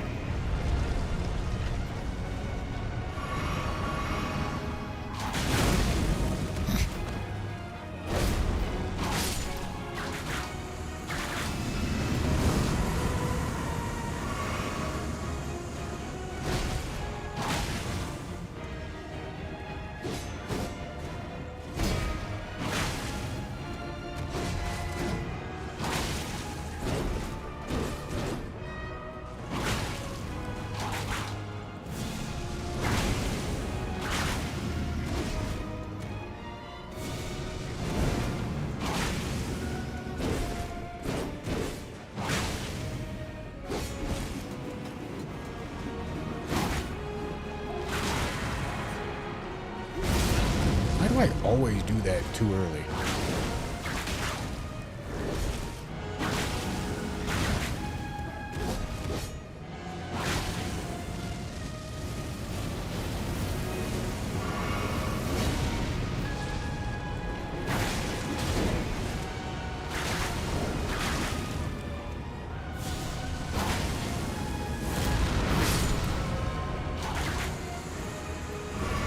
Alright, another 1v1.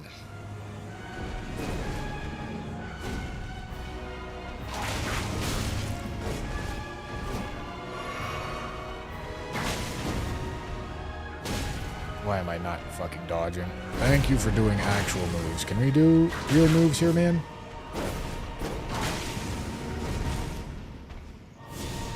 Alright. All my fucking... This is annoying. All my buffs have gone away. Bro stalled out doing fucking weird shit the whole fucking time. Yeah, dude! I hate this fucking fight.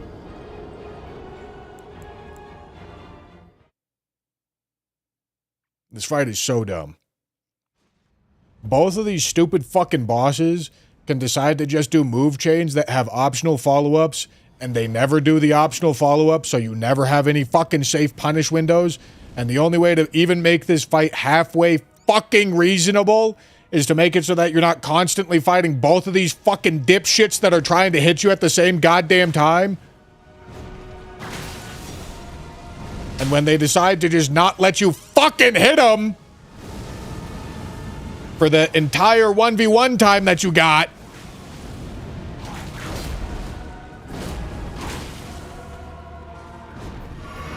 I think everybody knows this fight is bad, and sleep exists. This fight is significantly underhated, and it's still really hated. I'll say it.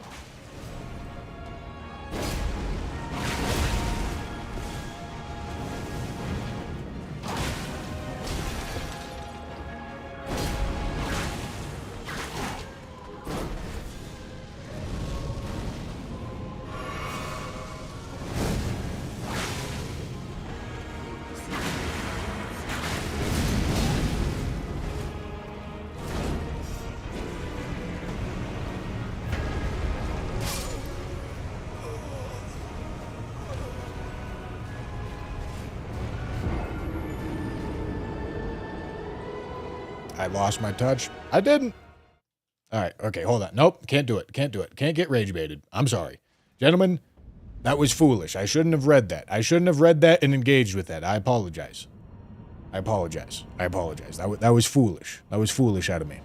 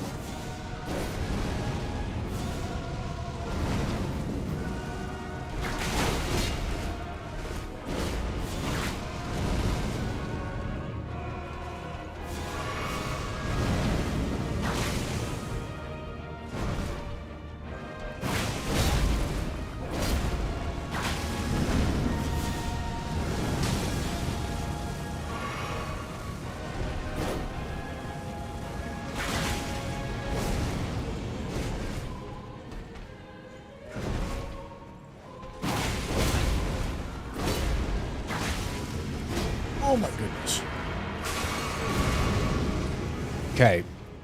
With the length of this weapon, roly-poly time is actually a pretty decent damage window.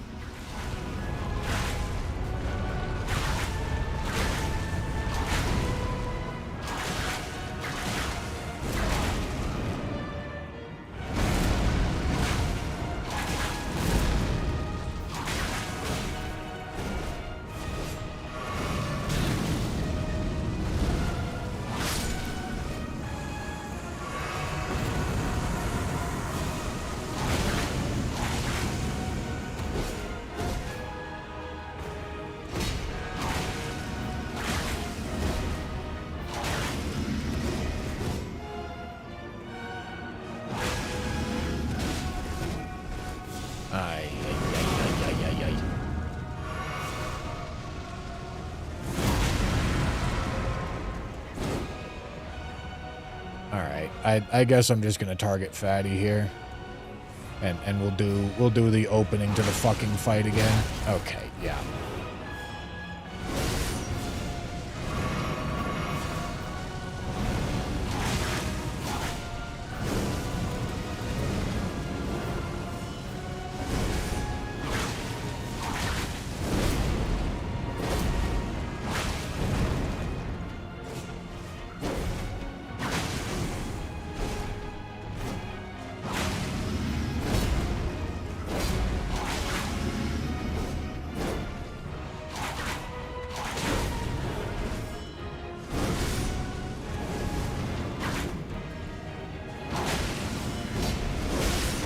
I literally can't fucking do anything. I get... You... What? Man. Okay, Skinny decides he just wants to phase transition at fucking 3/4, man!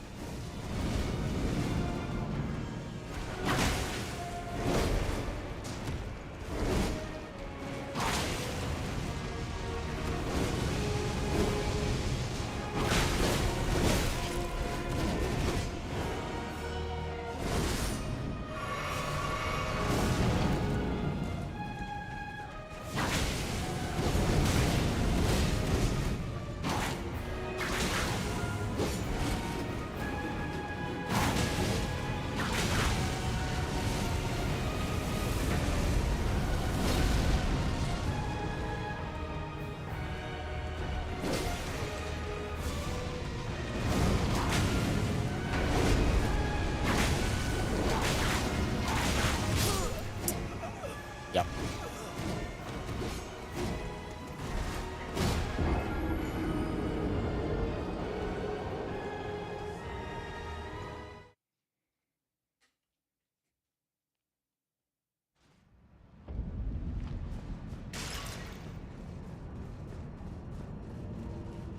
Fucking devious.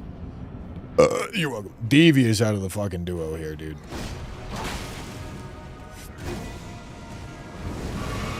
Yeah, I didn't need that flask. Overrated, honestly. This fight on New Game Plus 7 is proving to be quite the fucking chore.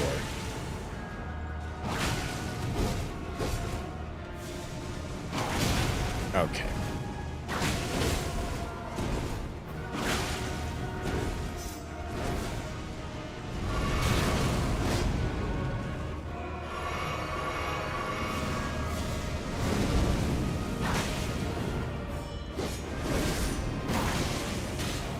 Yeah. I don't know what the fuck I'm doing, man. I don't know what the fuck I'm doing.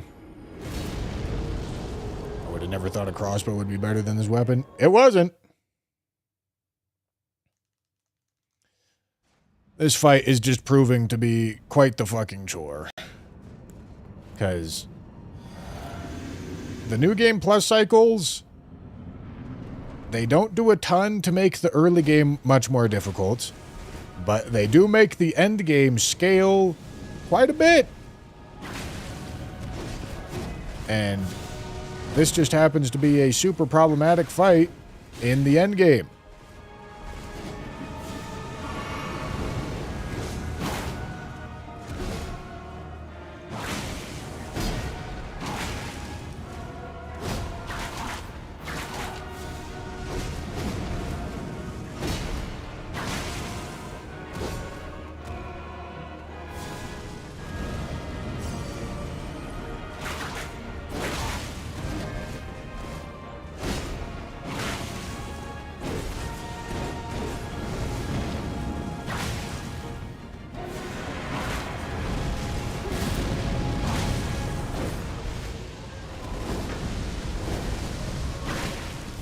They've decided to really fucking layer their attacks today, too, man.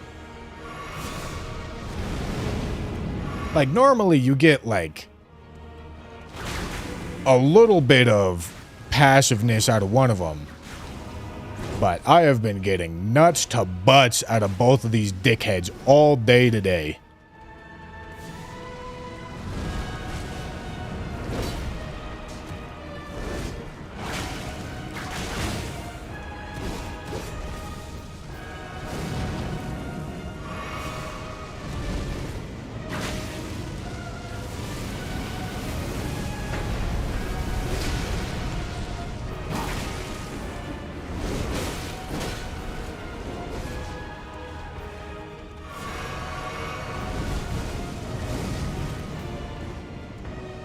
just kill Skinny, please?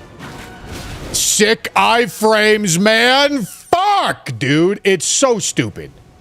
Why? Why does that move have fucking iframes?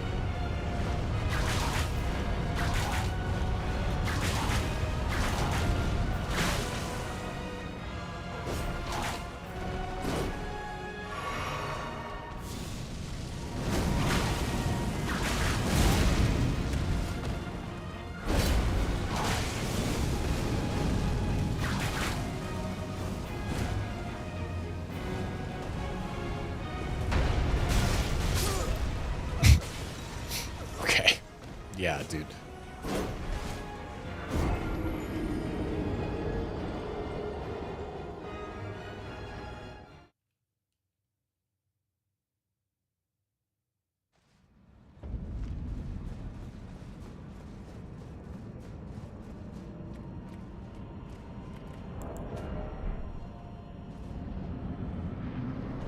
This really is just a colossally shit fight. And it does seem to get quite a bit more shit with new game levels. Because this is mean damage. This is mean fucking damage coming out of the duo here. If I could make one change to the fight, what would it be? Remove it. It's ill-conceived. From Software has a tendency to guess about what kind of fucking boss fights might be good, and they guess wrong not very frequently. Okay, sorry, I'm talking shit. I'm talking. They don't deserve me to talk shit like that. However, this thing's a piece of shit, and it sucks really bad. It's kind of inexcusable.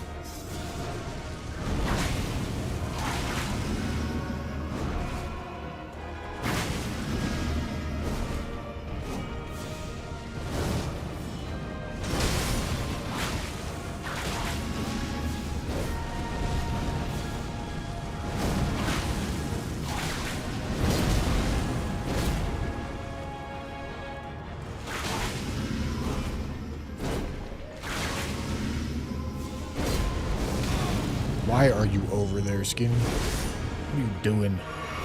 Absolute fucking dork, dude.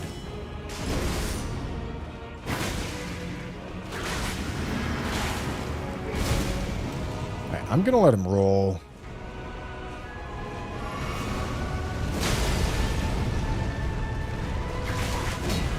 Stop. Oh my god, dude!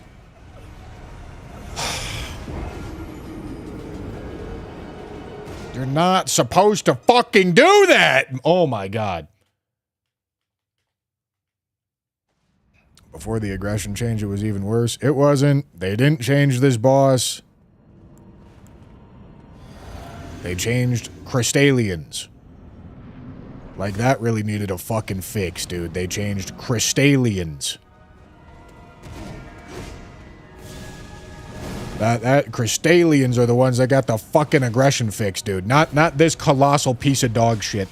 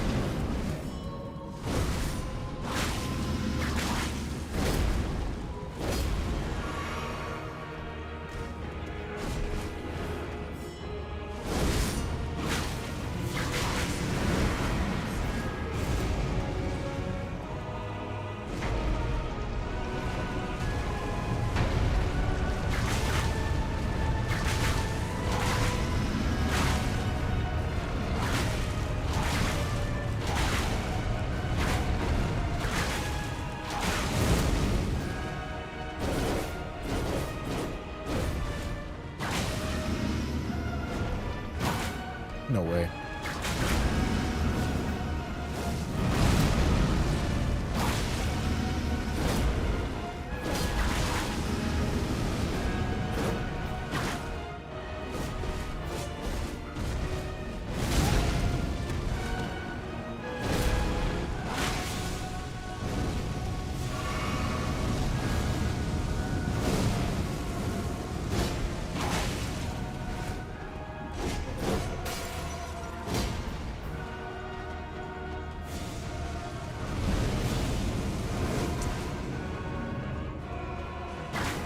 I don't know if this is this weapon. Oh my god. Oh my god. I mean, listen, this weapon does fire damage and strike damage, so it's gonna do poorly against Godskin Duo. I guess that's probably gonna be a pretty big needle mover here. Oh my god.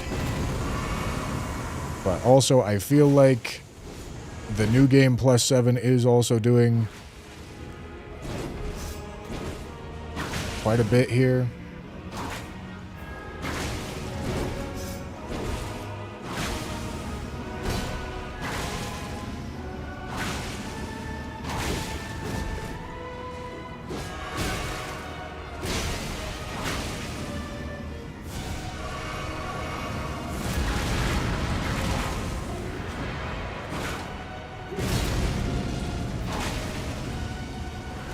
Not getting the skinny phase transition before the resummon really sucks.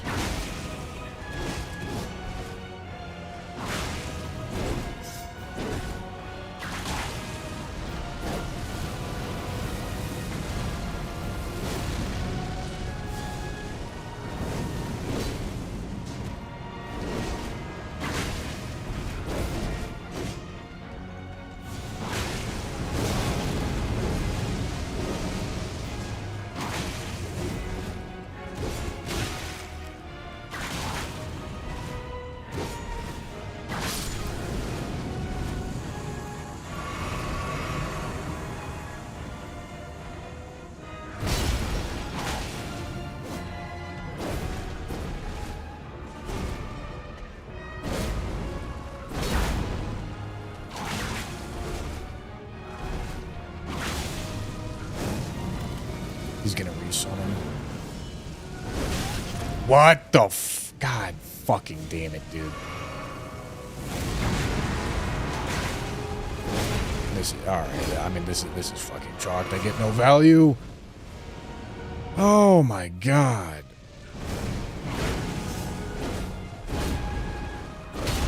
What the fuck I'm doing. Doesn't matter. I don't have enough resources to live through all the random fucking bullshit this stupid fucking fight's gonna throw at me. There's no point. There's no point. There's no point. Go again. There's no point.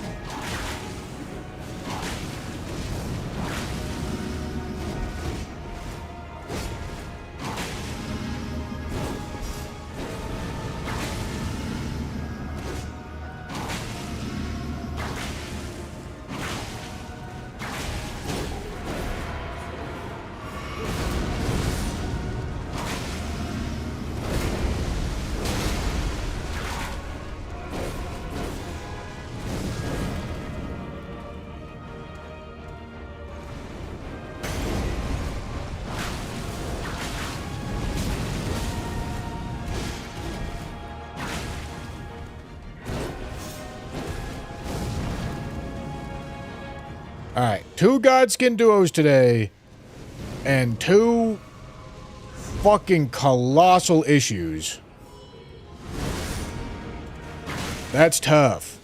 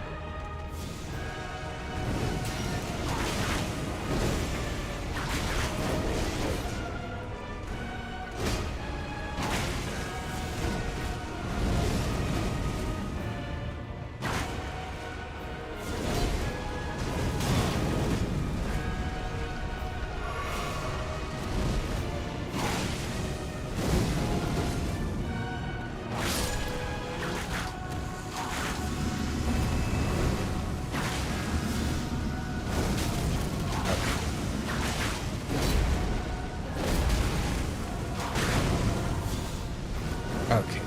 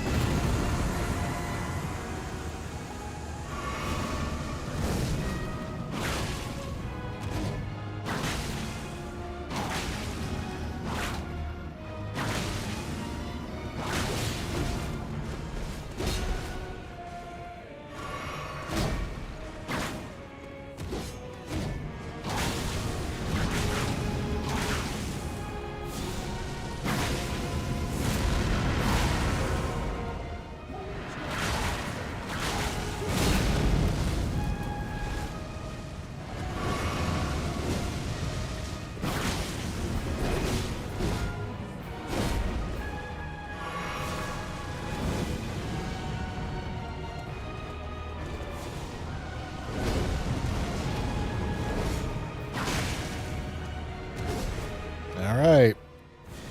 Guess we're just playing the fucking waiting game here, man.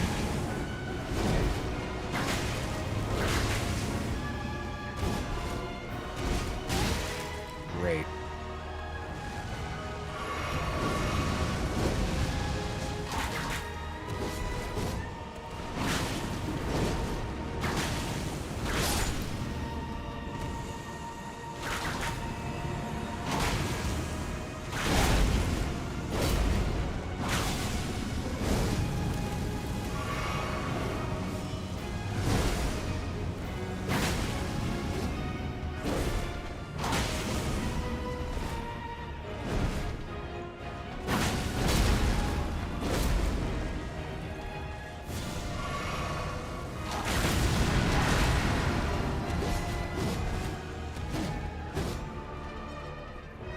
Alright, fine.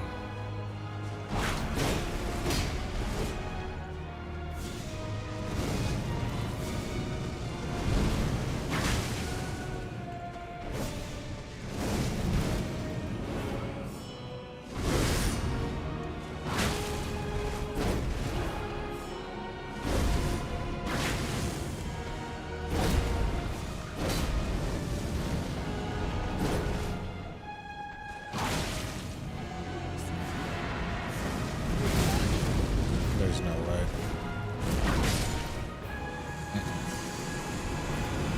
No.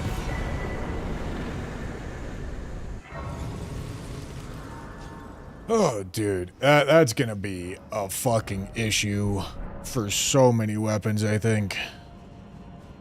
But, I mean, it's fine. It's not as if I haven't had hours-long Godskin duo fights before. Just don't like fucking doing it because the fight is so fucking bad. But holy, man.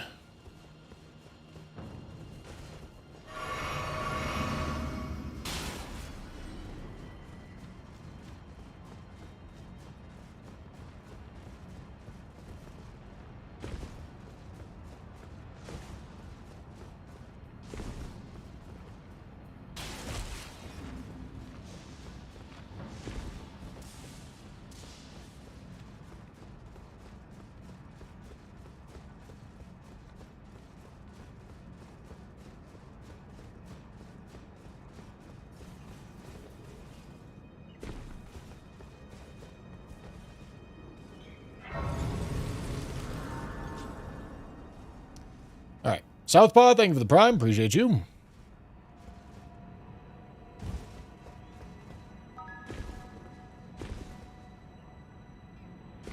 Oh, I didn't land. Whoops. That one weirdo, thank you for the tier 1.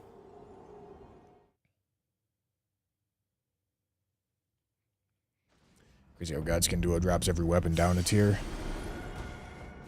That's not what it does. What it does is it regresses everything to the mean, or progresses everything to the mean, depending on where it is. That's because your ability to deal with the fight is largely not up to you. Much more so than most other fights in the game. It means that bad weapons look better than they are, and good weapons look worse than they are. Makes everything move towards average. Whoops. Because whether or not they decide to do their bullshit, whether or not they decide to layer all their attacks and click the you lose button, doesn't have anything to do with your weapon choice.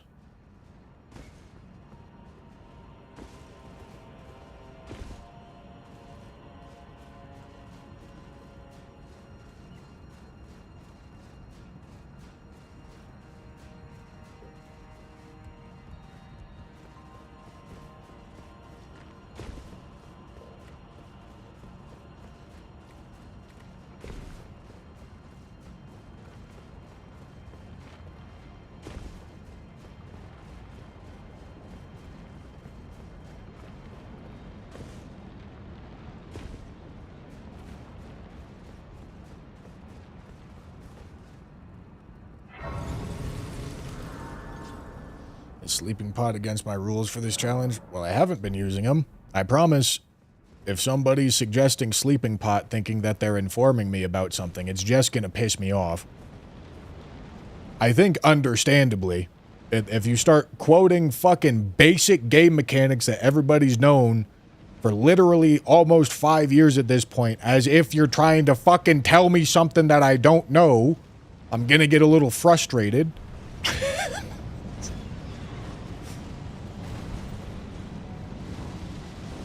But my answer to that is I haven't decided yet, but obviously I haven't been using them.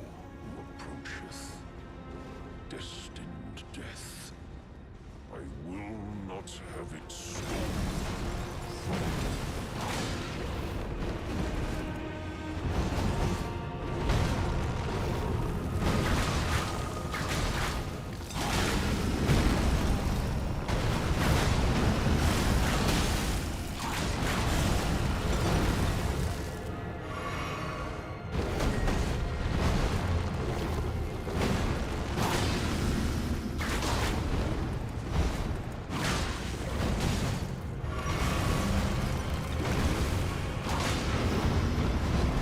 I feel like Balakith really gets the shit end of the stick, dude. Because he really is quite a good boss, but most of the time, he just dies and gets absolutely fucking slumped as soon as the people realize that, like, you're just queuing into queuing into a fight that's like a regular, normal fight that you can actually control. And he gets brushed over in the time that it takes for the maulding of Godskin Duo to pass. It's a tough existence for this guy.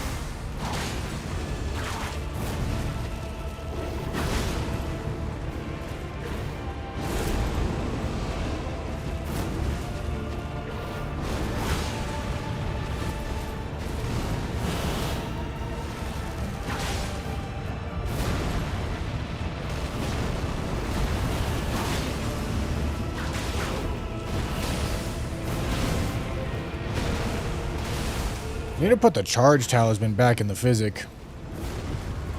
My damage is quite a bit lower because of it. Dude, there's no way, man.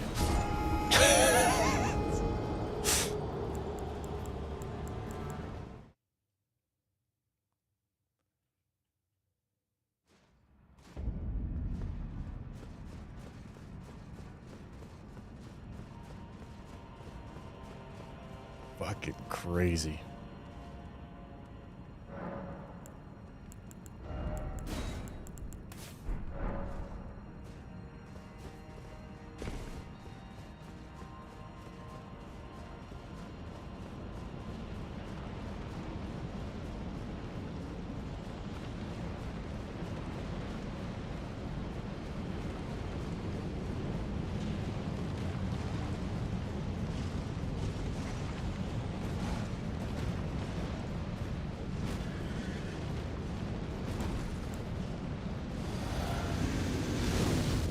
Ow.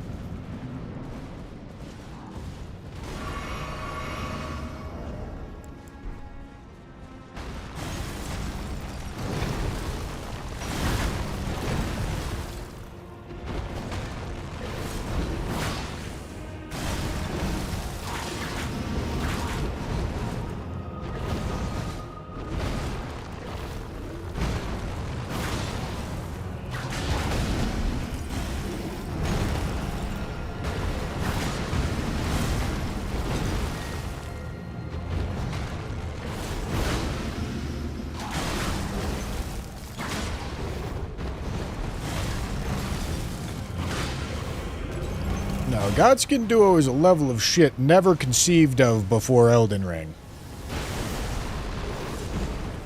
Ornstein and Smo ain't good, but it's not Godskin Duo.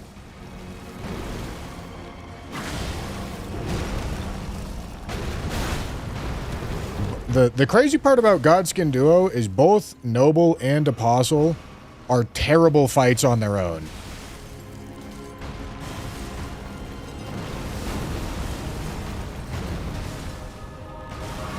Like the really crazy part about Duo is that both Noble and Apostle are still bad boss fights by themselves.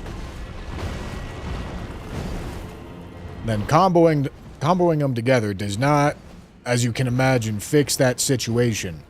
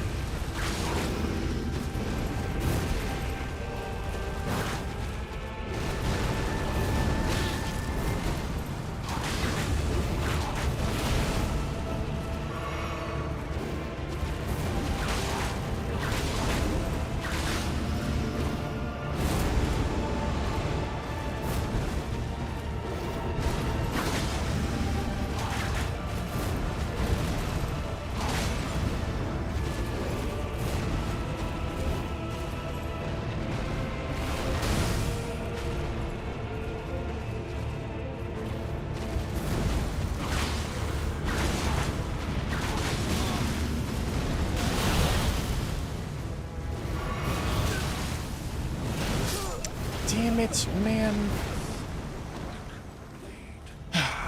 Fuck. I'm dying twice to Malekith? Dude, am I playing like shit, or is this weapon bad? Both? Like, I don't know. Like, it's not doing a ton of damage, to be fair. It's keeping me in these fights for long enough for me to fuck up.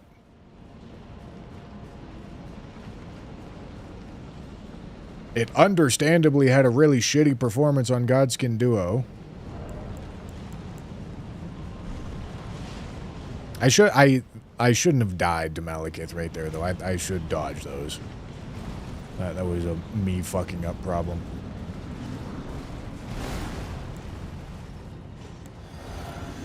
I don't know. Maybe we were living a little high on this weapon, though, honestly. Because the early scaling was making it look nice. Especially in comparison to a fucking great shield.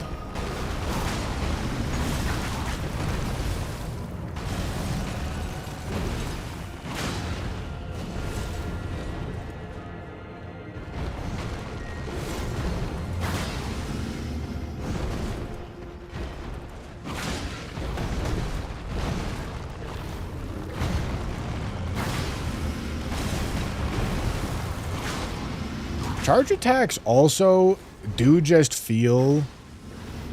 They suffer more as a build in New Game Plus than other builds do. Because a good portion of their value is the stance damage, and stance damage is super nerfed. It's not like multi-hit gets nerfed as New Game Plus goes up, you know? Ow. That was crazy. Why'd I get hit? It seemed like his weapon was lower than it normally is.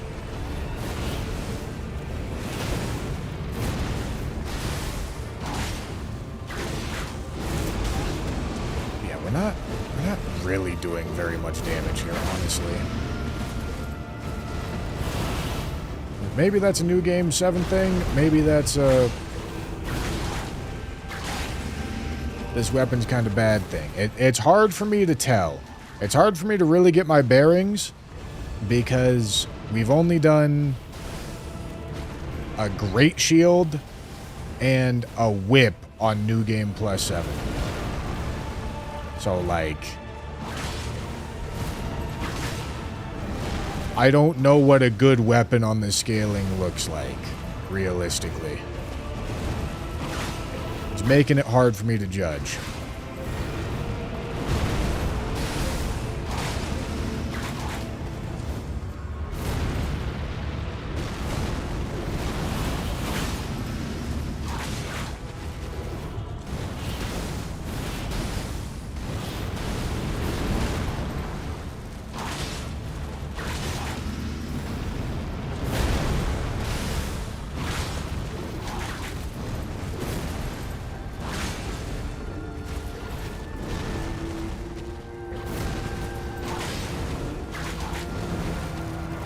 We're obviously in this fight for a long time.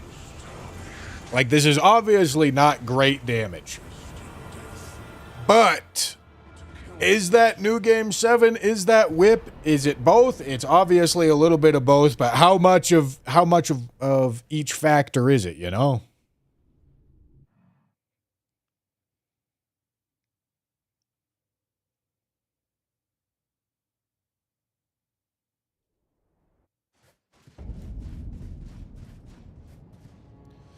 Okay, so Ash of War build for Gideon definitely makes sense.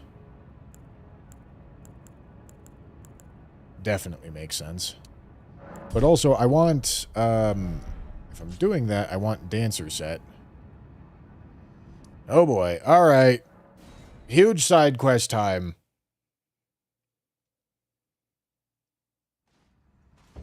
Huge fucking side quest time. We gotta go back to the DLC.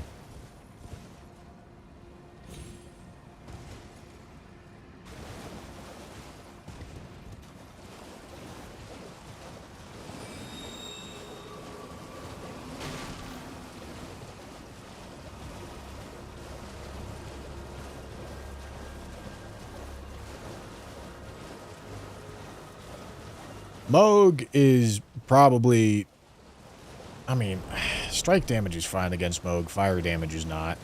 This weapon's going to be bad against Moog, too. I think it deserves at least C. I wouldn't say it's D tier. Well, you got to keep in mind, C tier is the center of the bell curve. C is average.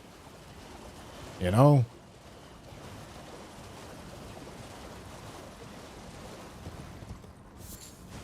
Need to talk to the fingies.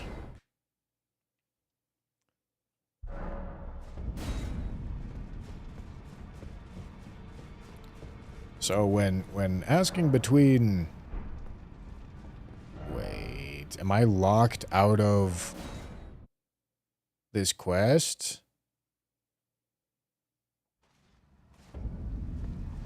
Can I not do this quest once the Erd Tree's burned?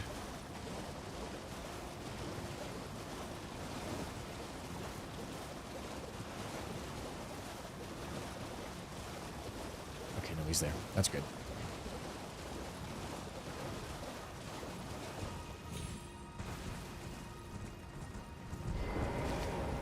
You claim what? My doubt. The words are truly. I believe even that's the...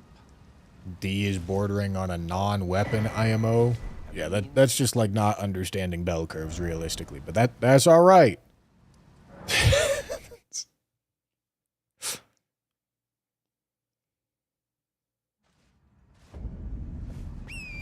That's some form of bias where you think average is like B+.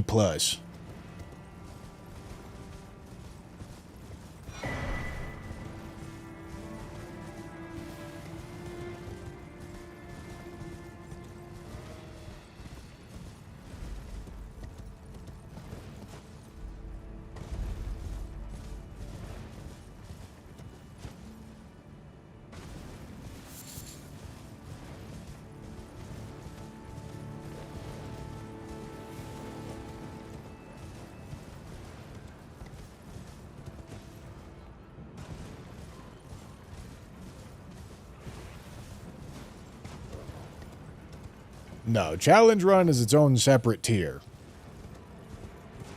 Beyond F tier. For reference, I put Heavy Crossbow in F tier. So Challenge Run tier is really reserved for some colossal pieces of shit. Challenge Run tier is not supposed to be occupied by anything that's trying to be a weapon. It's not supposed to be occupied by... Yeah... Challenge Run tier is, like...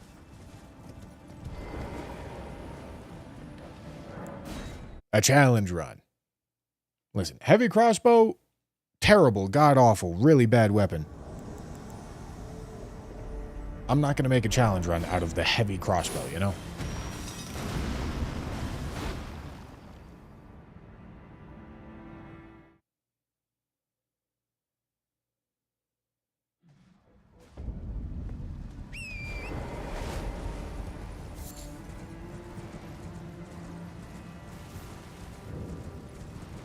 F tier as far as remembrance weapons go. I mean, remembrance weapons don't skew, like, super high, honestly. Most remembrance weapons are kind of shit.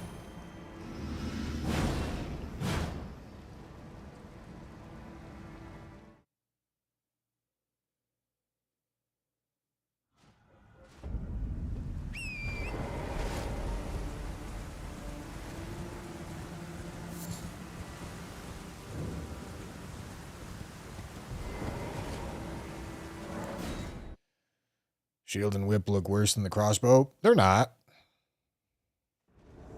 Was that 3 or was that 2? I think that was 2, and then this is 3.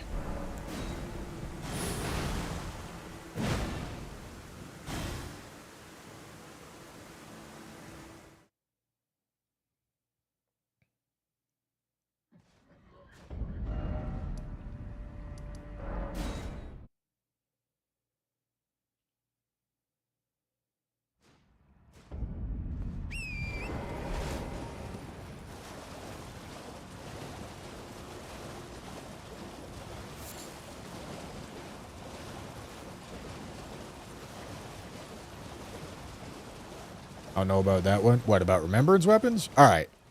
There's 26 remembrances in the game. There's probably like 35, 40 remembrance weapons. Maybe like 30. I bet you would struggle to name 5 good ones.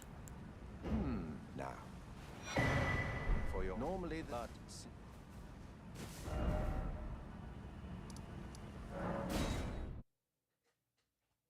Because there really is not a lot of good ones. Oh boy, here we go.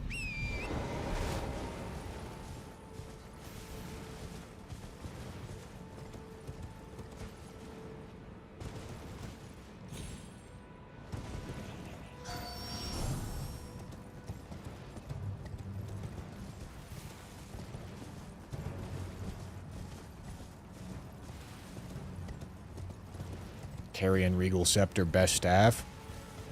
Carrion Regal Scepter's good. Sure. I'll give that to you.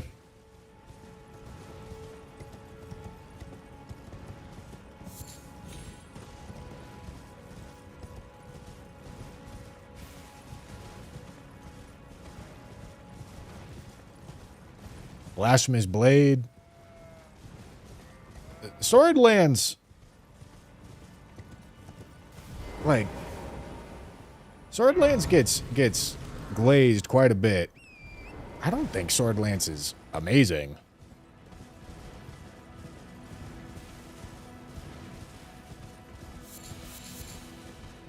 But, like, it's good. I'll give it good for sure.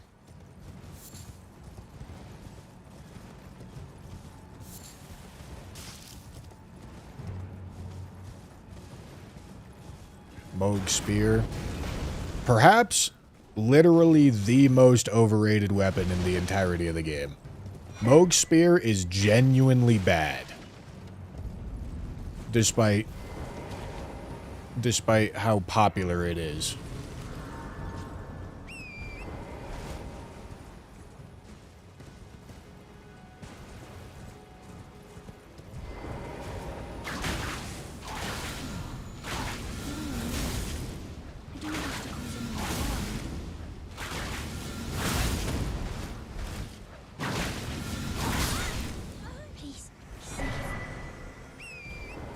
America Hammer is great. America Hammer isn't great. America Hammer is a hammer that does split damage. Like, listen, I struggle to call it a good weapon when I would want a fucking regular fucking club over it, you know?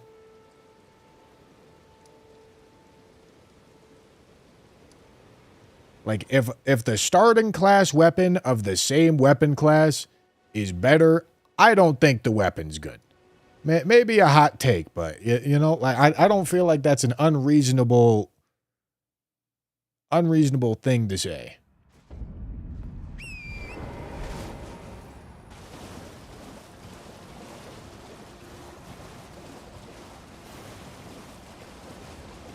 Godfrey's axe is really shit. Really not good.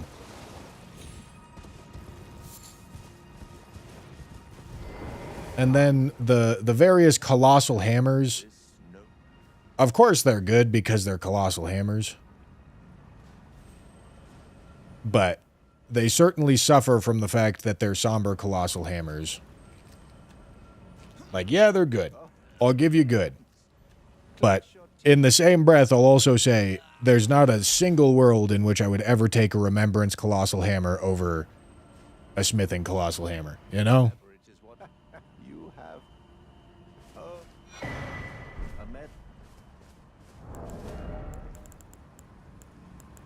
But I'll absolutely give you good because they're Colossal Hammers.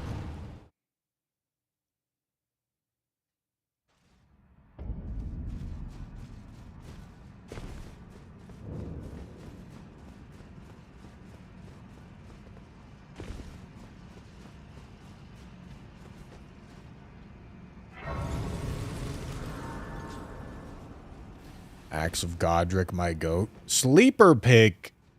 Axe of Godric sucks. Sleeper pick, Grafted Dragon.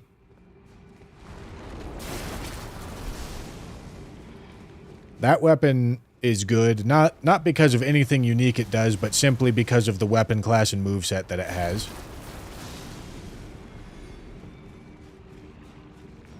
R'Lana's twin blades, actively bad. But fair enough, Jam. Actively bad weapon.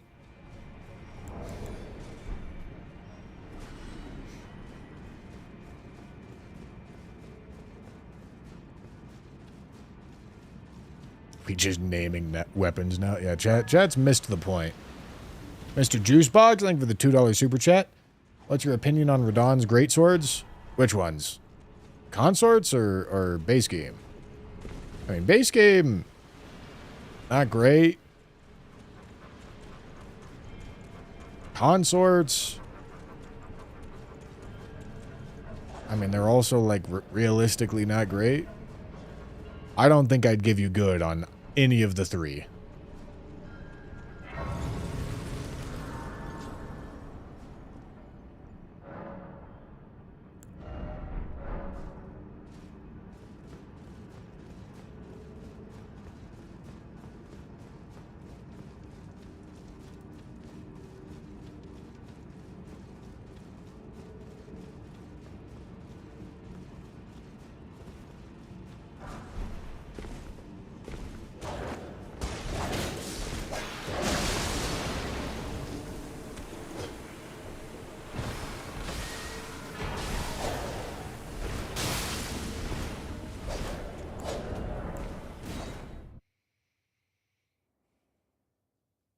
Is there a remembrance weapon you'd pick this whip over? Oh yeah, a lot of them.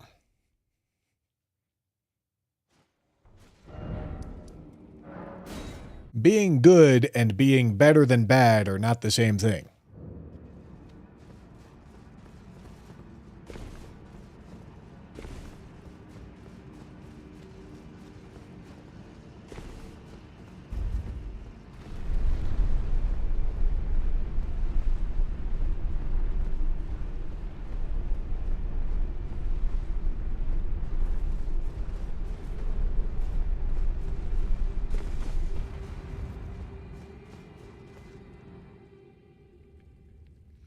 Alright.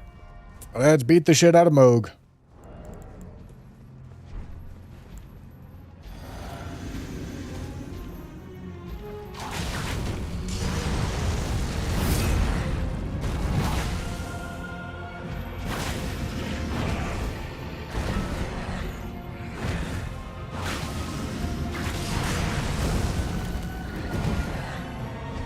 You know, damage pretty decent.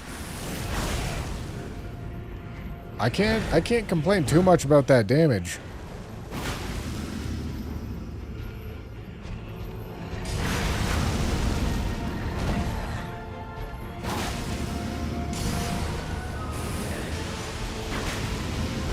And the whip gets a little bit of extra range to actually punish the shower?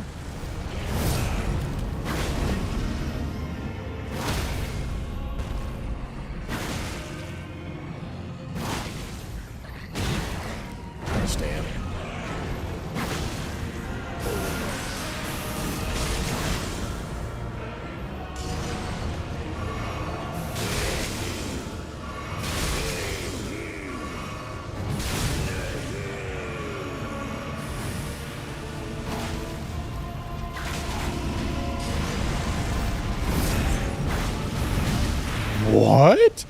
I guess I was too far out.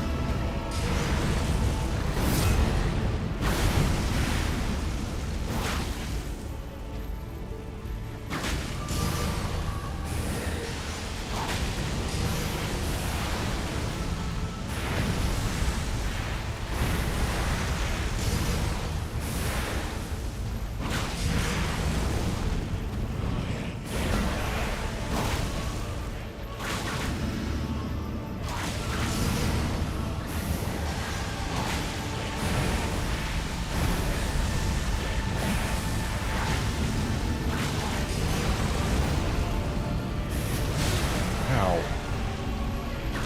Ow.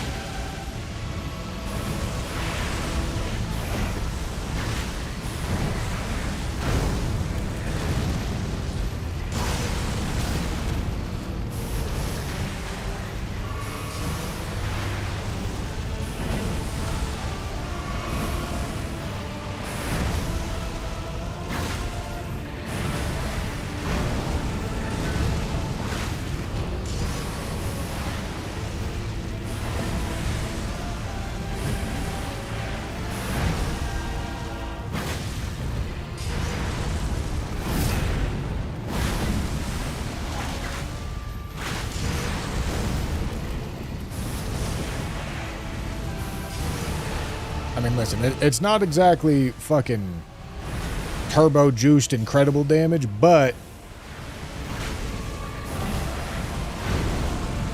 it's not bad. It's not the worst thing. Certainly better than the Great Shield was on this fight.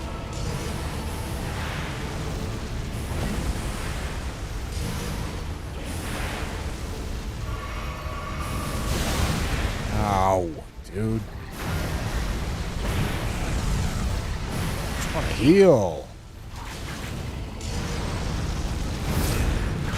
I can see it as clear as day. The coming of our All right, I did see somebody put out their list of weapons that they thought were remembrance weapons that they thought were good. Regal Scepter, Blasphemous Blade, Merica Hammer, Relic Sword. Okay, Relic Sword, I'm honestly not going to give to you. Moog Spear, definitely not going to give to you. Twin Blades, almost, like, super, mega, certainly not going to give to you. No way, not a chance in fucking hell am I going to give you Twin Blades. Twin Blades suck.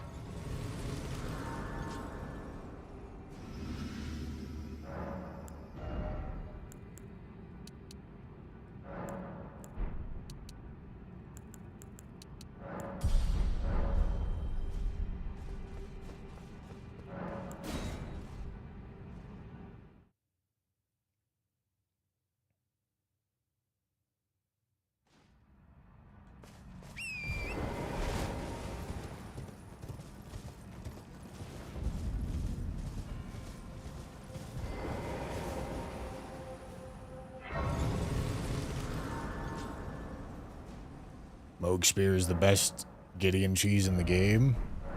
Best Gideon cheese in the game.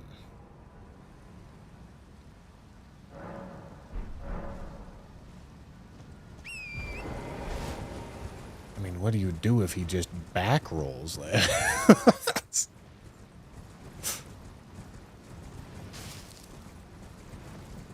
Like, that doesn't even sound like a cheese. That sounds like a prey that he fucking stands in it.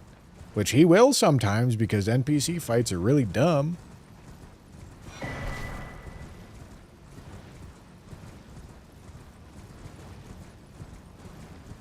don't know what you mean by best. Maybe it's the one that you like the most. But it certainly doesn't sound like the most reliable way to kill him.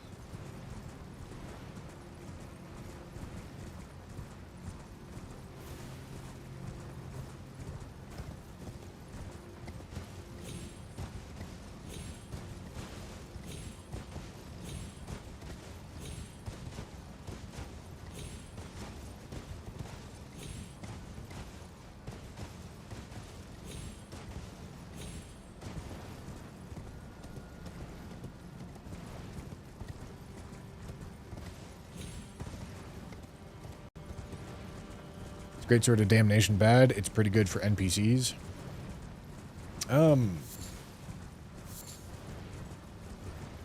Yeah, no, it's not very good. Truthfully, it's really not even that good at dealing with NPCs.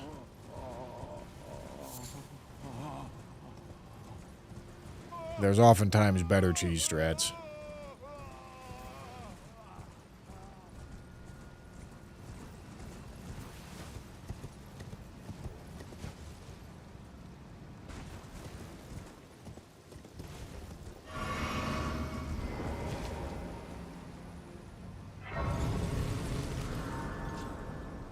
I don't think he can back roll it. The AoE is hella big. It's not. It's really small.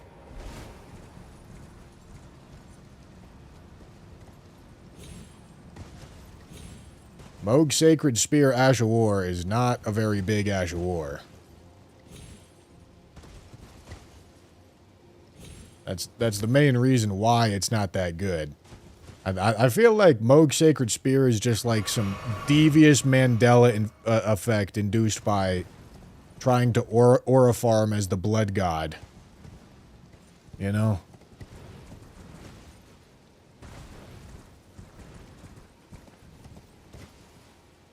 Because that weapon is, like, legitimately not good. That weapon art specifically is legitimately not good. Every time I use that weapon, the most viable strat ends up being R1s.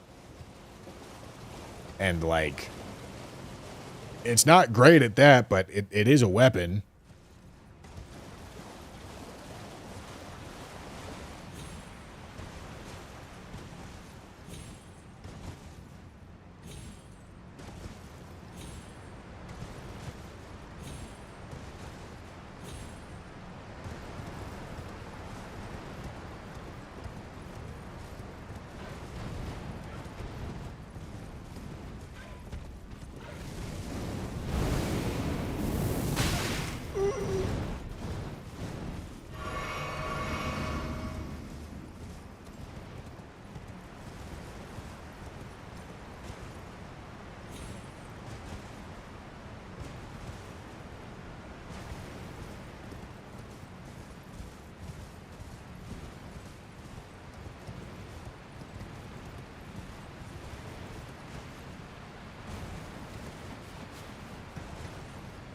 We are going to Cerulean Coast to get the dancers set. That way we can buff up the damage of our Ash of War. That's the plan here.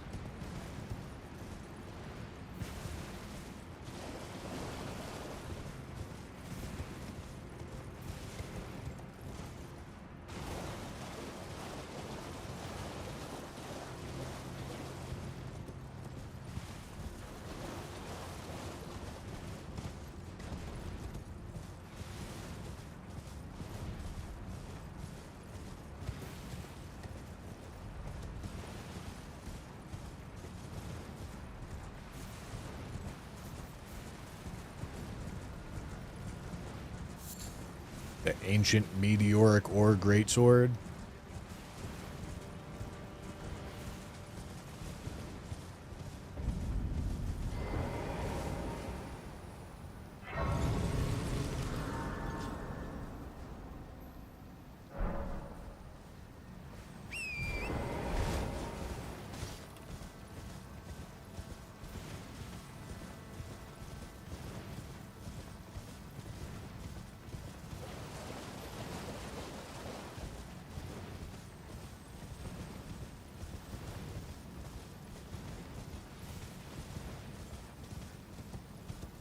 You think Foreskin Duo is the worst FromSoft boss of all time?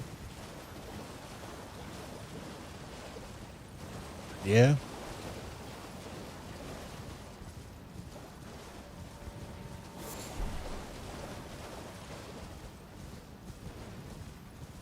Yeah, I mean, it's not great.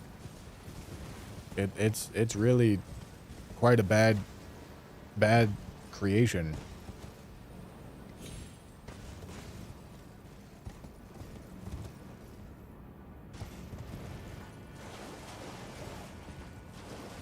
You ever played Bloodborne? Foreskin is not the worst. What? what Bloodborne boss do you think is worse? I'm gonna say Koss? Gonna say Lawrence? Like, no. Listen, this is why I say Foreskin Duo is underhated. People think the fight is acceptable. There's a large portion of people that think the fight is acceptable because they've never fought it because they just slept them.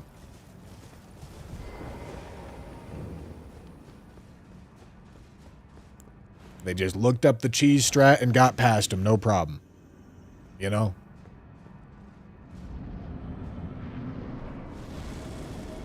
Which is why if you've never actually fought in Godskin Duo, I can understand why you might think that they're not a colossal piece of shit. However, they are a colossal piece of shit.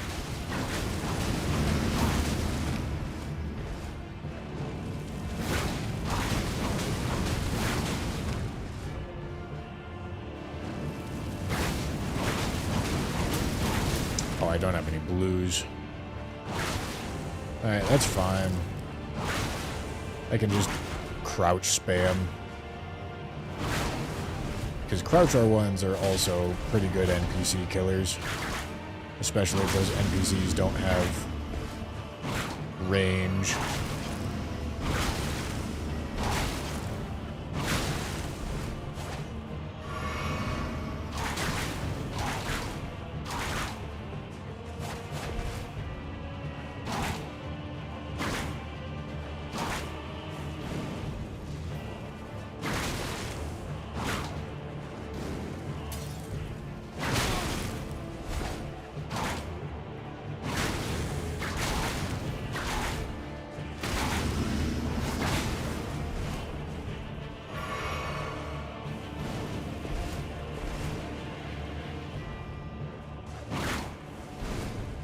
You know who I might hate more than Godskin Duo? Throne Watcher and Throne Defender.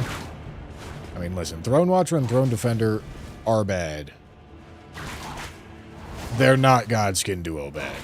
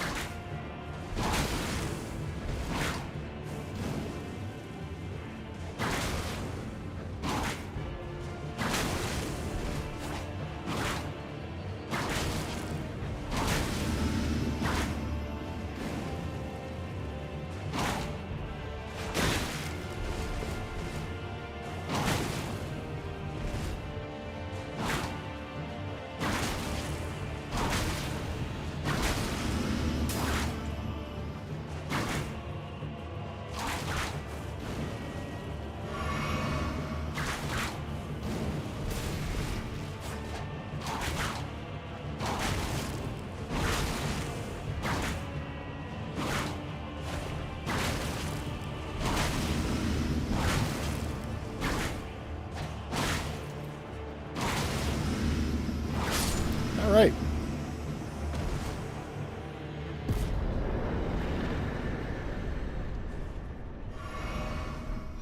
Okay, there is our dancing set, gentlemen. So ready to dance?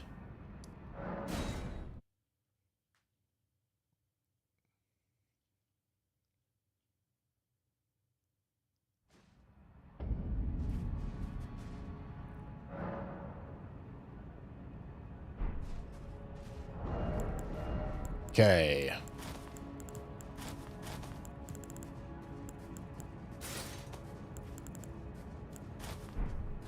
Oh yeah, look at me.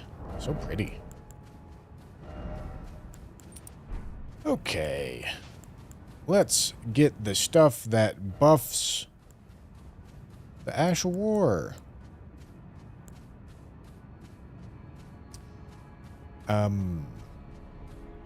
Yeah, probably just multi-hit. Probably just go like this. Because for NPCs, the staggers are going to be what controls them. And then we're going to want multi-hit and fire tier.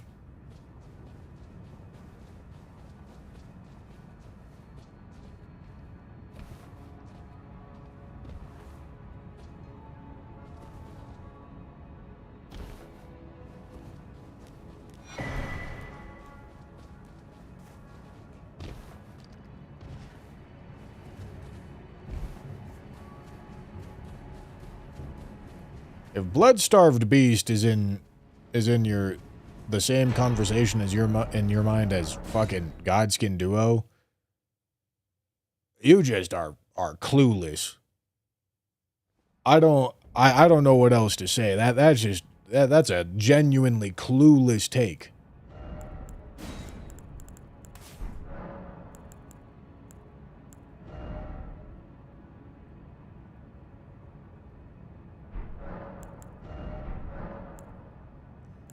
Okay, we need those. Talking shit on Susie's skin flaps is crazy.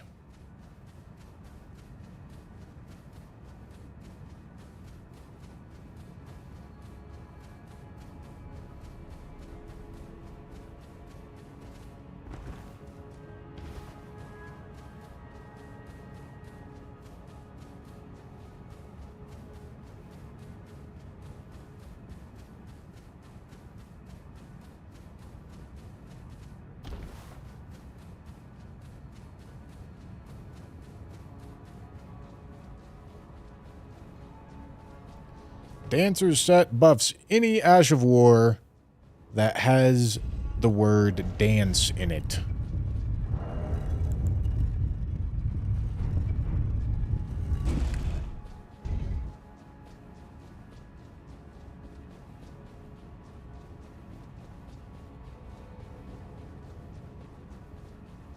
I knew you'd come to stand before the Elden Ring. Everdark Libra. Everdark Libra is quite bad. It's hard for me to put Night Rain bosses in the same conversation, though. Your spirit pass Let's beat the shit out of Gideon, gentlemen.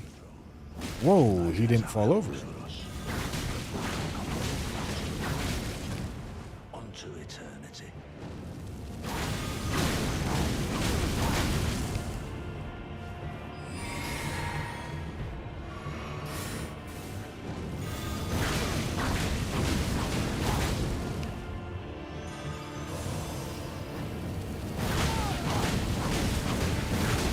Yeah, this thing is a Gideon killing monster, I tell you what. In my bone, Nice. a tarnished cannot become a lord. Not even you. A man cannot kill a god. Yeah, this thing, Ash of War is good at bullying NPCs. You gotta give it that. It's not exactly usable on anything that has any semblance of poise, though.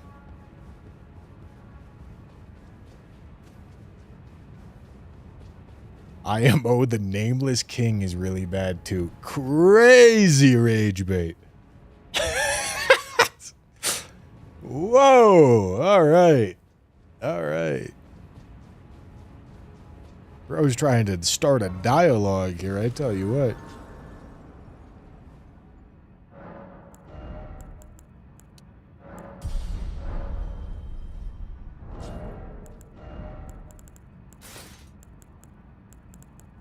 Okay, so we had our fun with the dance. It is time. Hey, look, mid-load.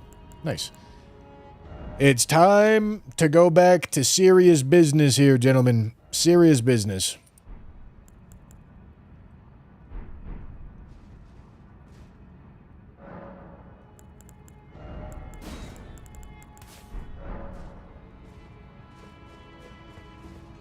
Time to go back to serious business of charged attack multi-hit hybrid, which is realistically just a charged attack build that doesn't have anything better to do than add multi-hit on top of it. But we don't have to admit that.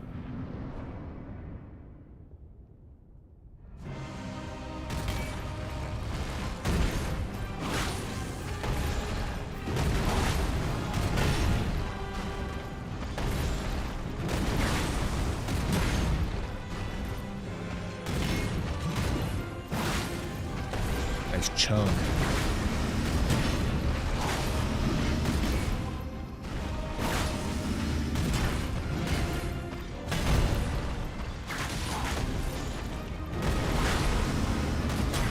Ow.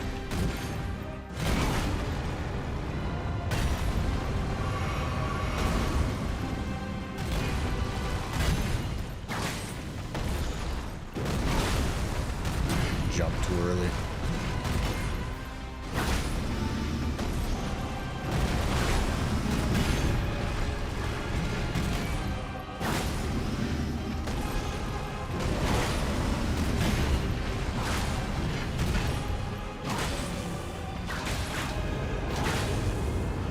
I don't know why I'm doing that.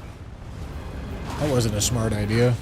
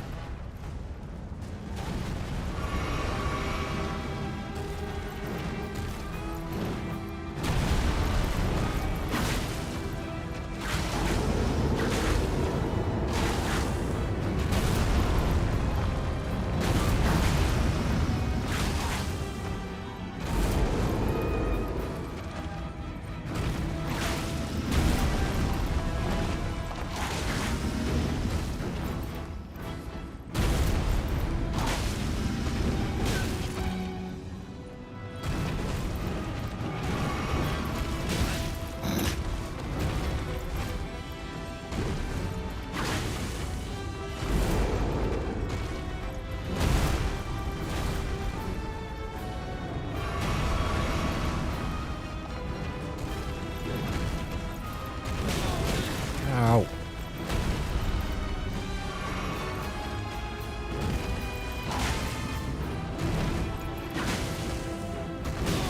Dude, can I fucking stop getting hit by that?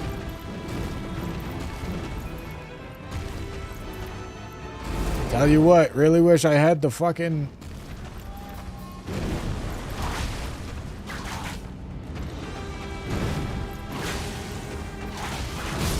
What?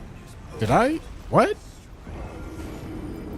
I heard 2 attacks? What the fuck happened? Wait, what?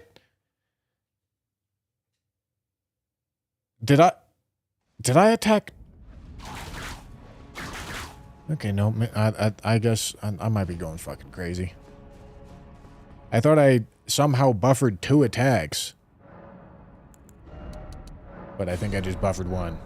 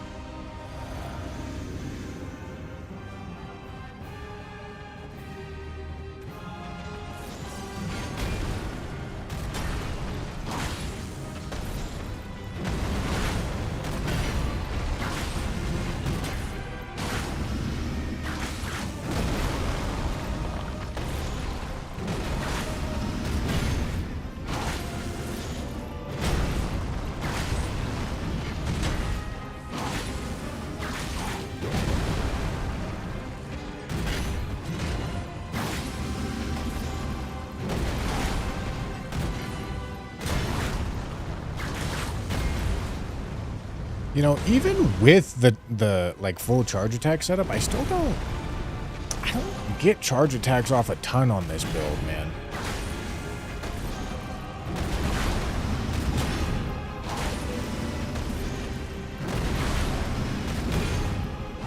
I mean, the way I'm playing this right now, it should be a multi-hit build.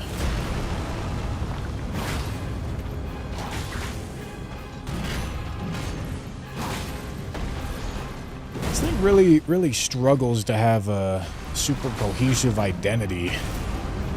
Like, I don't know what to do with this thing.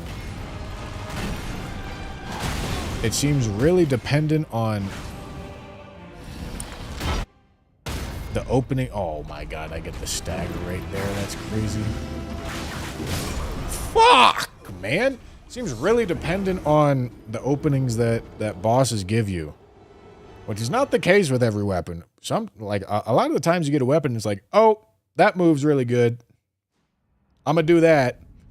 But this weapon, it's like, all right, like, it has an okay charged R2 and it has okay R1s. Shit, you know, I guess I'll fuck around and see what I end up with.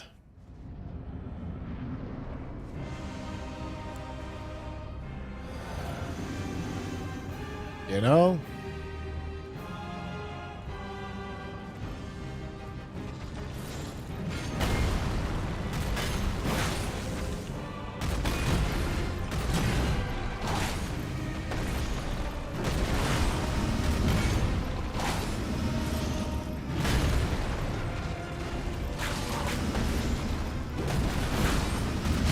I did a jumping R2. Not supposed to do that.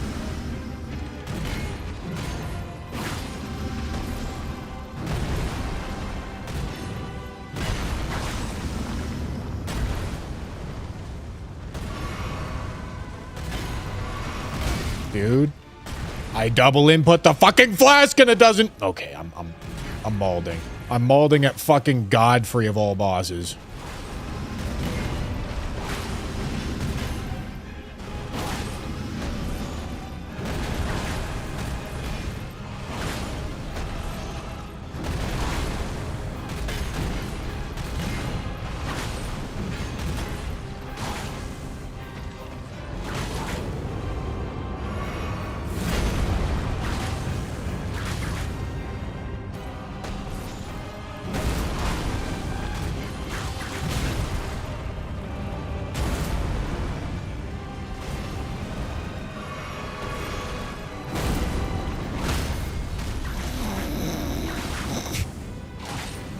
Calculated stagger?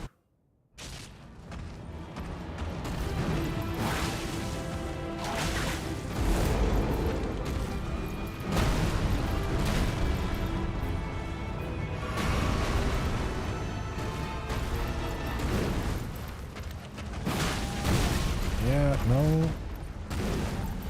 Not a ton of time for charge attacks on this build, or on this phase.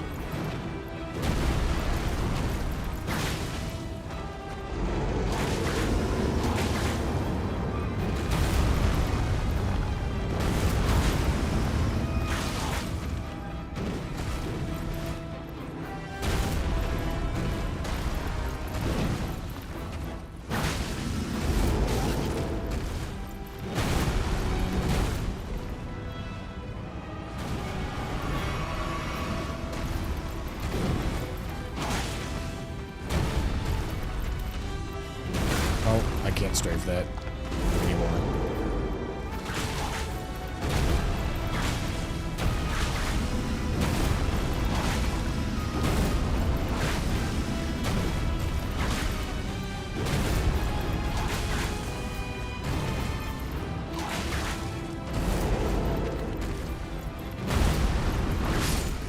Nice try, idiot. Thy strength befits a crown.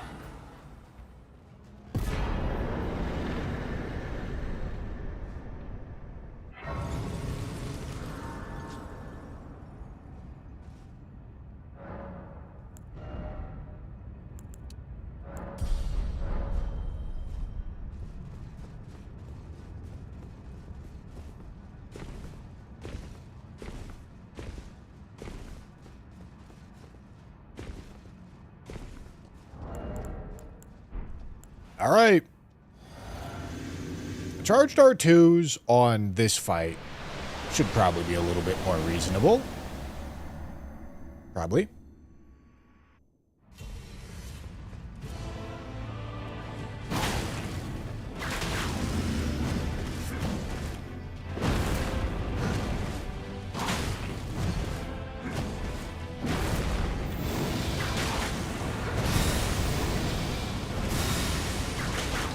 Maybe not. Definitely for Elden Beast, though.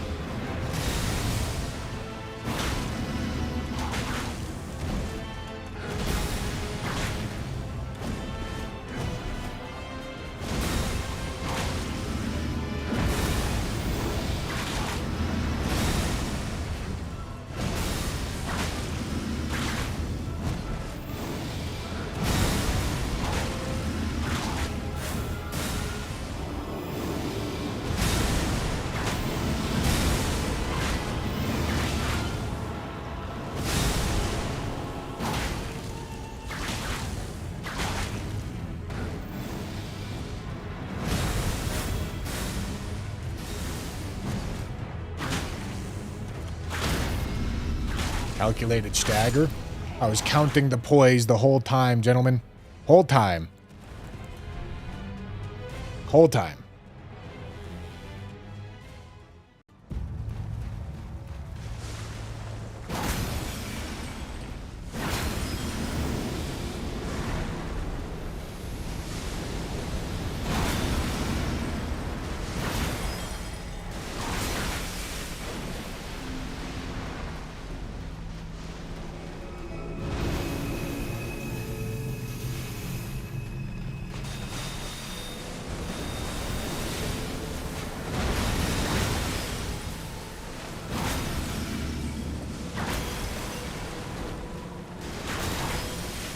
Definitely getting way more use out of the charge attacks here.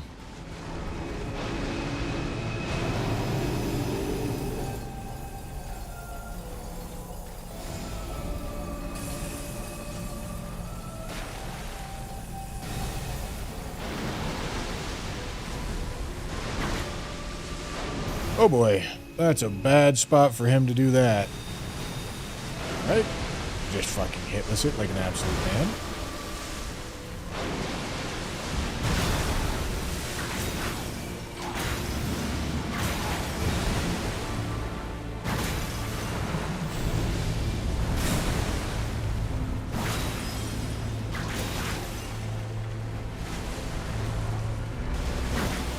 Close.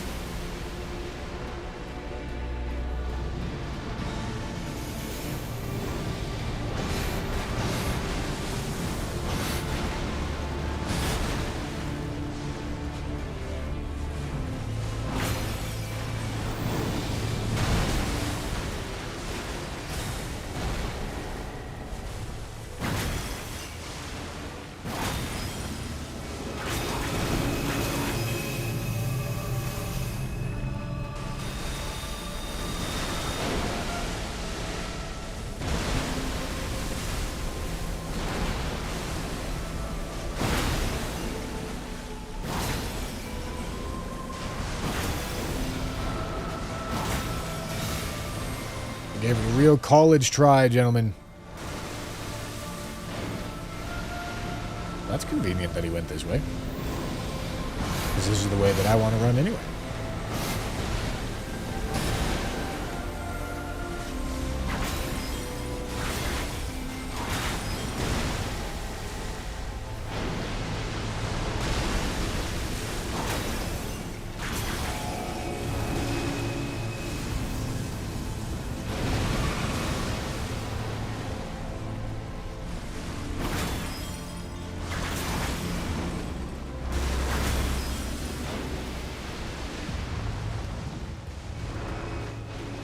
All right.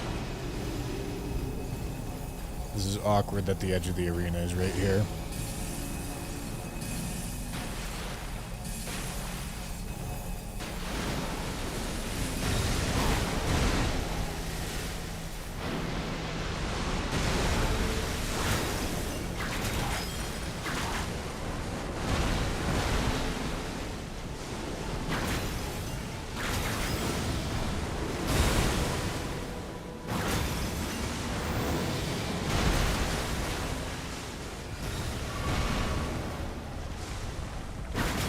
Such a chill boss fight. It really is.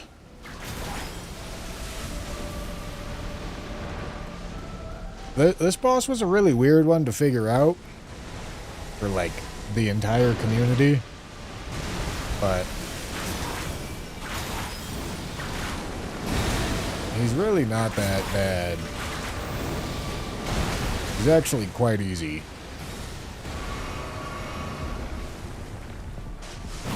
He's really only got a couple moves where you'll eat some chip damage if you do everything correctly, which is nice. All right, gentlemen. There we go. Fire Giant Whip. 22 deaths on this run. Obviously, I feel like that's a good indication. I feel like, listen, deaths aren't going to be a perfect litmus test by any means, but I feel like they're a pretty solid litmus test of the run. Okay, so that's 280150 with 22 deaths. 280150. Hello? 280150.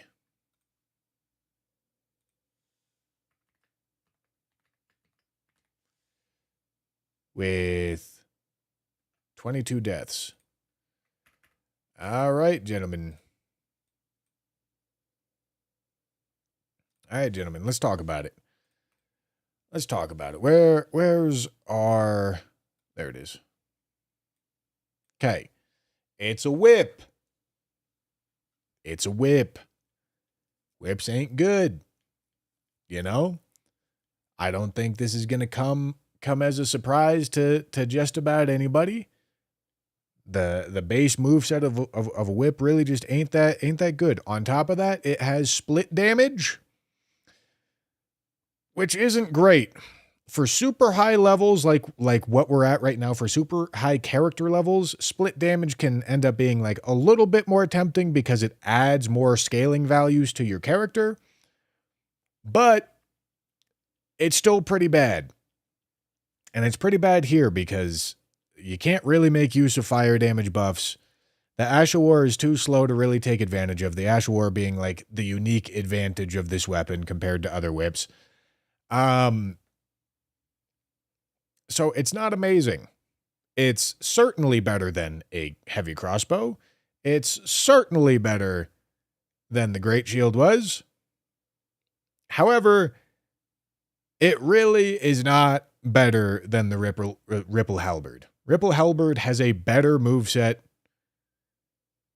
And yeah, I mean, this is a D. This weapon is a D. It's not great. It's certainly below average.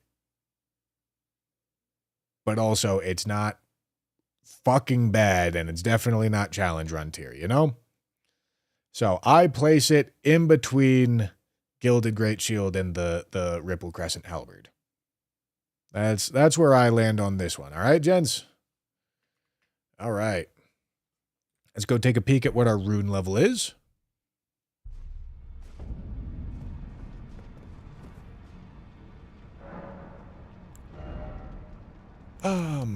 Let's spend some of these. 272. All right, that is 10 levels acquired over the course of this playthrough. All right. All right. Gentlemen, thank you guys for watching. That is all I've got for the night. I appreciate you, boys. I will see you tomorrow. We'll probably be doing some Frenching tomorrow, if I had to take a guess. So make sure you stop by for the return of Limgrave grinding. God bless America, gentlemen. God bless America. Nope, not going to choose a new weapon. That's going to be for the next recording of the all weapons run. All right. Gentlemen, thank you guys for watching. Hope you enjoyed. I will see you tomorrow for a little bit of French action, okay? All right, bye.